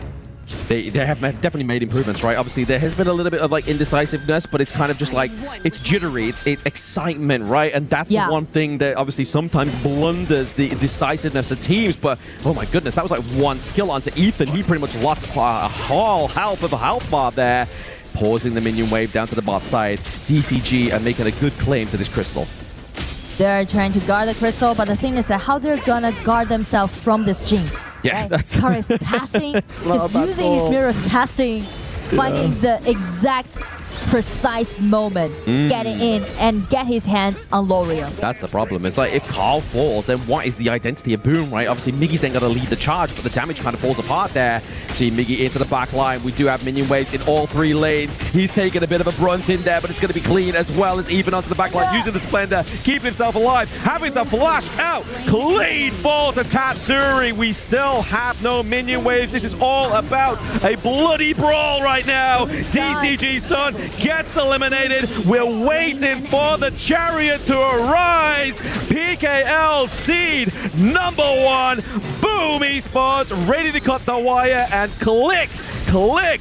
Boom! They ride into the upper brackets and the lower parts. They almost aced their opponent, and it's gonna be the comebacks making by Boom Esports again. You know, this is the story about Boom Esports. You should never lose your faith towards this team as so resilient as they are. Yeah, absolutely. I mean, we're propping up obviously like Chuck PR, how like buddy they are, right? Like when they win, right?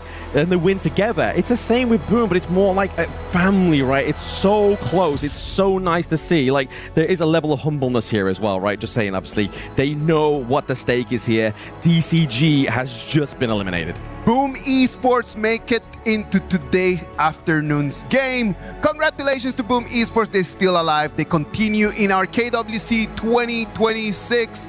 On the other side, Deep Cross Gaming is going to be disqualified and is going to be taken out of the tournament. And only one more AOV team standing, right? Burium United is high. Is really going to be everything's like a pressure's just kind of mounted on themselves, right? Obviously, they had a buddy to kind of share that load, but now it's a singular team. Are they going to be able to make it out of the playoffs? I mean, like DCG actually did very good, right? We are impressed with their individual play actually in game, but still, I feel like it's something to do with the experience that they may have because they compared to Boom Esports, actually they had less time to play with their teammates. So yeah, maybe the coordination will be something. I wonder in the BP stages when we come to that last pick for Deep Cross Gaming, they decide to go with the Twin. Why do they decide to go with that Twin? Just to kind of like just eat in all of the Liang and Princess Frost damage and then just be able to allow someone else to deal? What is the strategy? Yeah, that's what you mentioned. Exactly what they're trying to play, actually. But the thing is that once Duan is trying to absorb all those damage out, he needs to make sure that his teammates are actually there, helping him to do the damage, counter-attack the opponents. That's the point. You can't just let Duan be isolated in that place. All right, so let's imagine that Duan is able just to soak in all of that damage. When you look at the lineup coming in from DCG, who else is out there just to be able to take a 1v2, 1v3 in order for them to turn tides around? That's going to be Charlotte. That's going to be clean. And that's one potential play actually we see when they try to do the pushback around the crystal, right? We see it once, Charlotte coming in, right? Just got an insecure upon that channel. Yeah. But only once is definitely not Only enough. once is definitely not enough, right? Like one of the important things that we saw from that game as well is just how the Princess Frost was just letting all the gold, right? Yes. You guys mentioned actually something very interesting. A double roamer, that's how you called it, right? Just leaving all the gold for the Jing. It just pushes Princess Frost to go into level 4 all the way until 3 minutes and a half. Yeah. Is that a good trade? I mean, it clearly worked, right? Obviously, the bounty was there for the side of Boom Esports. I mean, it was something that kind of did raise concerns for us both, right? Obviously, if you get level 4 before you roam, it's kind of like, well, you're missing out that second part of the combo. But like I said, late bloomers sometimes are overachievers. And in that case, we started to see that Tatsuri was able to do that. Yes. What about if we go to stage with Carl and Mara? They're going to tell us a little bit more about this game. Here we are with Carl. Carl, you were amazing with your Jing. But with this match, you could have ended it a lot earlier. In game 2, actually, it was a great decision to contest the Tempest since the team won that team fight even without you. But you couldn't close out the game. It seems that there is a pattern where you guys are rushing. How do you maintain an awareness about this when you're under a lot of pressure? Parang yun na kasi nagiging problem namin most of the time. Yung parang nagmamadali kami talaga sa lahat ng matches namin. Although lamang kami yun nga, from early game to mid game. Siguro yung mga ganun, lalong pinapaalalahanan lang namin yung isa't isa na parang nandito na kami. Parang wag na namin sayangin yung chance kasi sobrang daming may gusto na kung nasan kaming spot. He admits that has been their problem, rushing the game even though they're in the lead from early to mid. But he reminds the players not to lose the patience, and he reminds them we're already here. This is what we want. So they want to maintain that discipline. And that's a great reminder coming from you as a leader. Now, you're one game away from making it to the top 8. No PKL team has ever stepped into the playoffs of KWC. You might just be the first, but there is a challenge.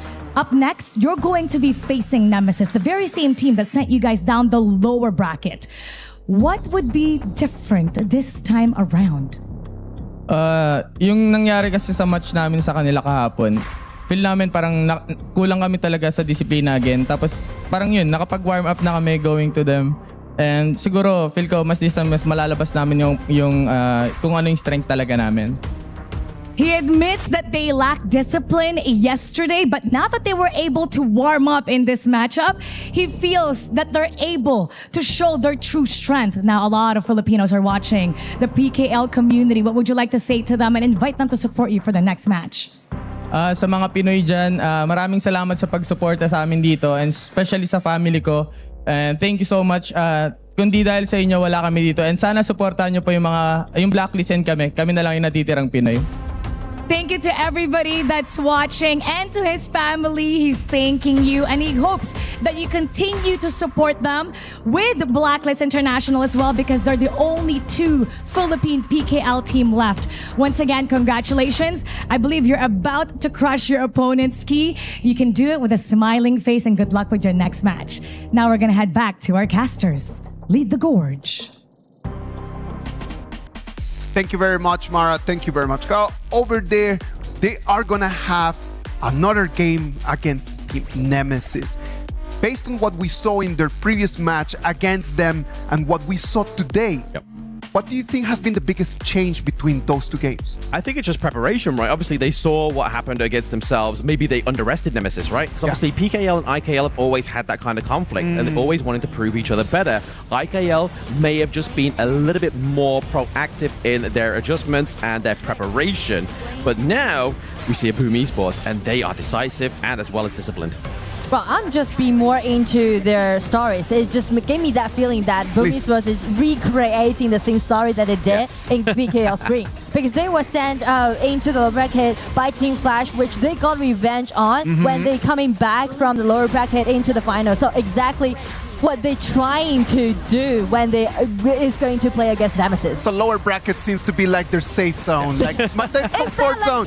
You know what? I like it more a little bit here. Yeah. I'm just gonna lose my first game just to go to my safe place. Yeah. It's a comfort zone, right? It's like, okay, keep me under pressure. Yeah, we're here. We're gonna rise up now. But also an ulterior motive. Obviously, when they play their game against Nemesis, Chantel wasn't here. Now we have Cartel together. We have the Cartel buff, and maybe Boom Esports can take this next series against Nemesis. So I think that's going to be an exterior motive that may work for the team themselves. But still, I do like the trust that they're holding to Carl, you know, because as we said about the Frost Roma, right? There's two ways to play with it, and they go for the extreme way. Of course, what is that way? Well, just let Carl to share all those goals because you're putting all your eggs into one basket. Only like few teams would do it in that way. It is a very high risk, right? Yeah, It's high risk, high reward. In this time, it worked their way. Now, if we look in front of them, it was really nice having Deep Cross Gaming here with us. We had some really nice moments with them. They really just taught us a lot more about the different way how you can understand the game. Yes. And it was lovely just to really understand the whole ecosystem is just becoming bigger. Everything is becoming richer. Now we need to move forward with the lower bracket finals. Let's go to a break, and when we come back, we're gonna bring you the first lower bracket final of the day.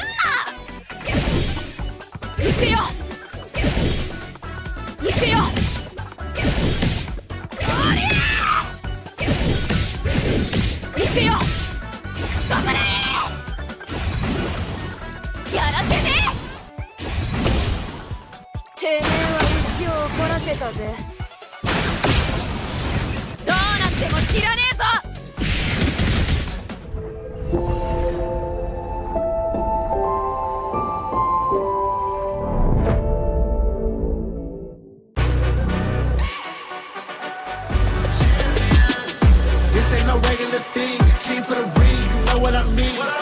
You see my name in the lights, better get right, I'm champion.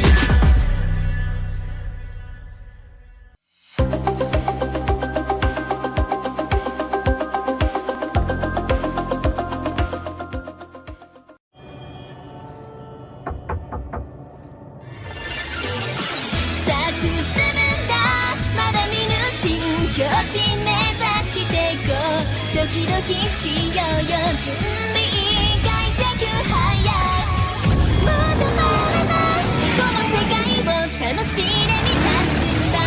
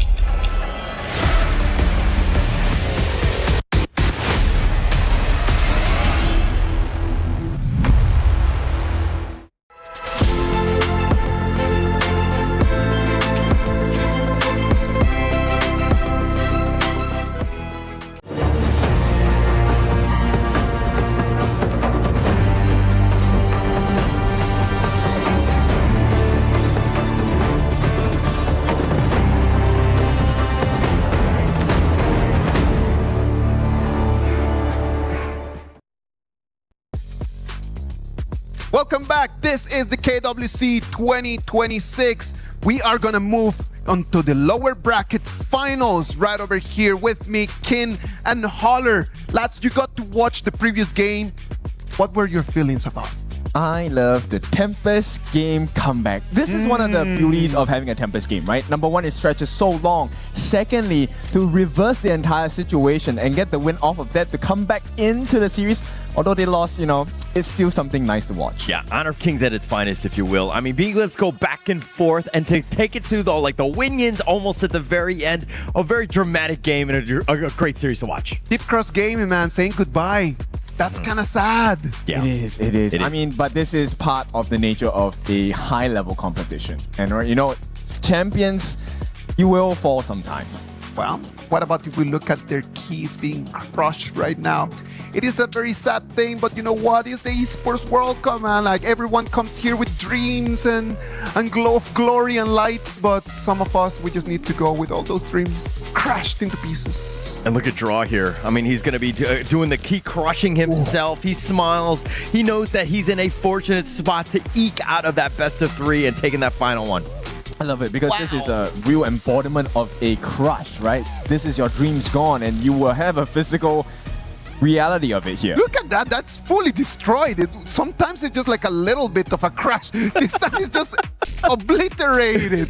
Yeah, hearts were literally crushed on that one. I think that was the best part about Draw, like really living up to it. And of course, I mean, it's sad for them. I mean, congratulations to Boom as they move on, but who knows moving forward what happens? Well, nobody knows exactly what is going to happen right over here. I'm telling you, no champion is going to be safe in this KWC 2026. It is going to be really hard because right now in the next game, we're going to have Aurora Gaming. Nobody was expecting Aurora Gaming to be put in this position. But right now in the lower bracket, having them there is going to change the whole thing. It definitely is, right? So when we first talk about Aurora, we talk about the journey here, right? In MKL, you know, they were a new team. They had players who were coming back into the scene. And we were questioning, did they actually have the quality to even qualify into the later stages? But they won the whole thing, so they were number one in MKL. I mean, there were like ex-teammates coming back together. They were like, the fam is like, hey, let's come back. I think that we had a lot of familiarity with one another. You're talking about Xiang, Jihong, and of course, JR. JR, off of that break, it was the angriest I've ever seen somebody come back. He was on a revenge tour and letting everyone know with his trash talk. And when we talk about just being angry, just to be mad, Aurora Gaming is going to be really mad about the whole performance, just having to be here. That is going to hit their egos, man. Like, their whole confidence is going to be shattered after losing and being sent right over here. And so I think that with the interview from Jihong, that's always the one because he was so confident. He was like, we're going to roll over everybody else bow down to us. I mean, it just seemed like he was in like a super confident mode, but every other team heard that interview and they're like, no, not today, not against me. They took the advice, right? They did sleep well, they did eat well. Even the Rock interview was like, okay, yeah, you know what? We did that and we beat you. Aurora Gaming right over here coming into this stage. It is going to be really hard for them. Losing their spot against Rock Esports. It's something that nobody had in their cards. Remember, they came into here as one of the seeded teams onto the group stages. It means that they are one of the top 4 teams ranked before this KWC 2026. I actually want to go one step further. Aside from the KPL teams, I think that this was the favorite for all of the global teams. Yeah. So seeing that upset, I mean, it's still Rock Esports, which is one of the other top 3 in terms of the global teams, but it's a shakeup, and it's going to be a huge one as they move forward. So let me add into this roster itself, Saber, Xiang, Zhihong, Yulong, and JR in their respective roles as well. We can expect nothing less than the extremes. For today, it's either going to be a rush over, they're going to crush their opponents, or it's going to be a very long game, potentially tempers as well. They got to be completely under control. They need to control those emotions because they cannot be just mad, just going around. When you are really excited, when you are really mad about something and you really want to prove yourself, sometimes you can let your emotions take control over what you need to actually control with your brain. And actually, that's kind of what happened against Rock Esports, right? Rock Esports got the better of them. And then you saw Aurora Gaming. It seemed like they were playing something that they were not traditionally doing. They were getting a little, impatient. They were making jumps that they normally wouldn't make. Yes, and this comes down to the boot camp results, actually. I mean, having this triangle of players, Aurora beats GK, GK beats Rock, and Rock beats Aurora. So actually, with that behind-the-scenes information, Rock kind of knew that they had the advantage. The love triangle is real right over there. The love-hate relationships in there is just insane. In front of them, we're going to have INF. I'm telling you, Influence Rage, in these days, it's been just like them every single day. They were here in the play-ins, then they came in here into the group stages, they moved down to the lower bracket. I feel like every time I turn around and I look over there, it's always Danny and the gang. Yeah, always Danny and the gang. And you'll see plenty more of them, hopefully, as they somehow can overcome this fight. Of course. But again, I think that the way that this team has come together, you're seeing just like how they're playing, very well in sync with one another. The communication has been on point. And when, again, they go in, everybody's making sure that they kill the right guy together. I love it a lot because on the side of INF, this is something that the Chalk BR region has been kind of missing. Yes, we have individually very strong players, but the synergy was never on point. Maybe this year, Danny has found the perfect 5 with Kaiba as well. All right, lads, what about if we move forward into what's going to be the decider match of this Group B? The winner of this match is going to have a ticket into the top 8. Let's go into the BP. Holler, Kin, take it stage. All right, as we go into the draft here, I mean, this is one where everything is at stake. Too much pressure. I mean, you lose this series, you're going home, and we're talking about Influence Rage and Aurora right now? Aurora, at this point, they're going to pick up the Lorion first. And let's just recap the history of how they got here through the different series, right? They've been playing the Haya, the Yuhuan, into the mid lane, as well as the Mai so far, right? Only one instance of the Lorion, of which, yes, they didn't do too well. Yeah, but I think that if we're looking at Aurora Gaming, Jihong, this is one where we've been hearing it from other teams, we've been hearing from players, coaches, everybody has been saying Jihong's Lorion is next level. And being able to pick it first, I mean, they're really setting the tone here. It will give them a boost of confidence, right? And right now, they're picking up the Agudo along with the Florentino. Okay, based on the stats, just pure stats, right? No bias. Florentino hasn't had the best performance at KWC 2026 so far, and for good reason as well. A lot of teams have figured out that Florentino shines in the 1v1 situation, but how many times have we seen a 1v1? Very rare so far. It has been a pummeling match.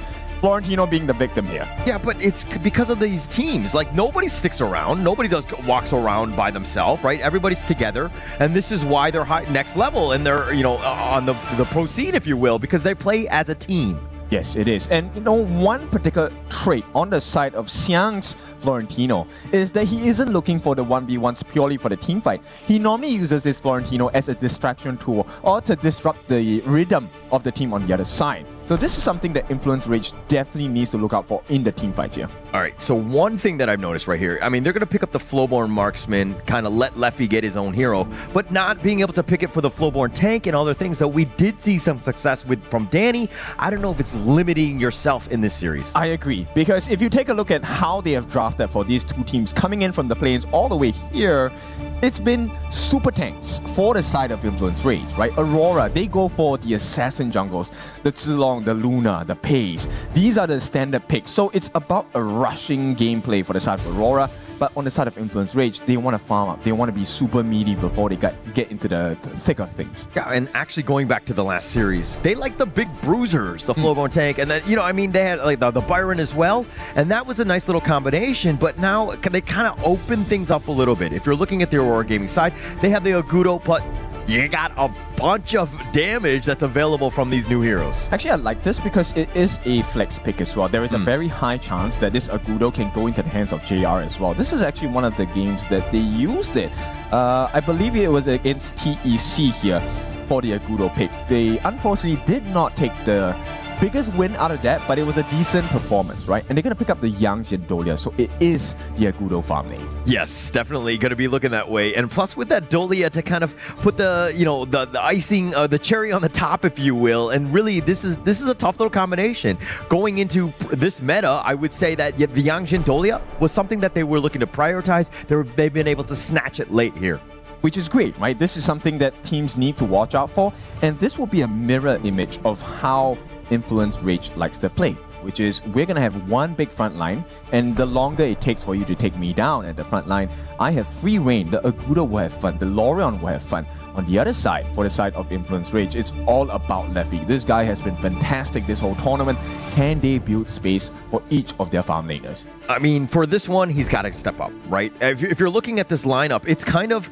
we talk about the fact that they were generally like a tanky style, but this lineup kind of not really to that. This is one where they want to fight. It's about the team fights, and they're all able to do their own sorts of damage. I mean, aside from like Mena on the Zhangfei, everybody else is kind of on the squishier end. All right, so I'm a completely different person here. I'm going to talk about some facts here. What facts? Since when? Who is this? One of the games that they lost to Rock, they lost to a Musashi jungle. This is a fighter jungle. Yeah. Right? The other game that they lost against Rock was a Nerza jungle. So it's the tank and the fighters that they struggle to play against with this composition.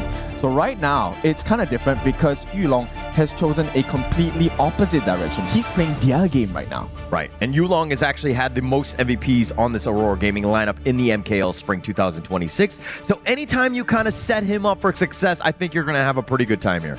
Yes, we will see how this initial laning phase goes, because Aurora's style has always been, we're going to put a lot of pressure in the first 4 minutes of the game. Influence Rage, kind of different. They look to be more defensive. Yes, they will fight for those neutral objectives, but they don't really go too far ahead and overcommit. All right, so one thing that we've noticed, though, from Influence Rage throughout today, as well as, the other day in the groups, is that they kind of let their opponents kind of get the better of them in the early game, and then they show resilience and they come back. I don't know if you could afford to do that against Aurora Gaming here. Fully 100% agree. In fact, double that, 200% agree. Because at this point, look, Tempest, he's going to start looking so bad at this lane. Xiang along with the help of Saber. Not something that we would normally see, right? Because Florentino shines in a 1v1. But you want to put as many advantages as you can. Yeah, and actually, this is another thing. We were talking about this Florentino.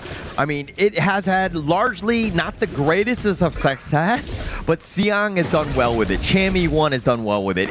I think it comes back to like who is piloting the hero here. Yeah, definitely. And Leffy now has to reconsider his positioning at this point of the game. Now, Firehawk should be going safely in the hands of Aurora. If you take a look at what happened, that Fire Peak on the top as well was given to Aurora. So these small victories are coming to work.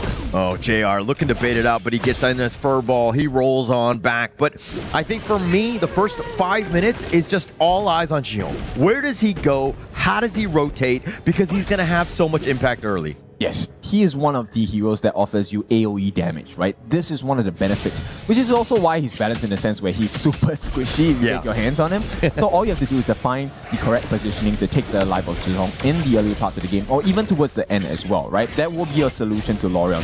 Either super dive or play from a very far range. Okay, aside from Zhihong though, like who else on this side of Aurora Gaming is the guy that really needs to carry this team? I think it's Saber. It sounds kind of funny, okay, right? Yeah, we take a look at Dolia. Why are we taking a look at the Dolia? Because Dolia is the answer that unlocks the second phase of Aurora's team fights. If you don't have the Yang Jin's ultimate, how do you fight?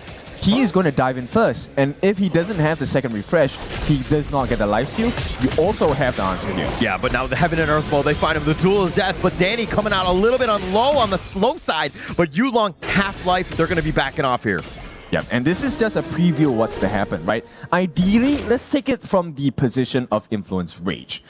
As Danny, I want you to use your ultimates first. I want you to be low on health, because with the duel to the death, you get the impair out state. But you know what? Danny might lose the Crimson buff here, actually. Oh, that was super close. I think Danny found it in the end, but Jihong, he's a sly man, as he almost stole that one right under his nose. Yep, and this is the speed of rotation, right? This is why it's better to have a faster wave clear in the mid lane. And with that being said, Tempest against Xiang, this matchup is kind of awkward at this point because they're not actually looking to win the big 1v1s.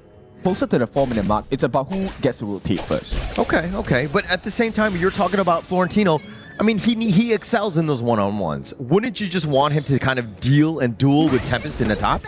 Which is why Tempest is under the tower. He's not going to oblige to the fight, right? There is no point in giving a free win over to the side of Aurora. Bear in mind that multiple times throughout this first 3 minutes, Saber has shown himself in top lane. They're confident that JR wins this 1v1, or at least is able to handle the pressure from the side of Influence Rage, and it's working out so far. Yeah, and it's actually been like the numbers from Influence, they go with the Duel of Death, and with that Wings of Judgment, that's doing quite a bit as they find Yulong. They're going to get first blood, but Danny is solo. He's going to be picked up by Jihong, catches him just with the tip, and off to the side they go. It looks like Xiang will join as well. Jihong continuing on, and they find Fury as well. And this is the power of Aurora, right? Once you start a fight, you have to finish it. You can't allow Aurora to have the last laugh, because right now, 4 minutes in, they can also have a very quick take-up with this Tyrant. JR, as a Gudo, has massive amounts of damage, can literally act as a second jungler just without smite. Yeah, and actually, it looks like with all that space that is being provided here, it looks like they're going to pick up the Tyrants. So all in all, just a really good,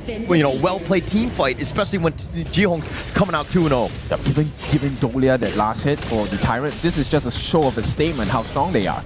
I mean, whether it's on purpose, that's another question for another day. But at this point, you know what? I would think that this is what is supposed to happen. This is how Aurora's draft is supposed to work, right? And based on the playstyle of Influence Rage, I think we will wait for a couple more minutes before we decide, is INF too late? I mean, you never count them out. We've learned that even in the earlier series that they played today. I mean, this is like a 1.5K net worth lead in favor of Aurora Gaming, but they still manage to find ways back in, but it's usually because their opposing teams make some sort of mistakes. They overextend. Yes, overcommit as well. Oh, Tempest goes right into the truth, finding Saber, who shakes that one off, and here come the reinforcements. They're going to scare Tempest away. Yeah, this is a very uncomfortable position now. They don't have any pressure else to apply because they've already taken a T1 at the bottom. So, nice idea by Xiang. They're going to try and force a T1 at the top. Not quick of a response on the side of Tempest, so it's going to be a 1-for-1 tower 1 trade. Yeah, taking that one down. I mean, the top T1, essentially Xiang is there. He's going to just skirt a Tempest away, and you're talking about this, far superior one-on-one. Tempest can't even get to the tower. Yep, so ideally, I think what the game plan here on the side of Aurora is, can we keep the other 4 members on the side of Influence Rage occupied, right? And allow as many chances for Xiang to get this one-on-one. He doesn't really have to win it. That would be a great perk, but it's more about keeping Tempest in place. So they have a lockdown on information. Lesser problems to worry about, because the truth mantra at the walls is going to be disastrous for the side of Aurora. Yeah, lock him down, right? Don't let him get out of his cage, if you will. And as long as you're kind of limiting him from actually getting into the team fight, that would be best case scenario. But at the same time, you're kind of forcing your own Florentino to be in the top lane by himself. Yeah, it is. I mean, but it does give him some space to farm, right? And with the Primal Portal, they're right before the 10-minute mark. You are free to TP as many places as you want. There is a cooldown if you kind of miss it, which is 15 seconds. So you have to make very smart decisions on where you want to play your prowess around the map. And look at how Aurora Gaming, we talked about how they're methodical they were, right? How like they slow games down, almost like you're fighting them in a bit of a swamp where it's like, damned if we do, damned if we don't type of playstyle, because you're forcing them to make some sort of action because they're behind. Which is kind of weird, because I normally expected Aurora to be much more aggressive, but simply because of this new change in jungle picks, right? The Dolia Yangjin combination. It's definitely a much slower pace of game. So I think we might be having a very long game number 1 here. Yeah, I think so. But who's got the late game advantage? I would think it's really who lands the appropriate ultimates first. If Danny gets his duel to the death on Yulong first, I think we can expect an INF win. So don't you think that, like, I mean, Danny always has that opportunity, but for me, when you're starting a team fight with the Influence Rage lineup, I'm kind of thinking Tempest has got to be that guy. He's the one that initially goes, everybody kind of groups up, then you're talking about Maida and Danny looking to kind of, counter-initiate, if you will. I mean, that would be best case scenario, no? I think that's one of the potential situations. Right. Ideally for me, I'm more of a risk taker. I want Danny to go in first, right? So everyone jumps onto Danny, after which Tempest gets the easiest truth mantra and a multi-man one, by the way, of his life. Yeah, but my problem is that Danny's kind of on the squishier end, right? There's a decent amount of burst if you're talking about Aurora Gaming, plus the control from Jihong. He can do it from afar. So I'm just very worried about how these team fights will actually play out. That's true. I mean, but this consideration is not going to be... Yeah, Umbrella Outburst, they're trying to go in for this one, but now with this Wings of Judgment, the Duel of Death, they actually find JR, but Danny's going to be the first to fall, and now it's an all-out retreat. Tempest taking way too much. No chance for them. Aurora Gaming weather the storm. They turn it around. They're going to take 2. They did exactly what they should have done, but this was very uncoordinated, right? Tempest actually dove into the middle of Aurora. You need to be in front of them or behind them, and they couldn't get the damage in. And that choice to go onto JR instead of Yulong, I felt like that was not the play going in here. Yes, we want to get rid of the Agudo, but where's the follow-up, right? Everyone else is tanking for JR, and once they come back, you did not even burn the first ultimate of Yulong successful. There was zero value in that. Zero value. I mean, you did damage to everybody. Your stats are going to be padded, if you will, but you got 0 kills, and that's never going to help, especially when Danny was looking to go forward. So again, I'm asking the question of like, hey, should Danny be the guy really initiating? I would think that that's the easier way to initiate because everyone's teleport has been stopped in the top lane, and it looks like he's got nowhere to go. Danny, even using the dual death, no chance to get out. Did you see the damage that Danny was doing? That's nowhere near enough. So Danny needs more farm, he needs more levels, he needs more items. And this is a cause of concern because both Yulong and Danny are at the same level. You would think that it would be at least half his health when the duel to the death comes in. Yeah, this is a bit of a problem here. The Umbrella Outburst just saving Tempest. He got locked up, if you will, but it looks like Influence Rage now, without Danny, are trying to at least salvage what they can in the jungle. Okay, do you hear the engine revving on the side of Aurora, right? We're reaching the 10-minute mark. Boom, boom, yeah. Okay, you heard it, right? Now, this is the point of time. Once we hit the 10-minute mark, they get the Shadow Tyrant, and maybe even a Shadow Overlord at this point because they do have quite a bit of damage. I mean, Yulong going in. He's going to hound out forward. Finds Leffy to start things off. And off to the side they go. They've got the flowers if they want to go from that. From Xiang, not going to do so, but they're going to take the mid T1. There's more to come. T2 at the bottom as well. This is open for the menu. And right off the bat, they're going straight for the Shadow Tyrant here. And this is going to be a big start in the second half of this game. Number 1 for Aurora. Yeah, Aurora Gaming, though, it's like the strategy for them was to limit Danny as much as possible. Danny has not got going. He's really not in fighting shape. And it looks like Aurora Gaming, the way that they've been able to kind of, force them to play their play style, it's not been good for Influence Rage. It's not. And this is, based on what I can tell, this is a very calm Aurora. We talked about them losing to Rock Esports, right? Maybe there was some unhappiness. They should have done better. They should have gone in first place. But I don't sense any of that intent today. They want to just show that they are stable. Yeah, calm, cool, and collected. Dual Death is going to be used, though, and they find it, and they're not able to do too much. It looks like Influence Rage have completely been thwarted here, as Xiang was literally fighting 1 versus 4. And that's the beauty of it, right? Xiang didn't need to go for the kills. Look at what he has achieved for the team just by being aggressive. Now they have pressure on all 3 lanes. T2 in the mid, T3 at the top, and another one more wave. Once they're done with the mid and the top, they can actually rotate either to go for the Shadow Overlord, or as well as... Oh, what? Oh, he goes right into the Hound, finds Leffy yet again. Yulong, it almost seems like it's personal as they find it, but Influence Rage have to huddle back, get back to the fountain, but it looks like they're probably going to lose this mid T3. Yeah, I mean, you want to feel like, hey, there's time to breathe. They don't have it. They don't even need the minions at this point. Don't need anything at this point. I mean, when you've got an Agudo JR just rolling it out, they're going to go into the top lane as well. Influence Rage have to hold on for another 12 seconds as Leffy comes back up, but Influence Rage without the numbers, the orb, the control, the dual death, all the way to the back, it's all in. They're trying to force it out, but Danny's been killed as well as Tempest. They flash on forward. They're going to find Fury hiding in the fountain, if you will, but they're going to take game number 1. Indeed, the engines have been revved. That was really quick. The change of pacing from the side of Aurora, loved it, right? And here's the kicker for the way that they play. This is a influence rage style draft, right? We play the tanky front lines and we just open up the back lines to have freedom to do whatever they want. And did whatever they wanted. They really had game one under control. Full control. I think that's the number one word, right? In the sense of just like being able to dominate the way that they did. Influence rage. Like, again, Danny was, knew he was behind. He was forcing the issue and he was getting punished for it.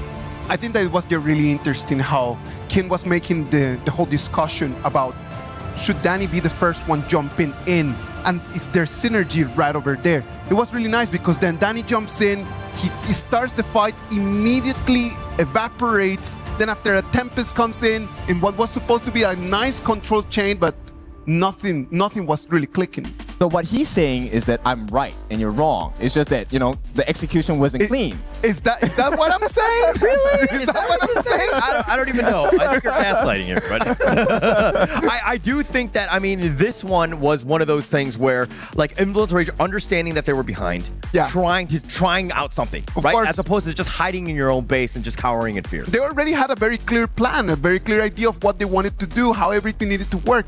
The problem is, for me, what breaks everything apart is the Agudo pick.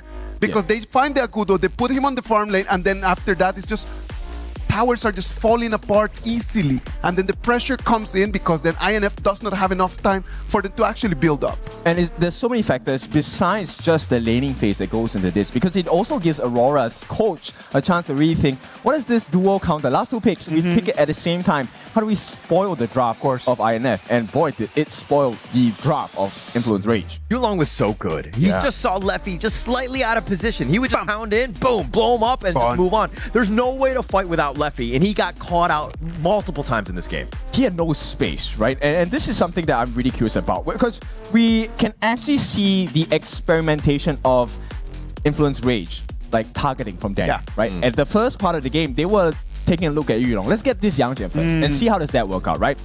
First Blood, beautiful work. This was what was supposed to happen based on the way that they drafted their composition. But later on, why did they start changing to go on to JR instead? Why not just continue doing the same thing over again? Actually, it was almost like baited out, right? JR Agudo, he's tanky enough in and of itself, but Yulong is the true problem. As you could see him just constantly just going up in front, just taking down everybody, especially Leffy. Yep, and Xiang is another person. This is all about the synergy, right? Xiang is very responsible for keeping everyone else at bay. Stop the synergy coming in and stop the stuns that can save your teammates. And at this point, because of the success of the early parts of the game, Zhihong already had a level advantage, gold advantage. Once you catch Leffy, he's out of the game. It's one combination, one ultimate. There's no more damage coming in from the side of Influence Rage. And this is something that is suffered throughout the entire tournament. I love it how they bounce back, right? This is also a moment where you're kind of thinking, oh, would they be angry? Would they be, not playing the way that they normally play? They were like, no. Let's refocus. Let's play our play style. This is it. Clean, calm, collected, everything that you wanted from a team. Let us refocus as well. We're going to go to a little break, and after we come back, let's see if Aurora Gaming can come in with the same performance and just seal the ticket into the top 8.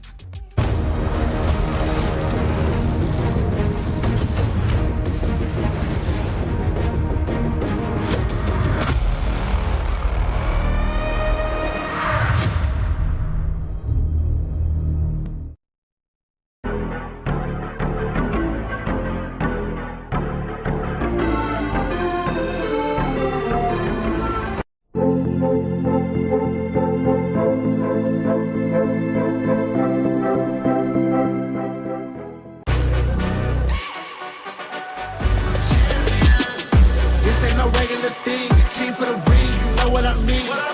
You see my name in the lights, better get right, I'm champion.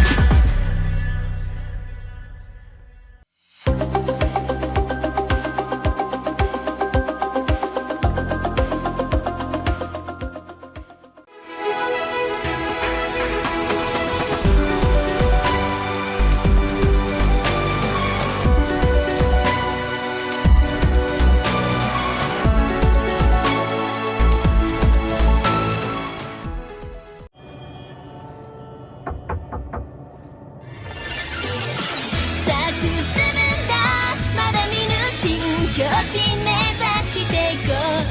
ドキしようよ準備快適早くまだまだないこの世界を楽しんでみたんだ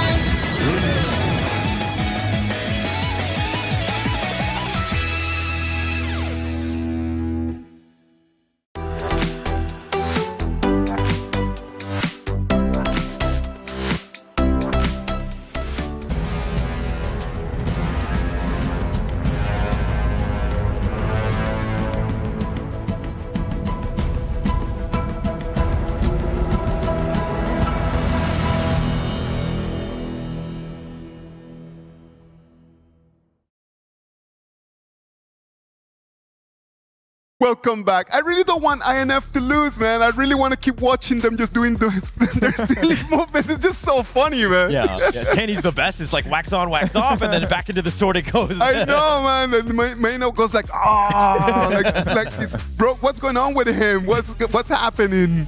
All right, let's get into the game, please. Aurora Gaming right now 1-0 advantage on top of INF. Aurora Gaming, they picked the Florentino, and then we were talking a little bit about the two different ways that we can play with that hero as well, right? Yes, so Florentino himself, what we have seen in the first 4 days of the competition was that most of the teams use him as an aggressive tool. You want to win the 1v1s. Hasn't really found a lot of success. But Xiang showed us the complete opposite today, which was let's play with strategy. We don't need to win the team fight, we just need to push them away. So 9 games up until right now. Well, before today, 2 victories, 7 defeats. That is not really good. It's not good, but it's also because Xiang hasn't been playing the 9 full time. Right? There you go. In terms of pilot, he's one of the best, and there's a reason for that. And as you saw in that one, they just got a lot of value out of that pick. Well, let's wait and see if they can, if INF can come in and then try to apply that. Maybe that Florentino is going to be up there for them for grabs. Tempest, we've been seeing him in this whole spectrum, like sometimes amazing, sometimes he just gives a lot of questions. What is going on? Can the Clash lane over there have an answer to this? I feel this is no time to pick a Florentino, right? Okay. On the side of INF, right? Because this is where, look, this is your last chance. Last chance, you're right. You're out. If you lose this one, you're gone. No, it's not just your keys getting crushed, your soul's getting crushed as well. All of the hard work you have done since 2025 and 2026 to qualify into this place, just gone to dust. Yeah, go home, unfortunately. You got to pack up. You got to get out of this one. So again, to your point, Ken, I do agree with you. I do think that they need to pick comfort heroes. Back is on the wall. You got to fight back. What is it that you're going to be picking here in Game 2? I think they need to go with the Flowborn tank, right? Let's go back to your basic style of super tanks at the sides for the Clash lane, and then you also have Danny with the Flowborn tank, and give Leffy and Fury something that can work in close synergy in the poke game. Yeah, poke game, and sticking to the frontliners, right? I think that was the biggest difference that we kind of saw earlier, where they're not able to they were trying a different strategy. It didn't really work, especially from what we've seen from Influence Rage thus far, which is, again, 2 big-bodied guys in the front. Yep, and also to understand the growth of your composition, right? One thing that I really like that they did on the side of Aurora, specifically to Saber on this Dolia, when we play rank, there's a lot of people that will question, hey, why is my support not with me? Why is this person not in the farm lane? Right. And I'm normally in the Clash lane, right? Because I want to make sure that my Clash laner gets a decent, even if it's a small advantage, that advantage based on your skill level can actually help you win the lane entirely during the first 4 minutes. And my job is done, but I have to be gone for about 1 or 2 minutes. Okay. Sometimes as a farm laner, when I see the roamer going and some other lane, I always feel like they're going to the bathroom or something like that. They're never there to support me, never on there, but I have that report button ready and waiting to go. Yeah, and you know what? That was something that was kind of missing from the Arsenal on this side of Influence Rage. Right. Now, they will go for an Agudo jungle, which is lovely. We want to talk about this, right? The differences between Agudo in the jungle and Agudo in the farm lane. Yeah, a lot of flexibility in terms of what they can do. And this is what I like about it. I mean, this one is definitely a jungle, especially since you've got the Loong here. But I do think that it provides the same value that you can get. I mean, still tanky. It has that range, plus your Munchin towers. At the end of the day, that's what you're looking for as a farm laner. Yes, and I like this. This is a traditional INF draft, right? You have the Arta. He's going to be a super tank and shield for the team. But my main concern here is I don't really see very consistent CC because you're dealing with a Luna, a Haya, and a Lapu. These are three of the most hard to deal with heroes just in general. Even your rank games, when you see these heroes, you will tremble in fear. Yeah, I'm also trembling in fear of the fact that like Jihong is getting his Haya. Like he is so good as an alien abductor, taking out whoever is slightly vulnerable and out of position, and he tends to make that, you know, just like really team fight winning there. Yes, and this is something that's going to be really important for the side of Aurora, right? If Zhihong actually uses the Haya to try to get the Moonscape Mirage onto Leffy here, there's great value. You know why? Because your cooldown actually gets reduced if your ultimate doesn't land. Yeah. So you force out the Infinite Vastness, you get a cooldown reduction for not completing your ultimate as a Haya. You have a new purpose, you can get the poke in as well, play from very far. And right off the bat, level 1 first wave, you technically already win that side. Yeah, a lot of value. And you know Jihong, always able to find the right moments, right? He knows also how to play around with the Fog of War, of just being able to kind of catch you off guard and ambush you. But now with this Byron into the top lane from Xiang, he's the old tried and true, creating a lot of havoc with, of course, Yulong's Luna here. Okay, I'm not a big fan of this. I feel like, yes, Influence Rage, this is, if it works, it's going to be an absolute masterpiece. But with the stakes being so high, a Princess Frost and Liang combination, do you really want to risk that? Because there's so many people here that can stop your combination in the blink of an eye. Yeah, I'm also thinking it's more of like Influence Rage just being scared of the Yulong Luna. Right? They were like, okay, we need lockdown. This Leon definitely has that with that control, that ult. But I do think that it's kind of vulnerable to this. I'm not a huge fan of Leon. I do feel like it really falls off, especially mid to late game, and you kind of cripple your own chances going into that if you need to. You need to be super aggressive with this, right? It needs to be maybe a level 1 invade or a 3-man gank within the first 2 minutes, force out resources away from the side of Aurora, because every single person has an answer to this combination, right? The Soyue already showcased yesterday from our last year's champions, AGL, using the hero to massive effect with the snipes as well. This is something that is going to cost INF their piece. Yeah, and also I'm kind of looking at this as like JR not picking traditional ones. I mean, he picked the Agudo last game, he's picking the Choyu, so he's kind of like hiding a lot of his trump cards, like what he's truly comfortable with. And I think that at this point with the Choyu, it's going to lock down that late game. It is, and you know what? The laning phase is going to be extremely hard as well, because JR doesn't need to show in lane. He can just snipe the last hits. You get the EXP and the gold if you last hit the minion, so you don't really need to show yourself in lane. You're practically safe from the side of Leffy's pokes, right? But with Saber, he can afford to be a little bit more aggressive, because with the passive of Lapu Lapu, once again, if you're new to the game, you get increased magic and physical defense. Yeah. They're going to need whatever sort of benefit that they can get. But if we're talking about the Influence Rage side, I mean, this is all in on this Liang train, right? You hit level 4, you start making some ganks. If, 4 to 7 minutes, you're not finding any sort of, success with this play, I think that you're, like, largely in a bad spot. I don't think you can win.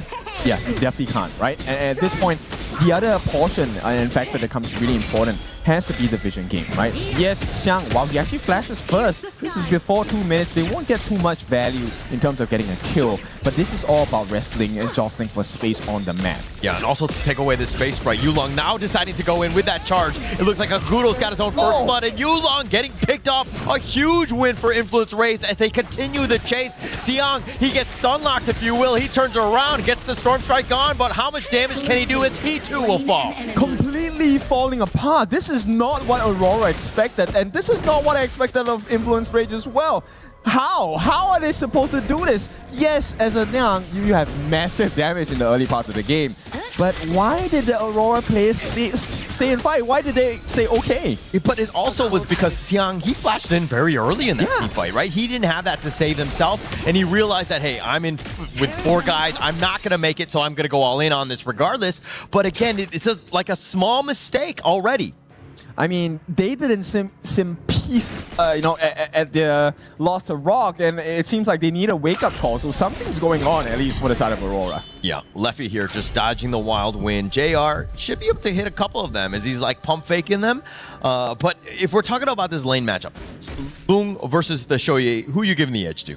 I will pick Soyu any time of the day because I have not found a way to win unless I dive heavily. And you know, Saber, Zhihong, they would love that because once you lose a vision of them, they might be hiding in the brush for you. And until you're 4, you don't really have an answer. Yeah. And you really want to use your infinite vastness now at the 3-minute mark. Risk being aggressive. No way. Yeah, not at this point. But I think that you were talking about level 4. Mena actually just hit level 5. The teleport game is on. He's going to be locking in, walking around with Fury to find some sort of straggler, if you will. Yulong, he's going to eat that one. They go in with Furball. They're looking to turn. Saber with the Raging Sea only onto 1. The flash away, but Yulong, he's getting a little bit low. They find Danny. Danny trying to get for that blast shot, but he will fall first. Tempest gets the charge. The Moonscape Mirage is covering the retreat, and it looks like Mena's been killed as well. And it looks like Tempest getting on out. Full recovery at this point. 3.5 minutes, 30 seconds more before we get that first time of the game. And Aurora have completely made a side piece on the side of Influence Rage. The idea was there, right? They actually got the freeze as well as the God's mobilization from Danny dropping Furball down onto Yulong. But the positions of Aurora, they were ready for the exchange. Yeah, they were waiting. They were willing to go on this one. And just like that, the net worth, like it was in favor of Influence Rage. They almost had a 1K lead and they've completely given that one away. Aurora Gaming now coming out on top. It looks like they're going to start this Tyrant here. Yeah, when you see a Luna stand still, something's wrong. Yeah. No Luna ever stands still. There is something at play here, right? Maybe there's a connection error, huh? No, it was completely bait, of course. Yeah, so this is something you need to learn to recognize, right? As a Luna player, okay, not me, I don't play Luna, but yeah, I love playing against Lunas as a Princess Frost because I will stand still, right? I'm the bait. And once you stand in front of me or you try to dash into me, that is where Princess Frost second skill comes into a big play, right? So that's something they need to bait out of Aurora. Give a target for Yulong to jump in and ready your second skill as a Princess Frost. Yeah, but I also think that it's like you're not going to see that sort of fall. Oh my gosh, Leffy gets destroyed. JR's all by himself though, and it looks like Danny gets clean up, and it looks like they're trying to run away, and it's going to be a 1-for-1. Okay, I like this exchange. So yes, Leffy did take a fall, but JR was taken down by Danny as well. And as Danny is a jungler, this is absolutely important because he already died the once. Having a singular kill brings him back in terms of EXP and gold. He needs to have the lead against Yulong here. He's doing pretty good damage. Pretty good damage, for sure. And I think that Yulong is like, okay, JR, you're dead. I'm going to take your wave. I'm going to be happy with that as he cleans up on this one. And again, Yulong has been literally just, aside from that one death early, it looks like he's kind of just off the map. But now the Mirage under the tower, if you will, the Raging Sea is going to be used. Not really getting too much value out of this. Here's the Flaming Palma is going to be used as well. Danny at half-life. The Wild Wind is going to be used, but the Ghost is blocking him down, and it looks like Zhihong is going to be taken down. Furball still up in front as being that tank. It looks like Influence Rage going to be happy with that one kill. This is exactly what they need to do. Did you see the way they defended Fury from the last snipe of JR? With the movement from Danny as well, he actually threw the Furball down to make sure that they tank the damage with the Furball and turn that fight around, getting the life of Zhihong. And that was a very scary situation to the likes of Fury, right? Because you just use your Frigid Prison, it's on cooldown. Yeah. And you immediately get taken to the alternate dimension in the Moonskin Mirage. I thought Fury was going to be dead there. Yeah, and I think that Zhihong, a little bit later, when he does have that net worth, that fight is not going to be a good one for Fury, who's going to be like a secondary support, if you will. So we first take a look at this trade. Was it worth it for Leffy to sacrifice his life? I fully believe so, because you give Danny the recovery, he also gets some free minions and maybe some free damage as well. But right now, the game plan is completely different. They have to start protecting the mid laner. Zhihong gets the catch, but I think he's the one that's going to fall. This is not a great spot, but Siang is now there. They have a lot of that control. The Raging Sea on top, and it looks like Mena's going to be killed. The Infinite Vast is going to be used by Leffy. He is so low. Tempest flashing away, while Lin not able to hit, just out of range, but Danny's in the mid lane. You always want to one-up your opponents, right? The moment Zhihong got the catch onto whoever it was in that particular position, I thought it was over because there was no backup coming in from the side of Aurora, but they actually did. The flash by Xiang to move in, be the center of attention, while JR sneaks in from the mid lane left brush. then get the damage down. That was a perfect coordination from the side of Aurora. It was SNS, Xiang and Saber. Both of those guys, the right time, right place, the Storm Strike, the Raging Sea. It's like, okay, you want to fight here? We are here, and we're able to stun lock you. Love it. It's the SNS calling for INF, and they need the SOS as well. And I mean, that help didn't come. All right, I got like a SS to SOS to IN. Okay, all right, I'm on the same page. Let's go. All right, but now, as we're here into this mid lane, I mean, Aurora Gaming, this is a great one where they're able to, again, I mean, this is net worth slightly in their favor, but I think that you want to be, again, be the aggressor here. Okay, I don't want to discount, having a goal lead at this point. But based on the draft, this really is who lands a better skill shot, right? Because if Fury lands his second skill, Tempest gets the ghost ship at the perfect timing in conjunction with Danny's ultimate as well. You don't win the team fight. Likewise, on the side of Aurora, if Zhihong gets the catch and everyone positions well in conjunction with Saber's ultimate as well as Xiang's knockup on the second skill, you can't play the game. Nobody gets to play. Yeah. And that's why they drafted it, right? When you had the Haya, and like when they come out of that after 8 seconds, Xiang and of course Saber, as you rightly mentioned, those are the guys that just cover whoever's going to be there. The Tyrant going to be picked up here by Yulong, not able to continue on with that chase. But JR is starting to become a little bit of a problem with his damage. It is, right? And you know what? That sidestep from Leffy actually costed Fury some hit points. Unfortunately, from the snipe of JR. And like you said, JR is getting to be close towards that mid-game state he's supposed to be in. But JR, late game, you don't want to play. He is going to wipe you out in 3 to 4 hits. Oh, nice little play here. The Raging Sea Saber's been pushed back by, but it looks like the Moonscape Mirage is going to be sending Tempest into the afterlife, if you will. Zhihong is continuing. Xiang taking some serious damage. He's getting a little bit on the low side. He's got the force field suppression, but at what cost? He's trying to dash, but it looks like Yulong will fall first, and they find Xiang as well. JR with a step back, if you will, and it looks like Influence Rage coming out on top. I perfectly love this patience from Mena. This is what you need to do as a Liang, right? This also tells you something very important in this game. Target prio. Who are you actually looking for in the fights? Mena saved his power of word control, which is his ultimate, securely just for Yulong. And, I mean, you can't really hear it. I hope not, but the INF members were screaming their heads off, calling for Tempest to come in, get the damage, man. I caught the Luna. Yeah. And I mean, the communication, like they're one of the most passionate teams out there, right? In terms of just like their comms and everything.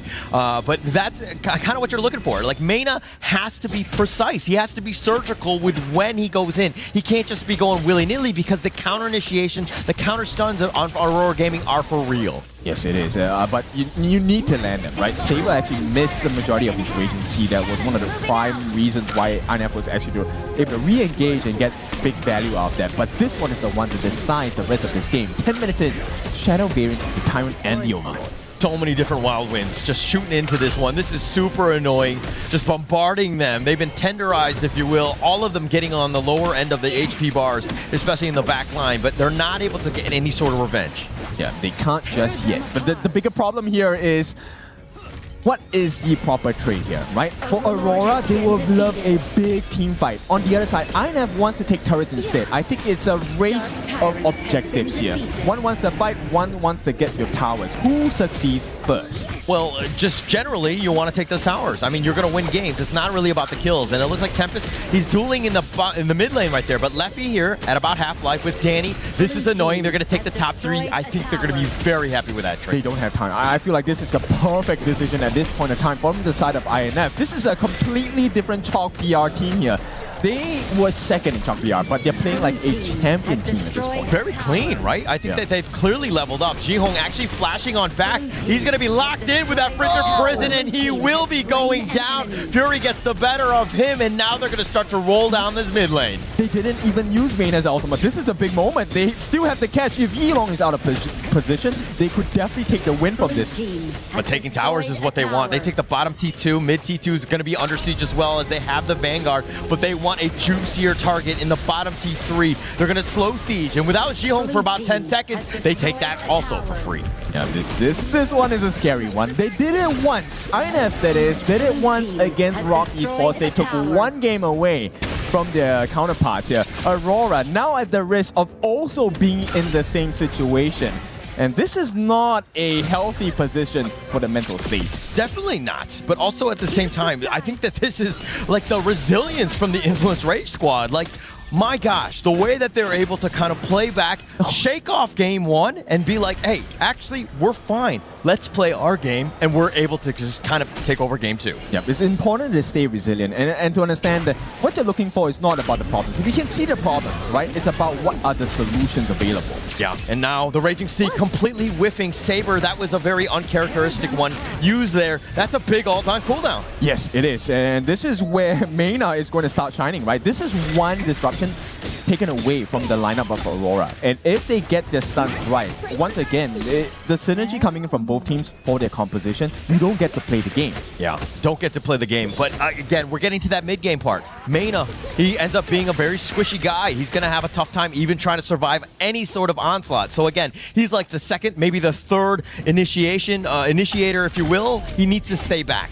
Yep, I'm so curious about JR's itemization at this point, right? Because late game JR, he doesn't need to use his wild winds anymore. It's really just auto attacks. Yeah. 3 shots, you're dead. Yeah. And I mean, he's going to continue with these wild winds. Again, it's about this mid lane. This wild growth of Agudo is a problem from Danny. And now Aurora Gaming trying to just hang on to it. But a couple of the shots, the Moonscape Mirage, he's going to flash on forward. He's going to send him to the afterlife. They've got the Raging Sea, but Saber with a charge in. He's taking a lot of damage. The 3-man stun gets the pullback lefty. And just like that, 3 members down. They want even more as they take down Tempest as well. Mena is also going to be taken down. A quadra kill going the way of JR. It's all about the moments on this one. And a moment there was a little bit of a disruption coming in because Xiang was supposed to land his second skill a little bit earlier.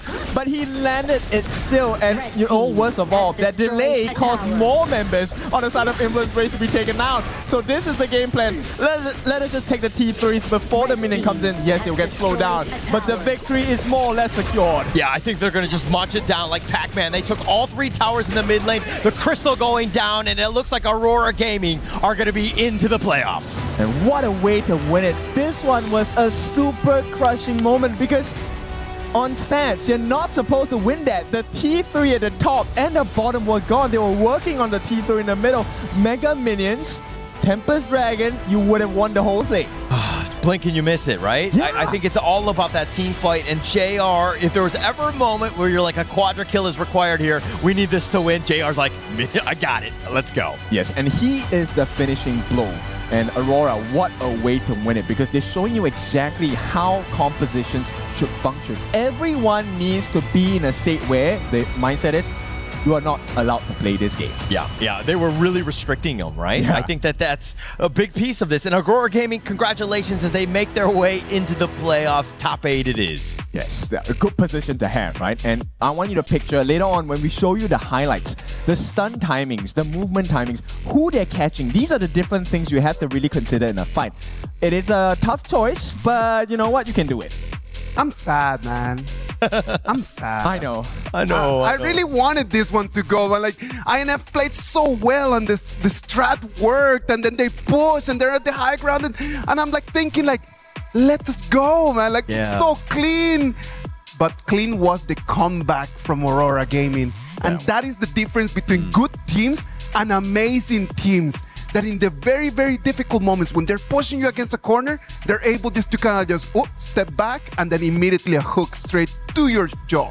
Yes. And it's also one where you're like, if you go in and somebody gets picked off, why is everybody there so that everybody dies together? Like if one person, then you got a chance. So sad. Right? Because they had to literally go through like 3 towers in the mid lane. If you, a couple guys are there, maybe they get some sort of wave clear. They maybe survive that game. This is where it's so painful, right? Because we have the hindsight bias. We saw how this draft went down. The goal graph is a little bit kinder to both teams here at this point. Because if you take a look at the composition itself, Influence Rage, this composition shouldn't work. The game shouldn't have been 14 minutes long. It could have been much shorter because there were so many disruptions coming in. But somehow, they forced Aurora Gaming into the back first. I am just wondering, this whole composition, if they wouldn't have lost that fight, do you think that we could have gone to a game 3? Guaranteed. Guaranteed they would have won that. Yeah. I mean, they had that lead. Everything was rolling their way. And then it comes back to that last team fight. And we'll see it in the highlights of where they kind of made that mistake. But man, Influence Rage, they had like 90% towards the finish. And it was that last 10% where they just like botched it. I think it's more about the communication because the last moment in the game, how it started was with a Zhihong flash ultimate, right? And this is something that's really hard to react.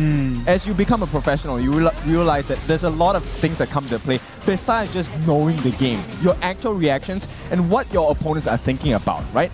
I play a lot of the games where I think of combinations available and I'm like, okay, you know what? Maybe they wouldn't try it at this particular point of time, right? That was like the worst position possible. If you lost the fight there, you would have lost the game. Or they were really open. But Zhihong called out for the team in a split second and got their first catch. And this is where combinations look. Everyone there in the air for days. I did not sign up for a plane ticket. Yeah, but you're flying in this one, right? And it looks like this is that last team fight where they, again, just clean them up. And look at how fast they go. I mean, JR had so much damage that they were just munching down towers. It was just so quick. And again, they were trying to just be like, oh, let us respawn. They were not giving any time. JR took that quadra kill right over there. Congratulations goes to him. Mara is on stage over there with Zhihong. Let's hear what they have to say.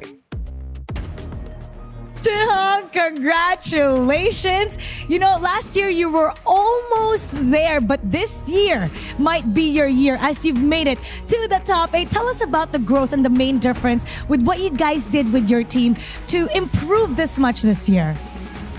We just do more practice, do more scrim, do more rank, and the most important is we just trust each other more. So you basically just kept on working harder and you gave more trust with each other. Now, amongst the 4 teams that have qualified, which team do you have your eye on and why? Because last time you were doing your fearless prediction. We want another one right now. I think it's GK Esports because we just face ROC but we lose, and we know that GK is a very strong Malaysia team, MKL team, so we want to face GK to prove that we are Malaysia #1. So you want to face a fellow Malaysian team. Now all the Aurora fans and MKL fans are watching. What do you have to say to them? Thanks for your support, even though we lose to RC, but I think every failure means growing, so we will come back stronger. Thank you. I think as long as a Malaysian team wins, you will still get the MKL fan support. But for the Aurora fans, make sure to keep on supporting them. You've heard it from Zhihong. Now we're going to hear from our casters. Lead the Gorge. Every defeat is an opportunity to grow. Even Aurora Gaming understands that. They know that they didn't have the best performances, but they're looking forward to just take on not only ROC Rock Esports, but GK Esports as well. Yeah, and actually, from that interview, I kind of learned why you're taller than me, because you had a lot more failures. It's because you had more potential to grow, huh? Yes, and I'll add on one more lesson. You know, we're kind of like in a classroom now. You know when a teacher is looking for an answer to a question, everyone's avoiding? That's exactly what... Well played, right? Yeah. I just dodged your question. Because he was talking about who potentially would pick them. He did not mention the KPL teams. He's kind of like, hey, MKL, of course. look at me, we're going to fight this one out. But you know, things don't really go the way you want all the time. So I'm wondering who will choose Aurora. Nobody wants to choose Aurora. I am completely sure about that. That is going to be the last pick that they were going to have. There's a lot of different things that are going to happen. Today, we're going to have one more match. Tomorrow, we're going to have 2 more tickets over there to the top 8. This is going to be an amazing day. We have a lot more things going on. Fellas, what do you think? In this game, INF just dropped it over there in the last minute. I do agree. I think that Influence Rage had everything going their way. This is probably a game that they will look back on and be like, oh my God, we made so many mistakes and we botched it in the very, very end, right before we crossed the finish line. Complete disagreement. I think INF played really well, and this is not their mistake. This is the strength of Aurora. They just knew when to pull the combination at the right time. It literally was that split-second decision that changed the whole fate for INF. I mean, it's Influence Rage. You're not going to be like, okay, these are the mistakes that I made. You're just going to be like, oh yeah, that team's just better than me. I mean, look at you avoiding your problems, huh? I'm not being avoided. Sometimes you have to take a look at life from a different perspective. All right. That seemed like the case to me. Okay, but as we go on, I mean, this is one where, again, they took the lessons. I think that, Influence Rage can have a lot to build on here. All right. What about if we move into a short break, and then when we come back, it's going to be our last match of the day. is going to be Nemesis against Boom Esports.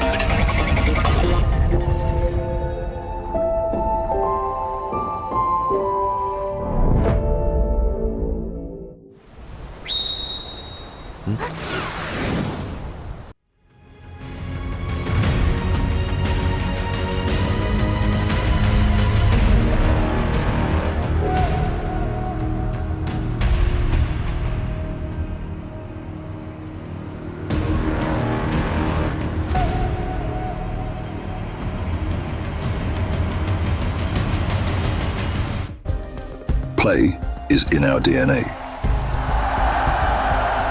Whenever we let it out, it becomes our superpower.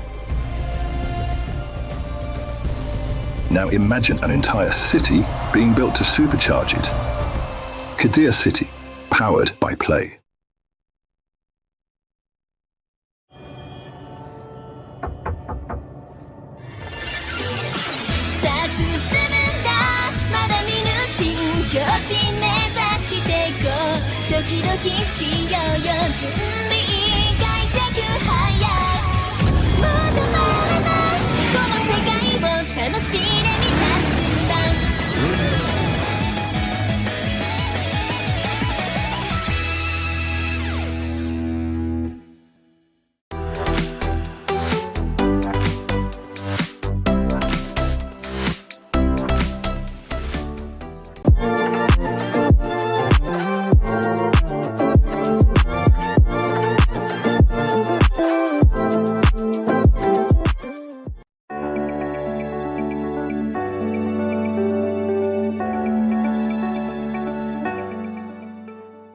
He can come in here and play my game.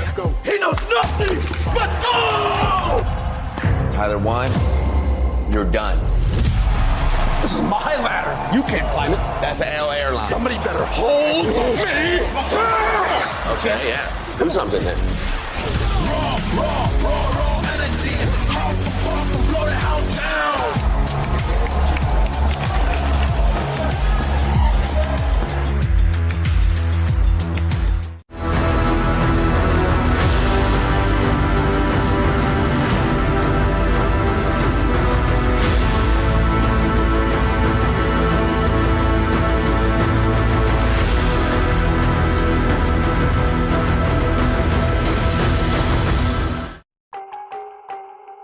Welcome back. This is the KWC 2026. I'm Isaac Peña, I'm your host, and we're going to bring you the action of our match 4 for today. It's going to be Team Nemesis against Boom Esports. I know that Sagi has been on rank the whole day, and as Trihon said, every defeat is an opportunity to grow. Sagi, how has your rank been going? You know what? My rank's been pretty good, you know. Oh, I grew pretty tall. Nah, just kidding. It's just a bit of a comedy effect for the broadcast here, Vlad. Absolutely, absolutely. I thought I was going to have to, like, get my neck ready to keep looking up at you for the whole entire stream, but I'm glad you come back down to my level. I mean, this is just like, you know, my usual. It's like, I'm just looking up. That's it. Want to give us a taste of how is Sagi's life every day. Well, Sagi, sadly, INF it says goodbye to us. Influence Rage already on their way back home. Sadly for them, this is going to be the end. Aurora Gaming had the opportunity to go and crush their dreams. I mean, to be honest, you have to give props over to Influence Rage, right? This is a team that's made it all the way from the play-ins. I mean, the play-in stage, we were always talking about that the entry out of it actually was quite a high one, considering it's a play-in stage. And I'm telling you, in no match in the whole KWC 2026, INF looked like they didn't have a chance. In every single match, they looked like they had an opportunity. Even in this one against Aurora Gaming. I think from those games as well, especially when we look back into the Rock Esports matchup, yes, they lost, but they got a convincing victory. And then coming into that series against Aurora Gaming, up until the final moment, they were in so much control. Just unfortunately, you have to end the game. Well, what about if we jump into our match 4 for today? Team Nemesis against Boom Esports. This is gonna be a rematch. They've already played against each other. Team Nemesis already with a 2-0 big win against Boom Esports is what sent them over here to the lower bracket.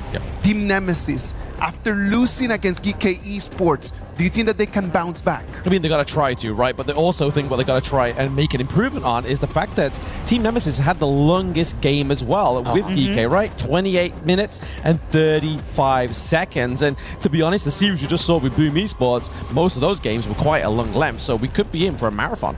I think that is an extremely good point, Blam, considering the fact that they went toe-to-toe with GK Esports, second place of MKL. They are already long and gone in towards the playoffs here. For both of these two teams, if we were to analyze their previous series, it was actually pretty close as well. Boom Esports in control for the first 70% of the game.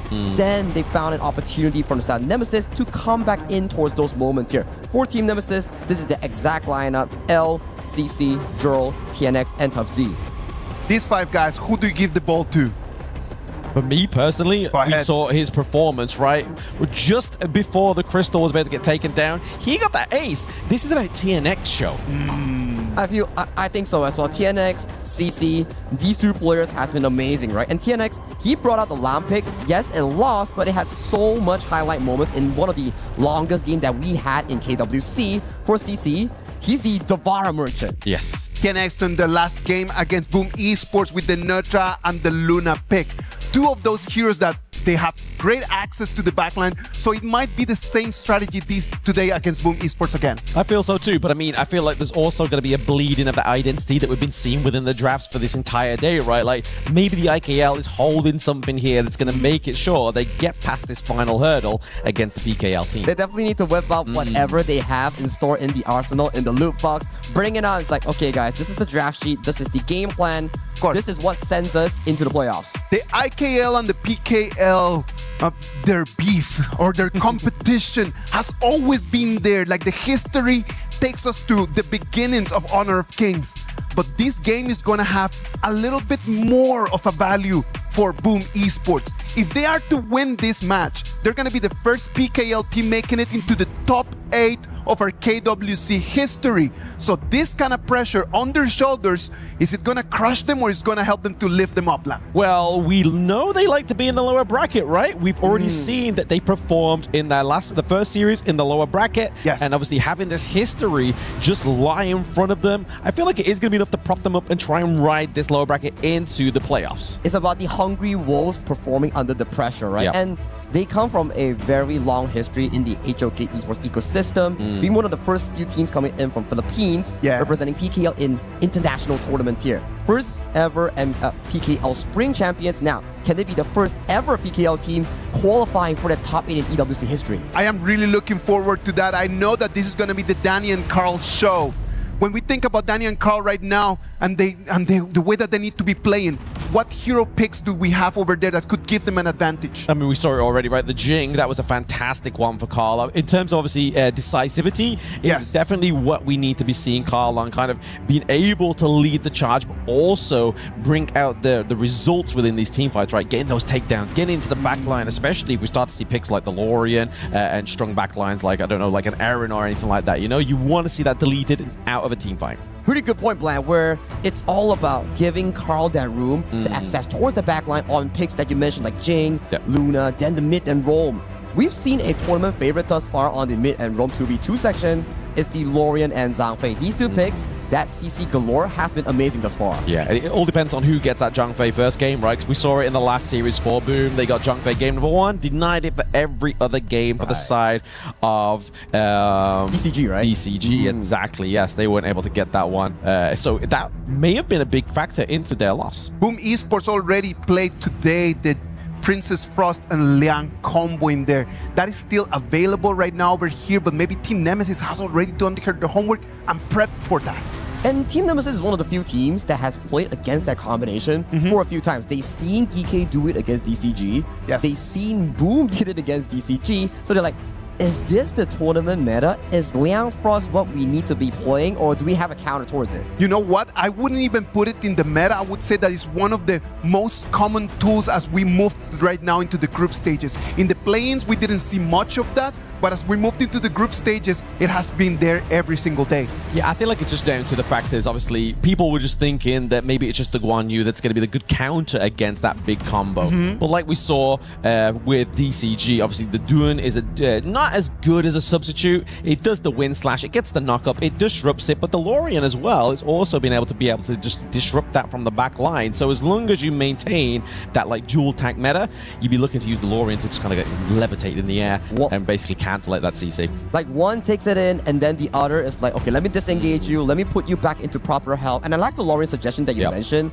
It's not only about bursting the backline, it's also about setting up some of these team fights for the team fight history. All right, ladies and gentlemen, match number 4 is on the way.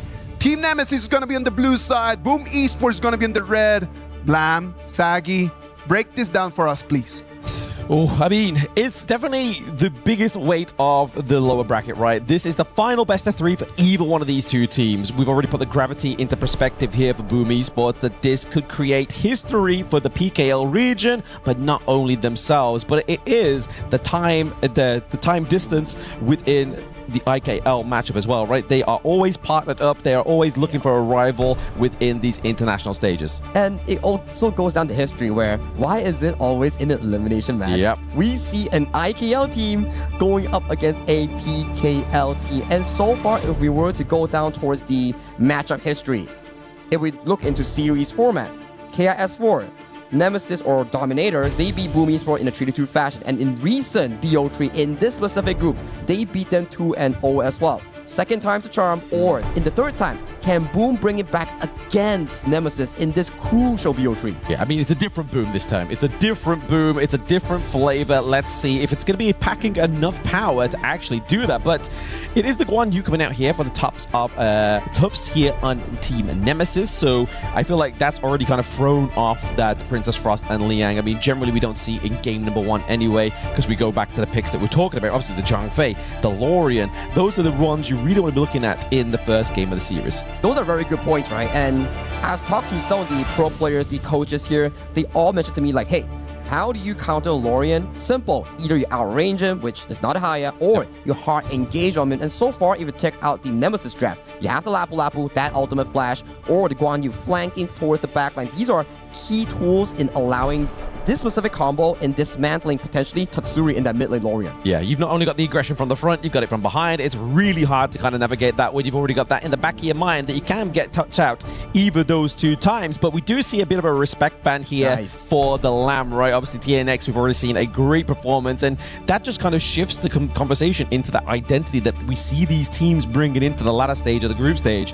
Lamb has not been played by anybody else but TNX so far within this KWC. I think it's about paying respect, like you mentioned, where we saw how TNX was able to perform on that Lamb against GK Musang King. And Musang King is one of the few junglers that has been with us since 2024, and he is one of the players to perfectly showcase what Agudo is capable of. So you've seen that matchup, you're like, okay, that's pretty tough. Let's just ban it away, save any worries in case that, oh, Lam is a bad pick, Lam is a non-meta pick. Nah, scratch that. TNX can play it, so let's ban it away. Absolutely. Just complete respect within the draft here, but it's going to be the final 2 picks up here for the side of Team Nemesis. And they're feisty ones, right? Obviously, we've got the Nuts into the jungle. So again, just more dive onto the back line. So Lorian's really going to be kind of like hiding his head between his shoulders, as well as Danny on the full-ball marksman. There's going to be a lot of pushing, shoving around here with this third pick onto the side of Team Nemesis, also creating, again, just another layer of front line. But then we have the burst potential from CC on the Eren. I like the Eren and also the Nutza, and Nutza is one of those key heroes that has been consistently picked out in trying to counter the Lorian or Floorball Marksman. Once you see them show on the map, you just immediately pop Skyfall, charge right towards him, and if it's a Fed Nutza, it immediately takes down like what, 70% of your HP by contact. Yeah, exactly. It's a hard one to come across. I mean, we saw it already today so far with the Nurtza, but it's been into the clash lane. Obviously, having that execute means that you're just able to kind of find that low health target. You know you've got the Skyfall. You know you're going to land on the execute. And it's pretty much going to get the wipeout there for them. But we saw towards the end there, that cheeky Umbrosa pickup here for the side of Boom Esports. Miggy once again just kind of molding his identity onto the team. I think for the specific Umbrosa pick, right? Yep. If you have the Undying ultimate and you pop the Spike Mill and just charge right towards the face of CC, he's gonna be like, do I cancel my ultimate or do I just run? But I can't outrun an Umbrosa, so what do I do? Exactly, yeah. You just kind of hoping that somebody on the front line of Team Nemesis, whether it be the Nerds or whether it be the Guan Yu, just try and like, you know what, you have got the Undying, but we're just going to basically shift you in a position. So when the Undying timer comes up, you just get that burst damage from CC on the Eren, right? And stakes have never been this high, Blam. Another PKL team going up against an IKL team. Yes, we talk about how Nemesis has repeatedly beat Boom Esports in different settings, but Boom Esports has had a really good track record in eliminating IKL teams from KIC, from previous iteration of the event, and coming in towards this tournament. Can they bring that momentum that they have against the IKL teams in such an important elimination match? You can only hope so, because I mean, the guys in the in-game chat have definitely been voting for Team Nemesis, right? Obviously, the IKL region have definitely come out in force here to try and put that pit into the favor of Team Nemesis. So we really need to see some support from the PKL fans in the chat. Bring it into game to see if we can neutralize those votes in the pit and give it over to your team. But like you said there, Sagi, the stakes have never been higher. This is elimination game for Team Nemesis and Boom Esports. So far in towards this early game, very standard start coming in from both the Farm and Roamers. You're just trying to control that bottom side, but that's the strength of the higher, right, Blam? Fast grave clear, that triple spell one, immediately converting that mid lane push priority into that easy pickup for CC on the fire lead. Yeah, I mean, we can kind of see why, like, we know that Guan Yu, obviously Tuff's there, having a lot of damage taken top side of the map, though. But down to the bot side, it seems like the pressure's just kind of being equalized across the gorge, right? They're just trying to make sure that they get some kind of early lead in either of these side lanes. Really, you don't want to give it over to Tuffs on the Guan Yu, because it gives up so much potential there. And Jurl is on fire right now. He stole away 2 camps coming in from the red side jungle here. So that's going to be a pretty good goalie in this specific early game. Right now, coming back towards this specific mid lane 3v3, who will pull the trigger here? At the very least, we do see Zhangfei going to the bottom side, so this priority easily will be picking up by Team Nemesis. Yeah. Team Nemesis getting the farm lane priority here now. Obviously, we know that Lorian wasn't quite level 4-ish there yet, so I feel like maybe if Boom had just a little bit more time on their side, that I feel like the engage would have been in the mid lane for themselves. But like you're saying, those stole away the camps for Jurl is clearly kind of created this lead here as well. That knock up there onto Tatsuri. I feel like they're just trying to bait somebody onto the side of Team Nemesis into the jungle, so maybe then we start to see the wraparound here for Danny. That could be the case, right? And if they can actually bait him in, and Tatsuri gets like a beautiful knockup with the help of the Agudo furball bounce, maybe that's like probably like a 4-second crowd control that could be pretty insane in locking down a specific target. But bottom side, Danny takes so much damage from CC. Yes, I mean, Eren hurts no matter what part of the game, right? Especially if you are a squishy hero within Honor of Kings. You really want to be kind of giving that over to your tank there. We do see, obviously, L having a bit of head time there, thanks to Tatsuri on the Lorian, just trying to just deny any kind of like formation down to the bot side, because we've been seeing time and time again,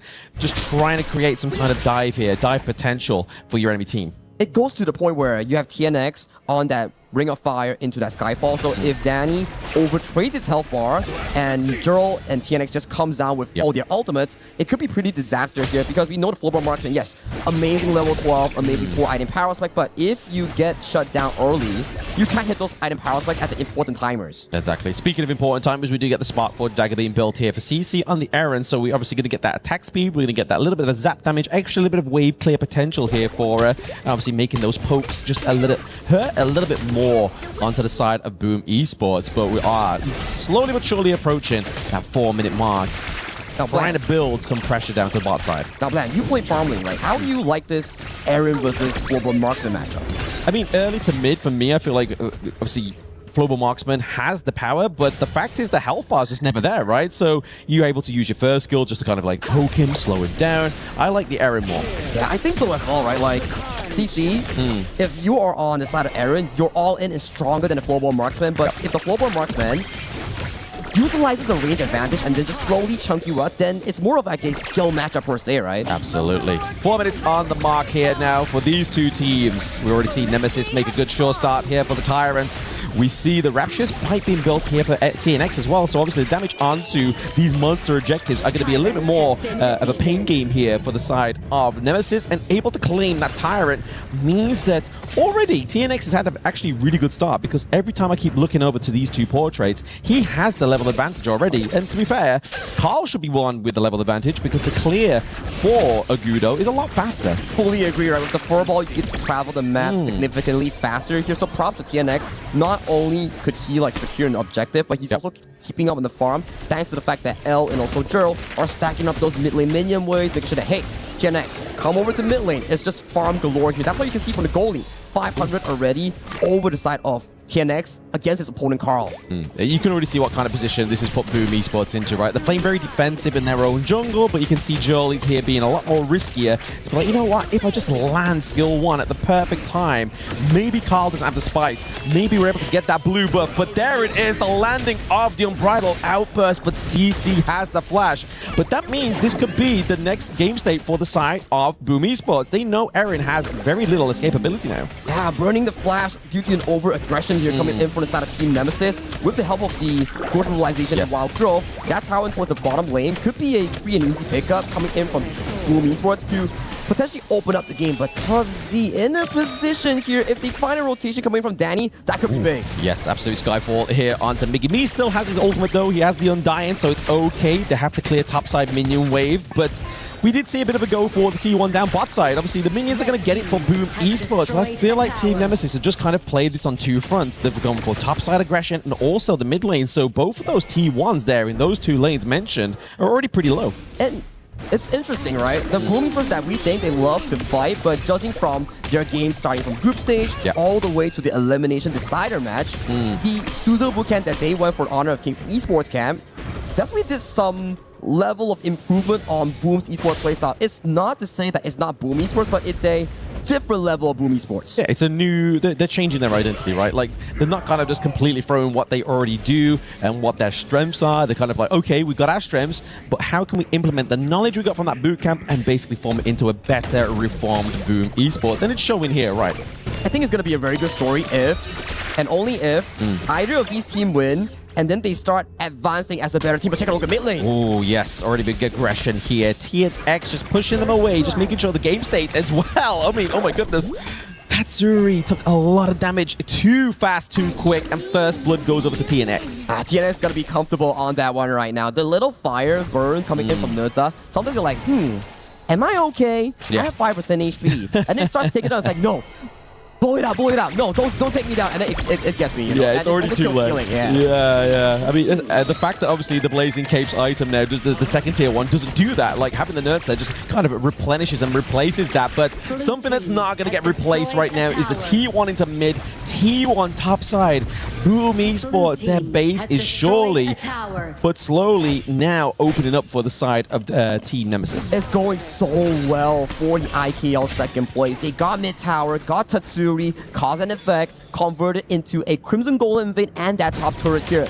Yes, Boom Esports did trade one turret here, But take a look at the goalie. It's already 2,000 healthy coming in from Team Nemesis, only with 1 kill. Exactly. I mean, it's been a low-kill game, therefore they can't really contest these team fights. They've not really been going in favor of Boom Esports. We're still waiting for that return, or at least a reaction here from them, right? 'Cause now, they're still playing defensively, but it's now cost them their T1 lineup here. But there into the back line is going to be Earl with the rising tide. Can they get anything here on the side of Team Boom Esports? Is going to be the case here, but the Mirage is put through as well. Draw survives, and now it's going to be Miggy into the back line, getting that pickoff. So 1 for 2, actually 1 for 0. That's an improvement here. Yeah, crucial mistake coming in from Team Nemesis. They want to capitalize on the goal advantage and push for that 0 goal in here. But my idea is Juro ulting Draw, and Draw was like patient.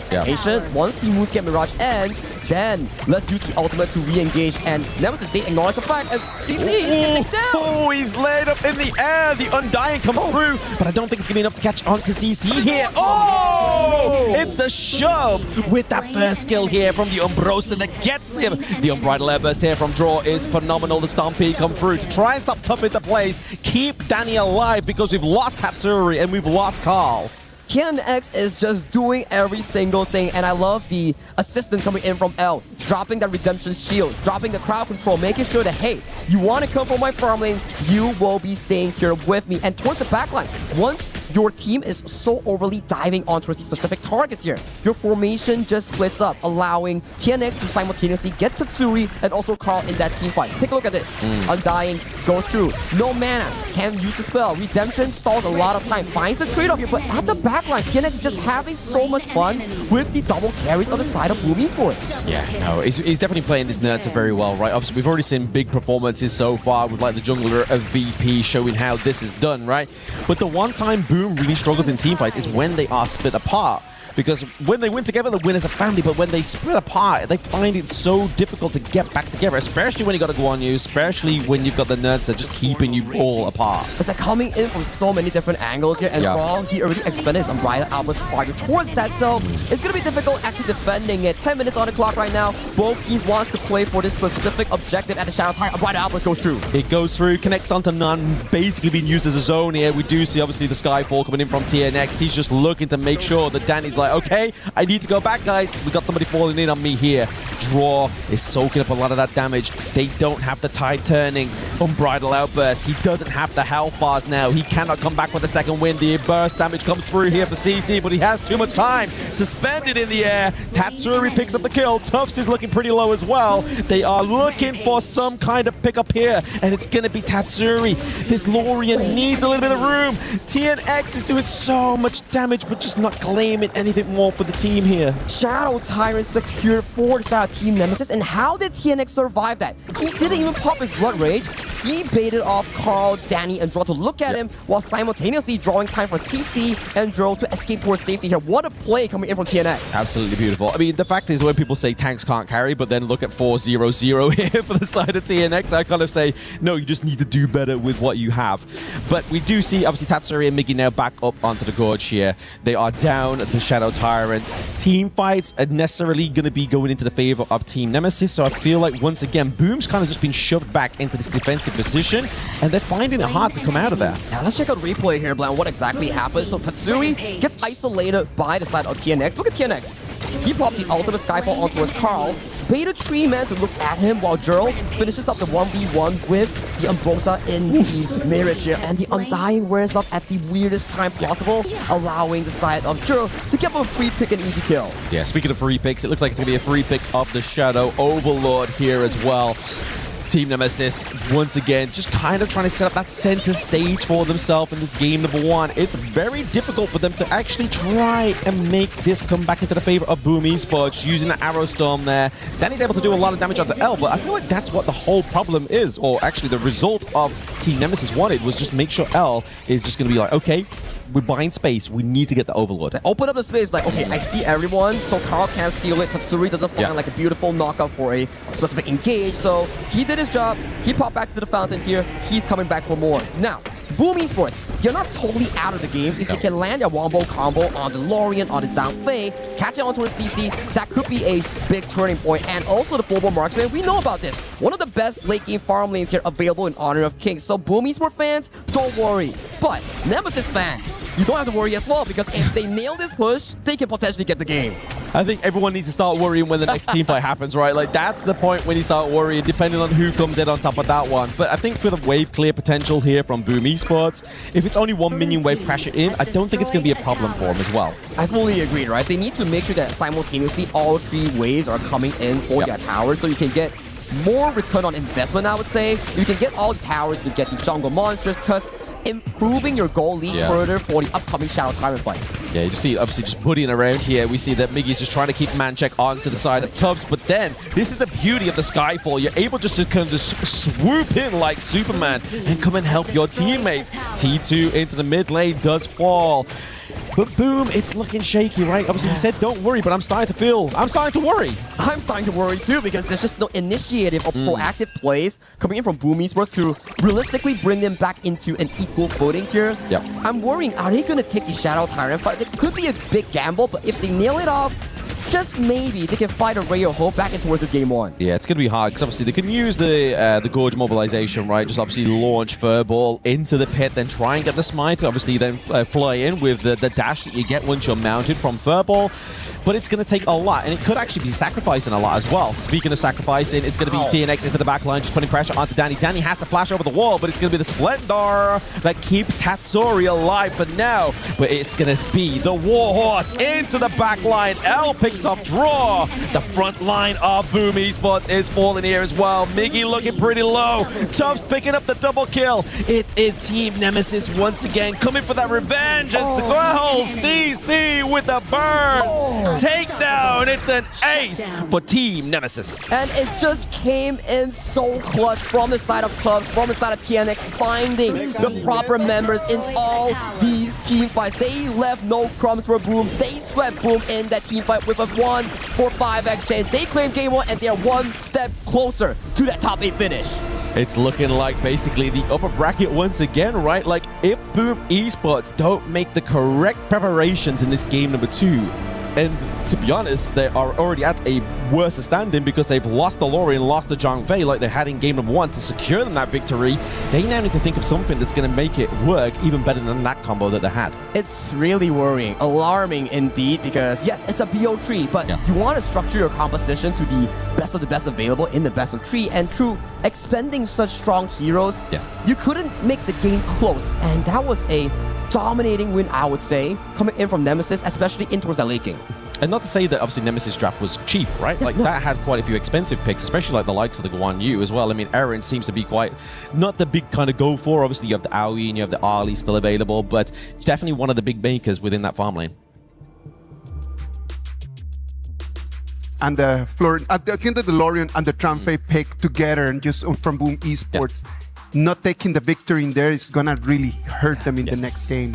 I fully feel that if you draft something of a Lorien and Zhang Fei but couldn't find the aggressive end along with the Agudo, it really hurts your draft. And it not only hurts your draft, also your confidence, because you're being given over so much combat tools, but you aren't able to find success in team fights. That is a big blow towards Boom Esports. All right, but let's just break it down. Like, what is the reason that they couldn't actually take advantage of that? It comes down to their own mistakes, or Team Nemesis actually understood how to really break them apart? I think it was just Team Nemesis just basically putting the pressure on, right? Obviously, they weren't allowing any kind of like reactivity. There was like, okay, guys, if they get a kind of any inch, they're going to take a mile, and that's what we're just not affording to do here. I fully agree on that statement, right? Yes, Boom Esports, they didn't play the best game, but it's not entirely their fault for this loss. It's more to say that Team Nemesis played their composition to a very high level. It's not about just team fights. Take a look at the early game later on where CC and L won the 2v2. Jero came down, got them the objective play, and then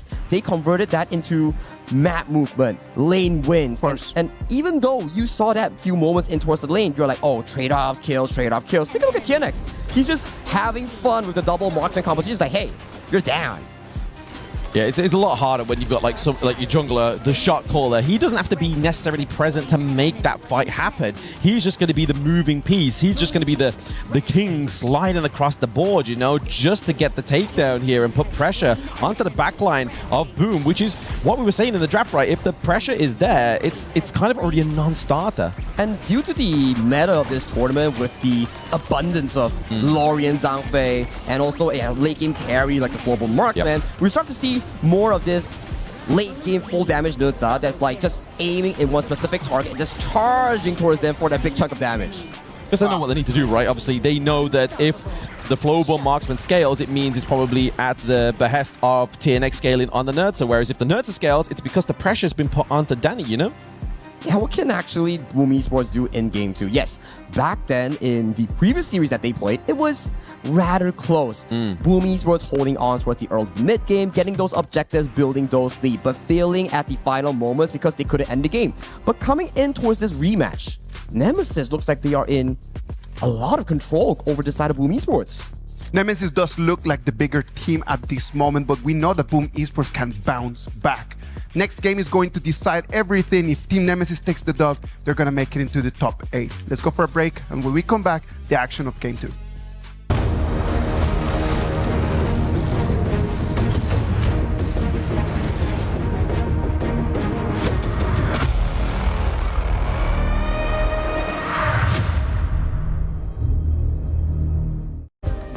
Play is in our DNA. Whenever we let it out, it becomes our superpower. Now imagine an entire city being built to supercharge it. Kadir City, powered by Play.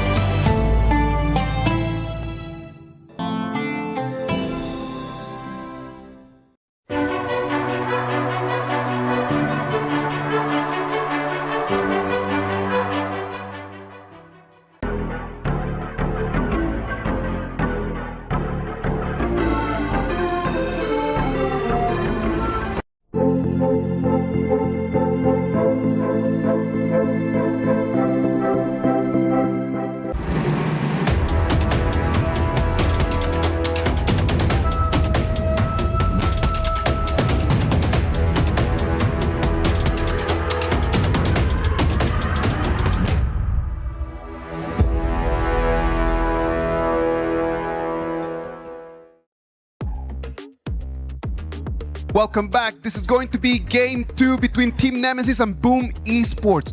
Boom Esports, the PKL champions at the edge of the abyss. One little push and they might just fall, and their KWC run is going to come to an end, Sagi. Well, that's the difficult part, right? You already have a PKL team beat goodbye to the stage today, which is Titan Esports Club, which they just lost just now in their previous series here. So you don't want to afford another one, which is their champions. PKL Spring 2026, back-to-back spring champions, just bowing out a tournament like this. That's going to be really sad and stressful, especially if you're a PKL fan. Yeah, like I said, with the start of the show, right? Obviously, this can be a very sad morning for the PKL region. Because like Sai said, TEC lost.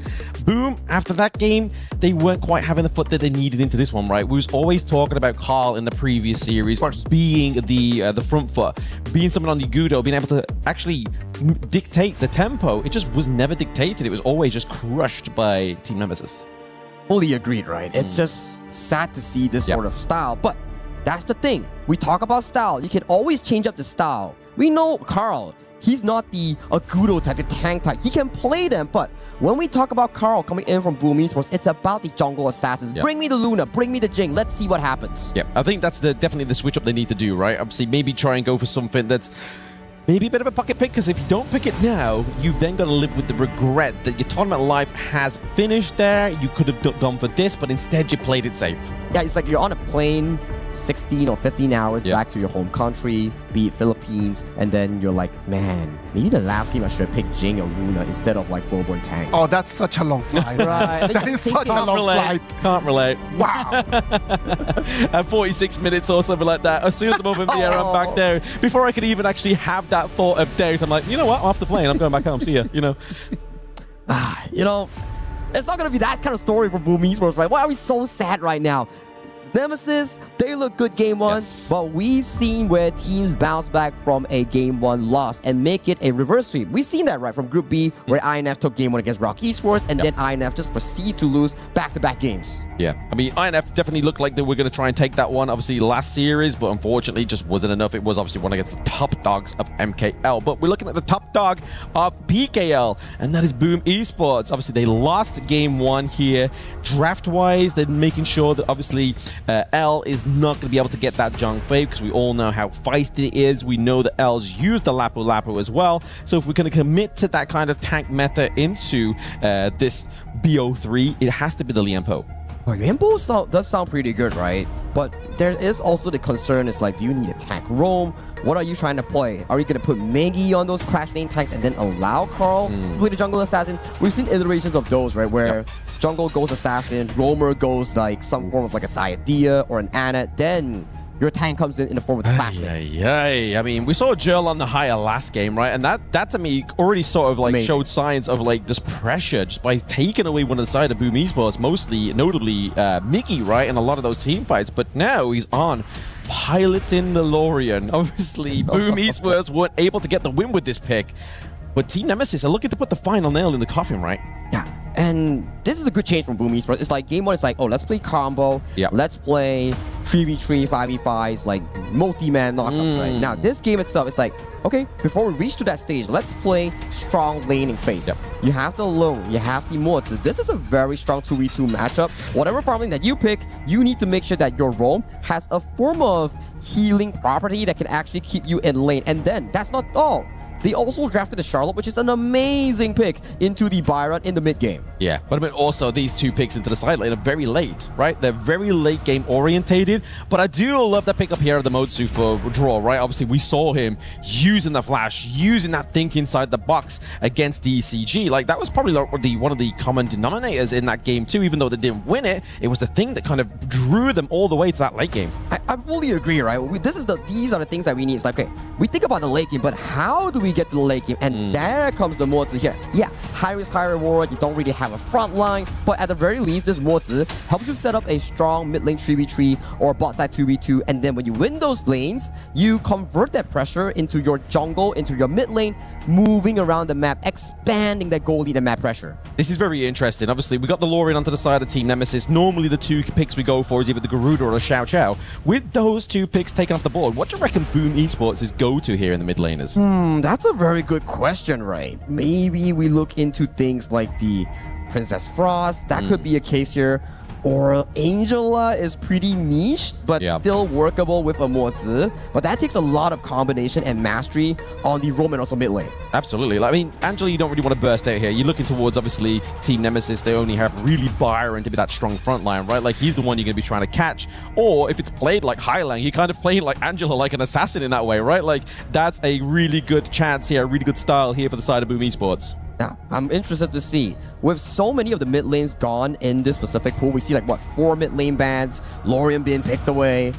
What is available for Tatsuri in that mid lane? You reckon he goes for like a surprise carry pick? Oh, it's going to be the Angel Lines There low. it is. Amazing. There it is. Very strong. I mean, it definitely slows down the engage, right? If you land that second skill perfectly, it really kind of just throws the entire tempo off for the enemy team. So I really hope that's going to be the case here for Tatsuri. I feel like it's really big shoes and a really big burden of responsibility to be had with that one. But when it's paired with something like the Motsu, I feel like it's easier to get those catches, right? Cannon Blast, then second skill, you slow down. I remember it's back to our conversation in the green room where you mentioned to me like, yeah, some ultimates like Zhangfei Lorian, it's more costly to throw it at the enemy, and if you miss, you feel bad. But Angela and Mozi is like, Quickly, 8 seconds, spam, I hit, spam. I don't hit, we'll wait for the next rotation. Yeah. And I feel like it does complement a little bit more now that the next pick comes through here for the side of Team Nemesis. You have kind of like your prime target if you're trying to be that anti-tank mage, right? Dream Roam comes through, you pop the Blazing Brilliance. There's no real follow-up to the backline. You're going to just use that Blazing Brilliance just to chop down the health bars of the Lorien as well as their marksman. I think it makes a lot of sense, especially where Boom Esports, they are shifting up their draft a lot. I like the strong 3v3 control that they are generating. Yes, last game is more about the wombo combo, but how do you get to the wombo combo if you lose out the early game? So this time around, they're like, okay guys, strong level 4, let's play that 3v3. We win that 3v3, then we convert that pressure into valuable side lane pushes. I want to see Boom Esports from the previous series where they made that engage into the enemy jungle, right? I want to see them come through with that one, deny any kind of steal for themselves if they do try to do it on the side of Team Nemesis. I just want to see Boom put Nemesis into the position where they have to react, right? Because we've seen Boom do it. It didn't work the best. They kind of always had to kind of play defense and never really got aggressive in that one. But we got a hyper roast here. Let's go Indonesia. Bring home the EWC trophy. Don't give up and keep the spirit high. I feel like we need that hype for PKL here rather than the IKL. Me and PKL, they're on a, I would say, like downslope right now. It's their one and final shot. If they lose this, they lose their shot of the equalizer and they will be bowing out of the tournament and once again missing out on a top 8 slot in the KWC history here. So this is PKL's Boom going up against Team Nemesis from IKL's second. This is your shot. I mean, I hate to keep going on to the point about the Motsu here, though. But I feel like with this not being like a lane matchup, obviously Angela going against the Lorien, I feel like the Motsu here is a really good shout against the Lorien because what does Lorien really need? He needs a space between himself and the enemy hero. What does Motsu do? He lands that Cannon Blast that has long range and it's going to obviously not only hit him, it hits him pretty hard because he has a squishy health bar. And you have to be careful, right? And towards the top lane, we do see L marking Tatsuri, but I don't think there'll be much of a fight. Okay, back to your point. Yeah, it's a perfect logic where Jero wants to pull range, but the Motsu catches that and shortens the range, and once he gets a stun on Jero, then you see Carl jumps in with the ultimate, Tatsuri comes in with the flash spell too. These are common combo chains that will really make Jero's life not easy. And what doesn't make his life easy as well is obviously Chano with the little walls, right? You saw there, he tried to get the Cannon Blast, he activated the trap, and his Cannon Blast just hit the wall. So at that point, it kind of just mitigates that. They are trying to get the land and topple onto L, but L has the heart link. He's able to kind of have escapability as long as somebody's near him. And the draw has a Zero Golem on him. I wonder where he got that from. Questionable. He must have stolen it away. He must have stolen it away. That's the only answer, right? Kennex doesn't have a Zero Golem here, so that's a pretty good steal coming in from the side of draw. Okay, and also interestingly enough, Nemesis pulled out a lane swap coming in the early game segments here, so CC will be all the way to the top side, farming safely for that 2v2 matchup. Yeah, we see that Joel as well as TNX taking quite a bit of chunky health bars there. Obviously, Angela doing a lot of damage as well. Right now, I feel like Boom... It's still early to two-tail. Obviously, I don't want to give too much hope away here because everything could turn by the toss of a coin, but there is a potential setup here for the steal of the blue. It's not going to happen. TNX only lets you steal that Azure Golem once, but this time around, he gets it for himself. Yeah, no, not the second time. Not the second time. He's alert. Okay, knock up there as well. We do see locked into place. It's going to be TNX on the monkey. But still, he's still naturally tanky, right? This hero, this pick, is not quite like something, a pseudo-tank. He's generally got the good base health. He's able to kind of go in the early game without the automation to keep himself alive. Oh, maybe you're being caught out by the Bitter of Heart link. You're just taking a bit of a damage here, a lot of rotations. And back to the point where you talk about Monkey, yeah, it's not only just pure health, it's also the tankiness that he gets from the mass accumulated here. Joe, trying to set up for the play. Yeah, trying to set up the play there. That's a 3-man knock up onto the Lorien orb there. Joe playing that one perfectly, but still there's no follow-up. The dive. When you're looking for dive here for the side of Nemesis, you're really looking at obviously the Monkey to follow with the Dream Roam, or you've got this obviously Spark Mace here and Byron with the knock-up as well, but none of them are there. So I feel like it's kind of, it's flashy, but there is no real kind of like lethality without those two. And I like it, right? They are not like overextending because like, oh, it's a 5-man, 4-man combination. Let's just jump in. They're like, okay, Kennex not there. Let's just hold our horses here, pull ourselves back, win between the HP trade-off here, then let's convert that into map pressure here. But if they really want to fight, it's going to be at this Tyrant that's going to be spawning at the next 4-minute mark. Yeah, it's all about discipline, all about the decision here. Something that Boom Esports kind of disregarded in that game number 1. having a steady goal lead here is probably not going to be the denominator, which means that this is going to be successful. The Tyrant takedown here, but it's going to be tough into the back line, just putting pressure on. It's going to be the levitation from Jill that means a crucial kill theft here. TNX knows what he's working with. He knows the prime moment to get these steals, and that displayed it beautifully here. We have the minion wave trying to be chopped up here by Angela. The teleport coming through just to give it a little bit more of a backbone, but it's still going to take too much damage for my liking. Why did Boom Esports go for that fight? Miggy wasn't there. Miggy was handling a side wave, looking for that push, but they went in for the 4v5. Yes, they lost the turret, but they also lost draw in exchange. Yeah, and he's more of a problem. Obviously, we just see the Pure Sky, something that's always built onto the Byron, right? Built very early as well, because you want to make sure that those engages are happening already. So you're going to make sure you're prepared and have that Pure Sky earlier than later, right? It just makes the Byron so tanky, right? You already have the healing, have the shielding, then you're like, oh, let me burst him down. You see the Flaming Palm coming in, it's like, oh, pop the Pure Sky, you don't do much damage. Literally. I mean, we saw it with Aurora Gaming, right? Like, we saw him dive in, it was like, why he didn't take any help? It's like, oh, it's all thanks to the Pure Sky. So Tubbs obviously taking a little bit of advice there as well.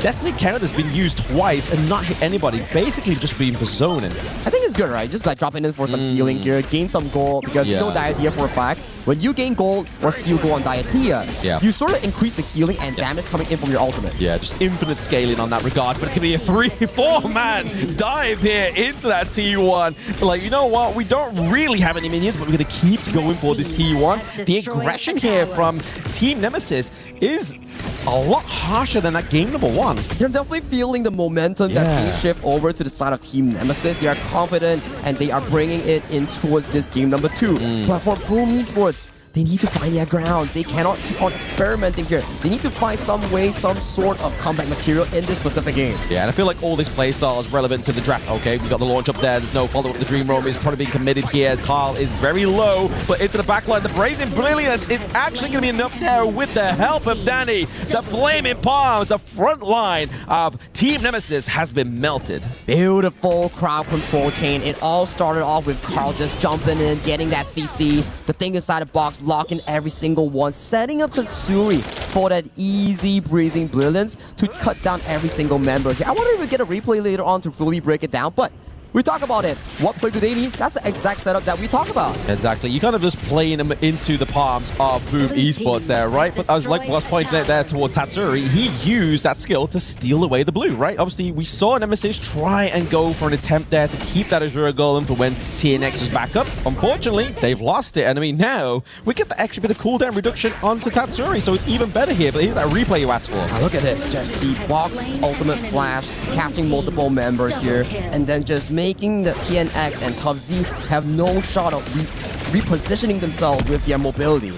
Yeah, very scary when you're in that position, right? When you commit too much dive into the front line, you really want to hope that you've got some kind of means of exit. And in that team fight alone, Boom was just like, nah, you're in here with us, and we're going to make sure that you stay here. We get the results that we need. And it's starting to show into the Gorge as well, right? They've definitely kind of equalized the lead that they had into these side lanes. They're clawing back leads, but Danny taking so much damage. Gosh. I mean, but he's just got the Infinite Bastards there as well. So he played that very aggressively, not knowing that he had that ultimate just slowly but surely cooling down. I feel like that's a really good sign of these players playing to these timers perfectly. Every time they collide in that mid lane, it almost seems to me that there might be a fight happening with how they trade their spells.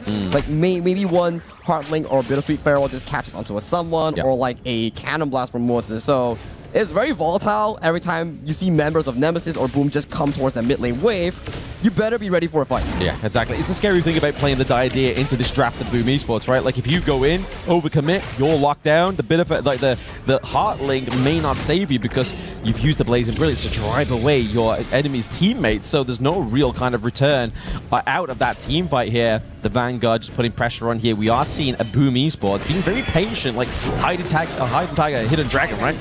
Engage coming in from Tubbs. Finds the first kill on the side of draws Mortis here. Mortis gets taken down. Miggy. Oh! Inside of crowd, just annihilate Annihilating the backline on the side of Team Nemesis here, Tufts.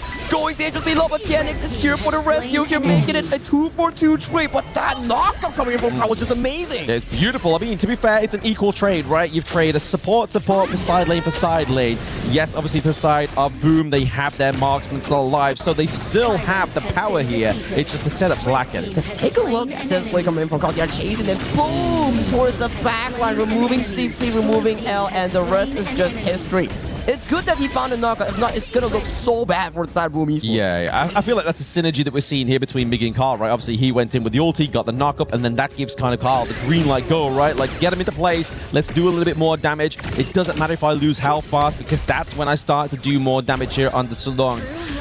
But before we run away with the fairies here for the PKL, right? Obviously, it's still knife edge with the gold lead, right? You know, equalized gold lead, kill lead, sorry, both for a piece here. It just seems to be, once again, we're at that kind of story that the team fight is really dictating the victory here. Even the overall pit vote here is like 50-50. Yeah. Like 40-60 between two teams. That just shows how neck and neck these two teams and regions are. And none of them want to relinquish that control or bragging rights to their opponents here. With the 10-minute mark hit right now, Shadow Tyrant has been started by the side of Team Nemesis. What does Boom Esports do against this? It's burning down fast. Yeah, it's burning down fast, but we are seeing those orbs being thrown around there. Team Nemesis with the claim, and now we start to see Boom Esports on the run. Carl overcommitted there to try and get the steal. Danny is now being stalked by Tufts and locked up by the rest of Nemesis. Nemesis here are looking to get that push down to the bot side draw. Found in the brush. He's going to get taken down, but now there's two members surviving here into that mid lane, but they are not worried about the mid lane. They're looking to just put pressure down to this bot side. T2 falls. It's a disaster for the side of Boom Esports. They did not find a steal. They lose Carl in that exchange, and they aren't able to potentially defend this turret here. Dream Roam! Jill with a teleport, and then literally right after, follow up by the Dream Roam, is beautiful aggression here from the side of Team Nemesis. They're not looking to entertain that 3-game best of 3. They're looking to just keep their momentum and keep their score going here, the 2-0. It's looking so good for Team Nemesis, and they're still going for more. Yes, they're just looking for even more blood here. They're not quite happy with that one, just waiting for some kind of minion wave to come through, but they're still waiting for the kills to fall here onto the side of Boom Esports. Draw falls. We have Tatsuri back up in a second. Now, can they keep that base alive? They seem to be wanting to go for a game-winning push right now, coming in for Sarah Team Nemesis. The wave is trailing towards that bottom side. You have 15 seconds to look for a Hail Mary defense. This is your moment, but you need to find it.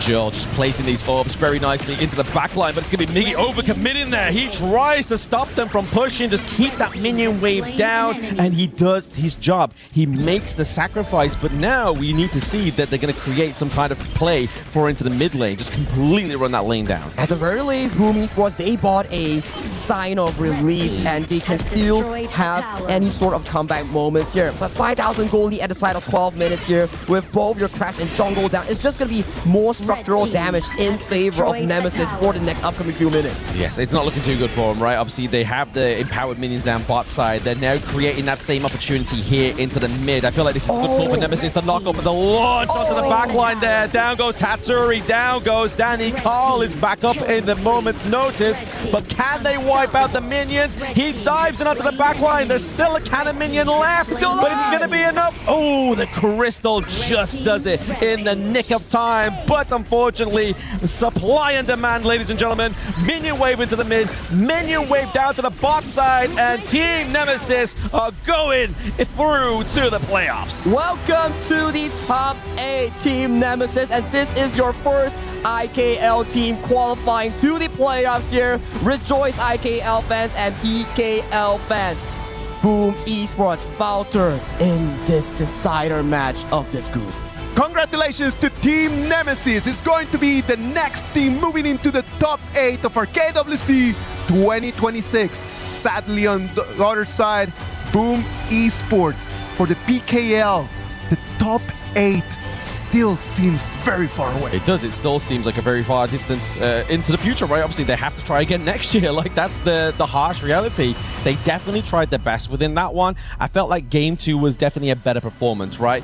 Even when they felt behind, they still looked like they could get ahead, which is something I can't say for game number 1. And Top Z has just been amazing, right? Back in his previous roster with Bigger Trauma Vitality in 2025. He was top 8, and right now, a year after, with a new roster, he's back at it again with DMT by Nemesis in top 8, and that's just the start of their playoff run. You can see the fans from Nemesis right now, right over here in front of the stage, taking photos of their players. This is an absolutely amazing performance by them.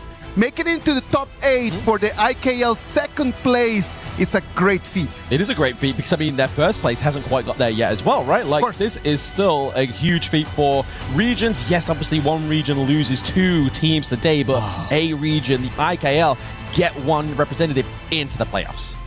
Let's look at the highlights over here of the game, because it looked like Boom Esports could have made the comeback, but Nemesis just shut the door in their faces. And this all started at this upcoming next fight at the 10th minute mark. Yeah. It just started becoming a roulette of who dies coming in for the side of Boom Esports. Losing Carl, losing Draw, that's fine. But upcoming towards these plays, you lose Tatsuri, and then the death timers refreshes here. You have to wait for the next player, and it just become a domino effect that Boom Esports entirely lost their momentum in this game too. I have to say, I love how Joel's played this at Lorium, right? Like, most times when we see a dive for a neutral objective, he just puts the orb in the pit. No, this player, he put the orb over the wall, waiting for that engage, or at least saying, like, if you dare come, I'm either going to fly in, or I'm going to knock you up, and that's exactly how he got the denial. If you jump in, then you're going to be controlled. What else you can actually do? There's no actual option out. There's just no actual option. I think this is one of the best Lorium performance that we've seen so far in today that is matched up with the side of Zihong in Aurora. And welcome to the playoffs, Team Nemesis. IPL, you got a team here. Exactly. 1 team, but I mean, they may get another one tomorrow. Obviously, Team Vitality still here within Group A, but it's all about Team Nemesis right now. They are proud to get into the playoffs. Yeah, I mean, you gotta be happy, right? You're TNX. You've been to this tournament for so long. Last year, you made it here. You bid an early exit. And this year, coming back with a fresh new roster with CC, with Tubsy, and you make it finally to the top 8 here. But now, pressure goes on to the side of PKL. They have sole survivor, sole representative, Blacklist International in Group A. And that's going to be a difficult one, right? Because Blacklist International, as the only survivor of PKL right now, they're going to have to carry the flag of the Filipino region forward, just moving in there to try to make it into the unknown, the top 8. But the beauty of that story is the fact that Blacklist was the group that came in from the playoffs. Yeah. Tech and Boom Esports were here because of their seeding within the PKL. Exactly. So Blacklist have had to try and push that little step further and keep themselves in this competition, which I think is beautiful. Hopefully the play-ins have given them enough practice, enough experience for them to actually be able to beat everyone they need to beat tomorrow. They definitely need it as of this point. So much hope, so much expectations riding on the line. But Team Nemesis, what a well done series thus far here. Game 1 looking a bit shaky for both teams coming in for the 10th minute mark, but it went over to the control of Team Nemesis. But Game 2, an absolute demolition coming in for the side of Team Nemesis to claim the win. Well, Team Nemesis right now are going to be part of our top 8. The IKL second place came in. I know that TNX and Mara have something for us over there on the stage. What about we go and take a look? TNX, congratulations! 2 clean sweeps against Boom Esports, and you were great with Jarnessa. Now, Boom Esports is known to be playing aggressive, but you managed to turn their aggressive plays against them. Was punishing their overextension in the game something you specifically prepared for? How were you able to read their moves so easily in this matchup and in the previous matchup, back-to-back? Okay. Actually, for me, I thought maybe we were against DCG, but the Boom Esports gave me the surprise because they beat the DCG. Then I know maybe today will be not easy because they beat the DCG strong team. Then they are strong team also. Then I know I cannot too afraid. I need to carry the game. that's a key we win today. Yeah. You knew not to be afraid because you knew that you were a dominant team. Now, there's another IKL team that you're waiting for. You've made it to the top 8, but Team Vitality has still yet to fight MIBR and another Philippine team. How about you send a message to them to motivate them so that 2 teams from your region will make it to the top 8 and succeed? I know they will do it. They will secure the playoff because they are champion IKL. I know they are really strong. I'm excited to fight them and meet them in the playoff. Yeah. You want to fight them and meet them in the playoffs. Now, everybody, for sure, from Indonesia are really happy with that win. How about you send a message to them and invite them to support you? Thanks for your guys' support. I know now already late in Indonesia, but thank you for you guys keep support us. Thank you. Congratulations. And we're looking forward to your next match. We'll head back to the casters. Lead the Gorge. Thank you very much, TNX. Thank you very much, Mara. I know that the teams not only need the coaches and the strats, they need the support of their fans. And seeing here so many Team Nemesis fans coming in, flying all the way to Paris, France, is actually something very nice for them to understand the support and what they're playing for. Absolutely. I mean, TNX has been one of those players I've been watching since Season 2 Invitational, and that seems like a way long ago. Back when he forgot to take Smite on Dune. So you can see where this guy has come from all the way to now. And this is one of the reasons I got into esports, is these players' stories, these players' journeys. And I'm so happy for TNX to finally get in to those playoffs again, especially with this IKL team. And back to his interview with the side of Mara there, he actually gave so much respect towards Boom Esports because Boom Esports defeated DCG, who they claim are a valuable and tough opponent here. And then coming in towards that series, was saying that, okay, we can't be arrogant, we can't be overconfident, we gotta lock in. And he locked in, and look what they rewarded him. It rewarded both his team and IKL a slot to the top 8. Well, that's actually really good. The PKL champions right now, they're gonna have to go back, try to recover after this because the year has not yet finished. They still need to go back and start thinking about the next season, thinking about next year's KWC, and trying to make their way back over here with us. Exactly. I mean, if you think about it, in a weird reality, like last year was the reverse, right? Obviously, Danny's team got through to the playoffs, whereas TNX's team was knocked out. This year, Danny's team gets knocked out, TNX's team goes to the playoffs. It's like a complete switcheroo, which once again just brings the excitement to the Kings World Cup at EWC 2026, right? It's just, you never know what the story's going to be. It's never a fixed storyline. It's always about redemption arcs, revenge stories here, and then coming in towards this specific matchup. Stakes are just never been high, right? You have PKL looking for their first top 8. You have IKL, like what? TNX looking for its first ever top 8 as well. Everybody is coming here for something, but in a competition setting, only one team wins. Only one team wins. And I mean, we still have one Chuck BR within the mix, right? Obviously, we still have Los Granades tomorrow. We still have, obviously, Blacklist trying to get into the playoffs, like you were saying there, as well as Team Vitality. But you also have the KML team. You have Virtus Pro. They are a team looking to kind of maintain that height that the players of like Highlang 90 achieved last year. That top 4 position. I mean, for the global teams, that's huge. It's never a dream. It's always something that you want to consistently push your record. It's like any games, you just want to like top your previous rank, top your previous leaderboard, top your previous time record. And for all these players out there here, some have achieved that today. But for tomorrow, there's going to be more and more series revealing who will leave the stage and who will join the top 8. And one of the difficult things about when you come here to the lower brackets is that it's do or die. There's not tomorrow. So the pressure on them, they cannot lose a game, they cannot lose a match, or else they're going to end up going home.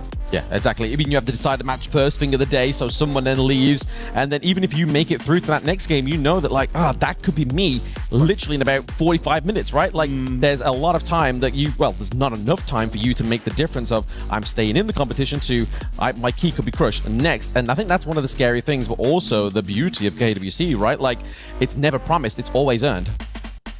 Never promised, never earned, and then you're gonna be crowned by honor as well. So, coming in for tomorrow, it's gonna be our last day of the group stage, and you only have what? 2 more final slots. Yep. It's just like that. You don't get like 1,000,000 slots, 1,000 slots. It's only deserving for the two teams. Before we start jumping into tomorrow, what about we review a little bit about the action of today? We had the Group B. Aurora Gaming, they came in, they had that rage inside of their hearts trying to prove that they needed to be there in the top 8. And sadly for Influence Rage and sadly for Titan Esports Club, it was the end of the road. Yeah, it's got to be a bit of farewell for somebody, right? Like, not everybody can be a winner. Like, somebody has to fall out of these brackets. And unfortunately for, obviously, not only the PKL region, but obviously the Chuck BR, they lose one representative. Yes. And now it rides on to their first seed, because normally it's always the second seed that performs them. And actually, right now, when you look at it like that, last year, top 8, we had Chuck BR right over there. So the pressure right now, tomorrow, on MIBR loss is going to be so high. And MIBR loss has not been the best achiever in international stages thus far. So it's something that I need to look forward to. But let's hop into Group D and exactly what happened today. With the match just now, Team Nemesis beat Boom Esports and they march it towards the playoffs. Boom Esports is going to join Deep Cross Gaming on the way to the airport as they need to go back home due to the way of the tournament, how the tournament... What? Are they not going to go to the airport? What are you guys talking about? Making me look like a bad guy right now. Isaac's about to pull out the plane ticket out of his pocket. It's like, here you go, guys, go back. Like, congratulations, here's your ticket back home. You guys are funny, man. You guys are funny. GK Esports and Team Nemesis are going to take the 2 tickets from Group D into the top 8. I mean, those teams are obviously at the upper part of those playoffs, right?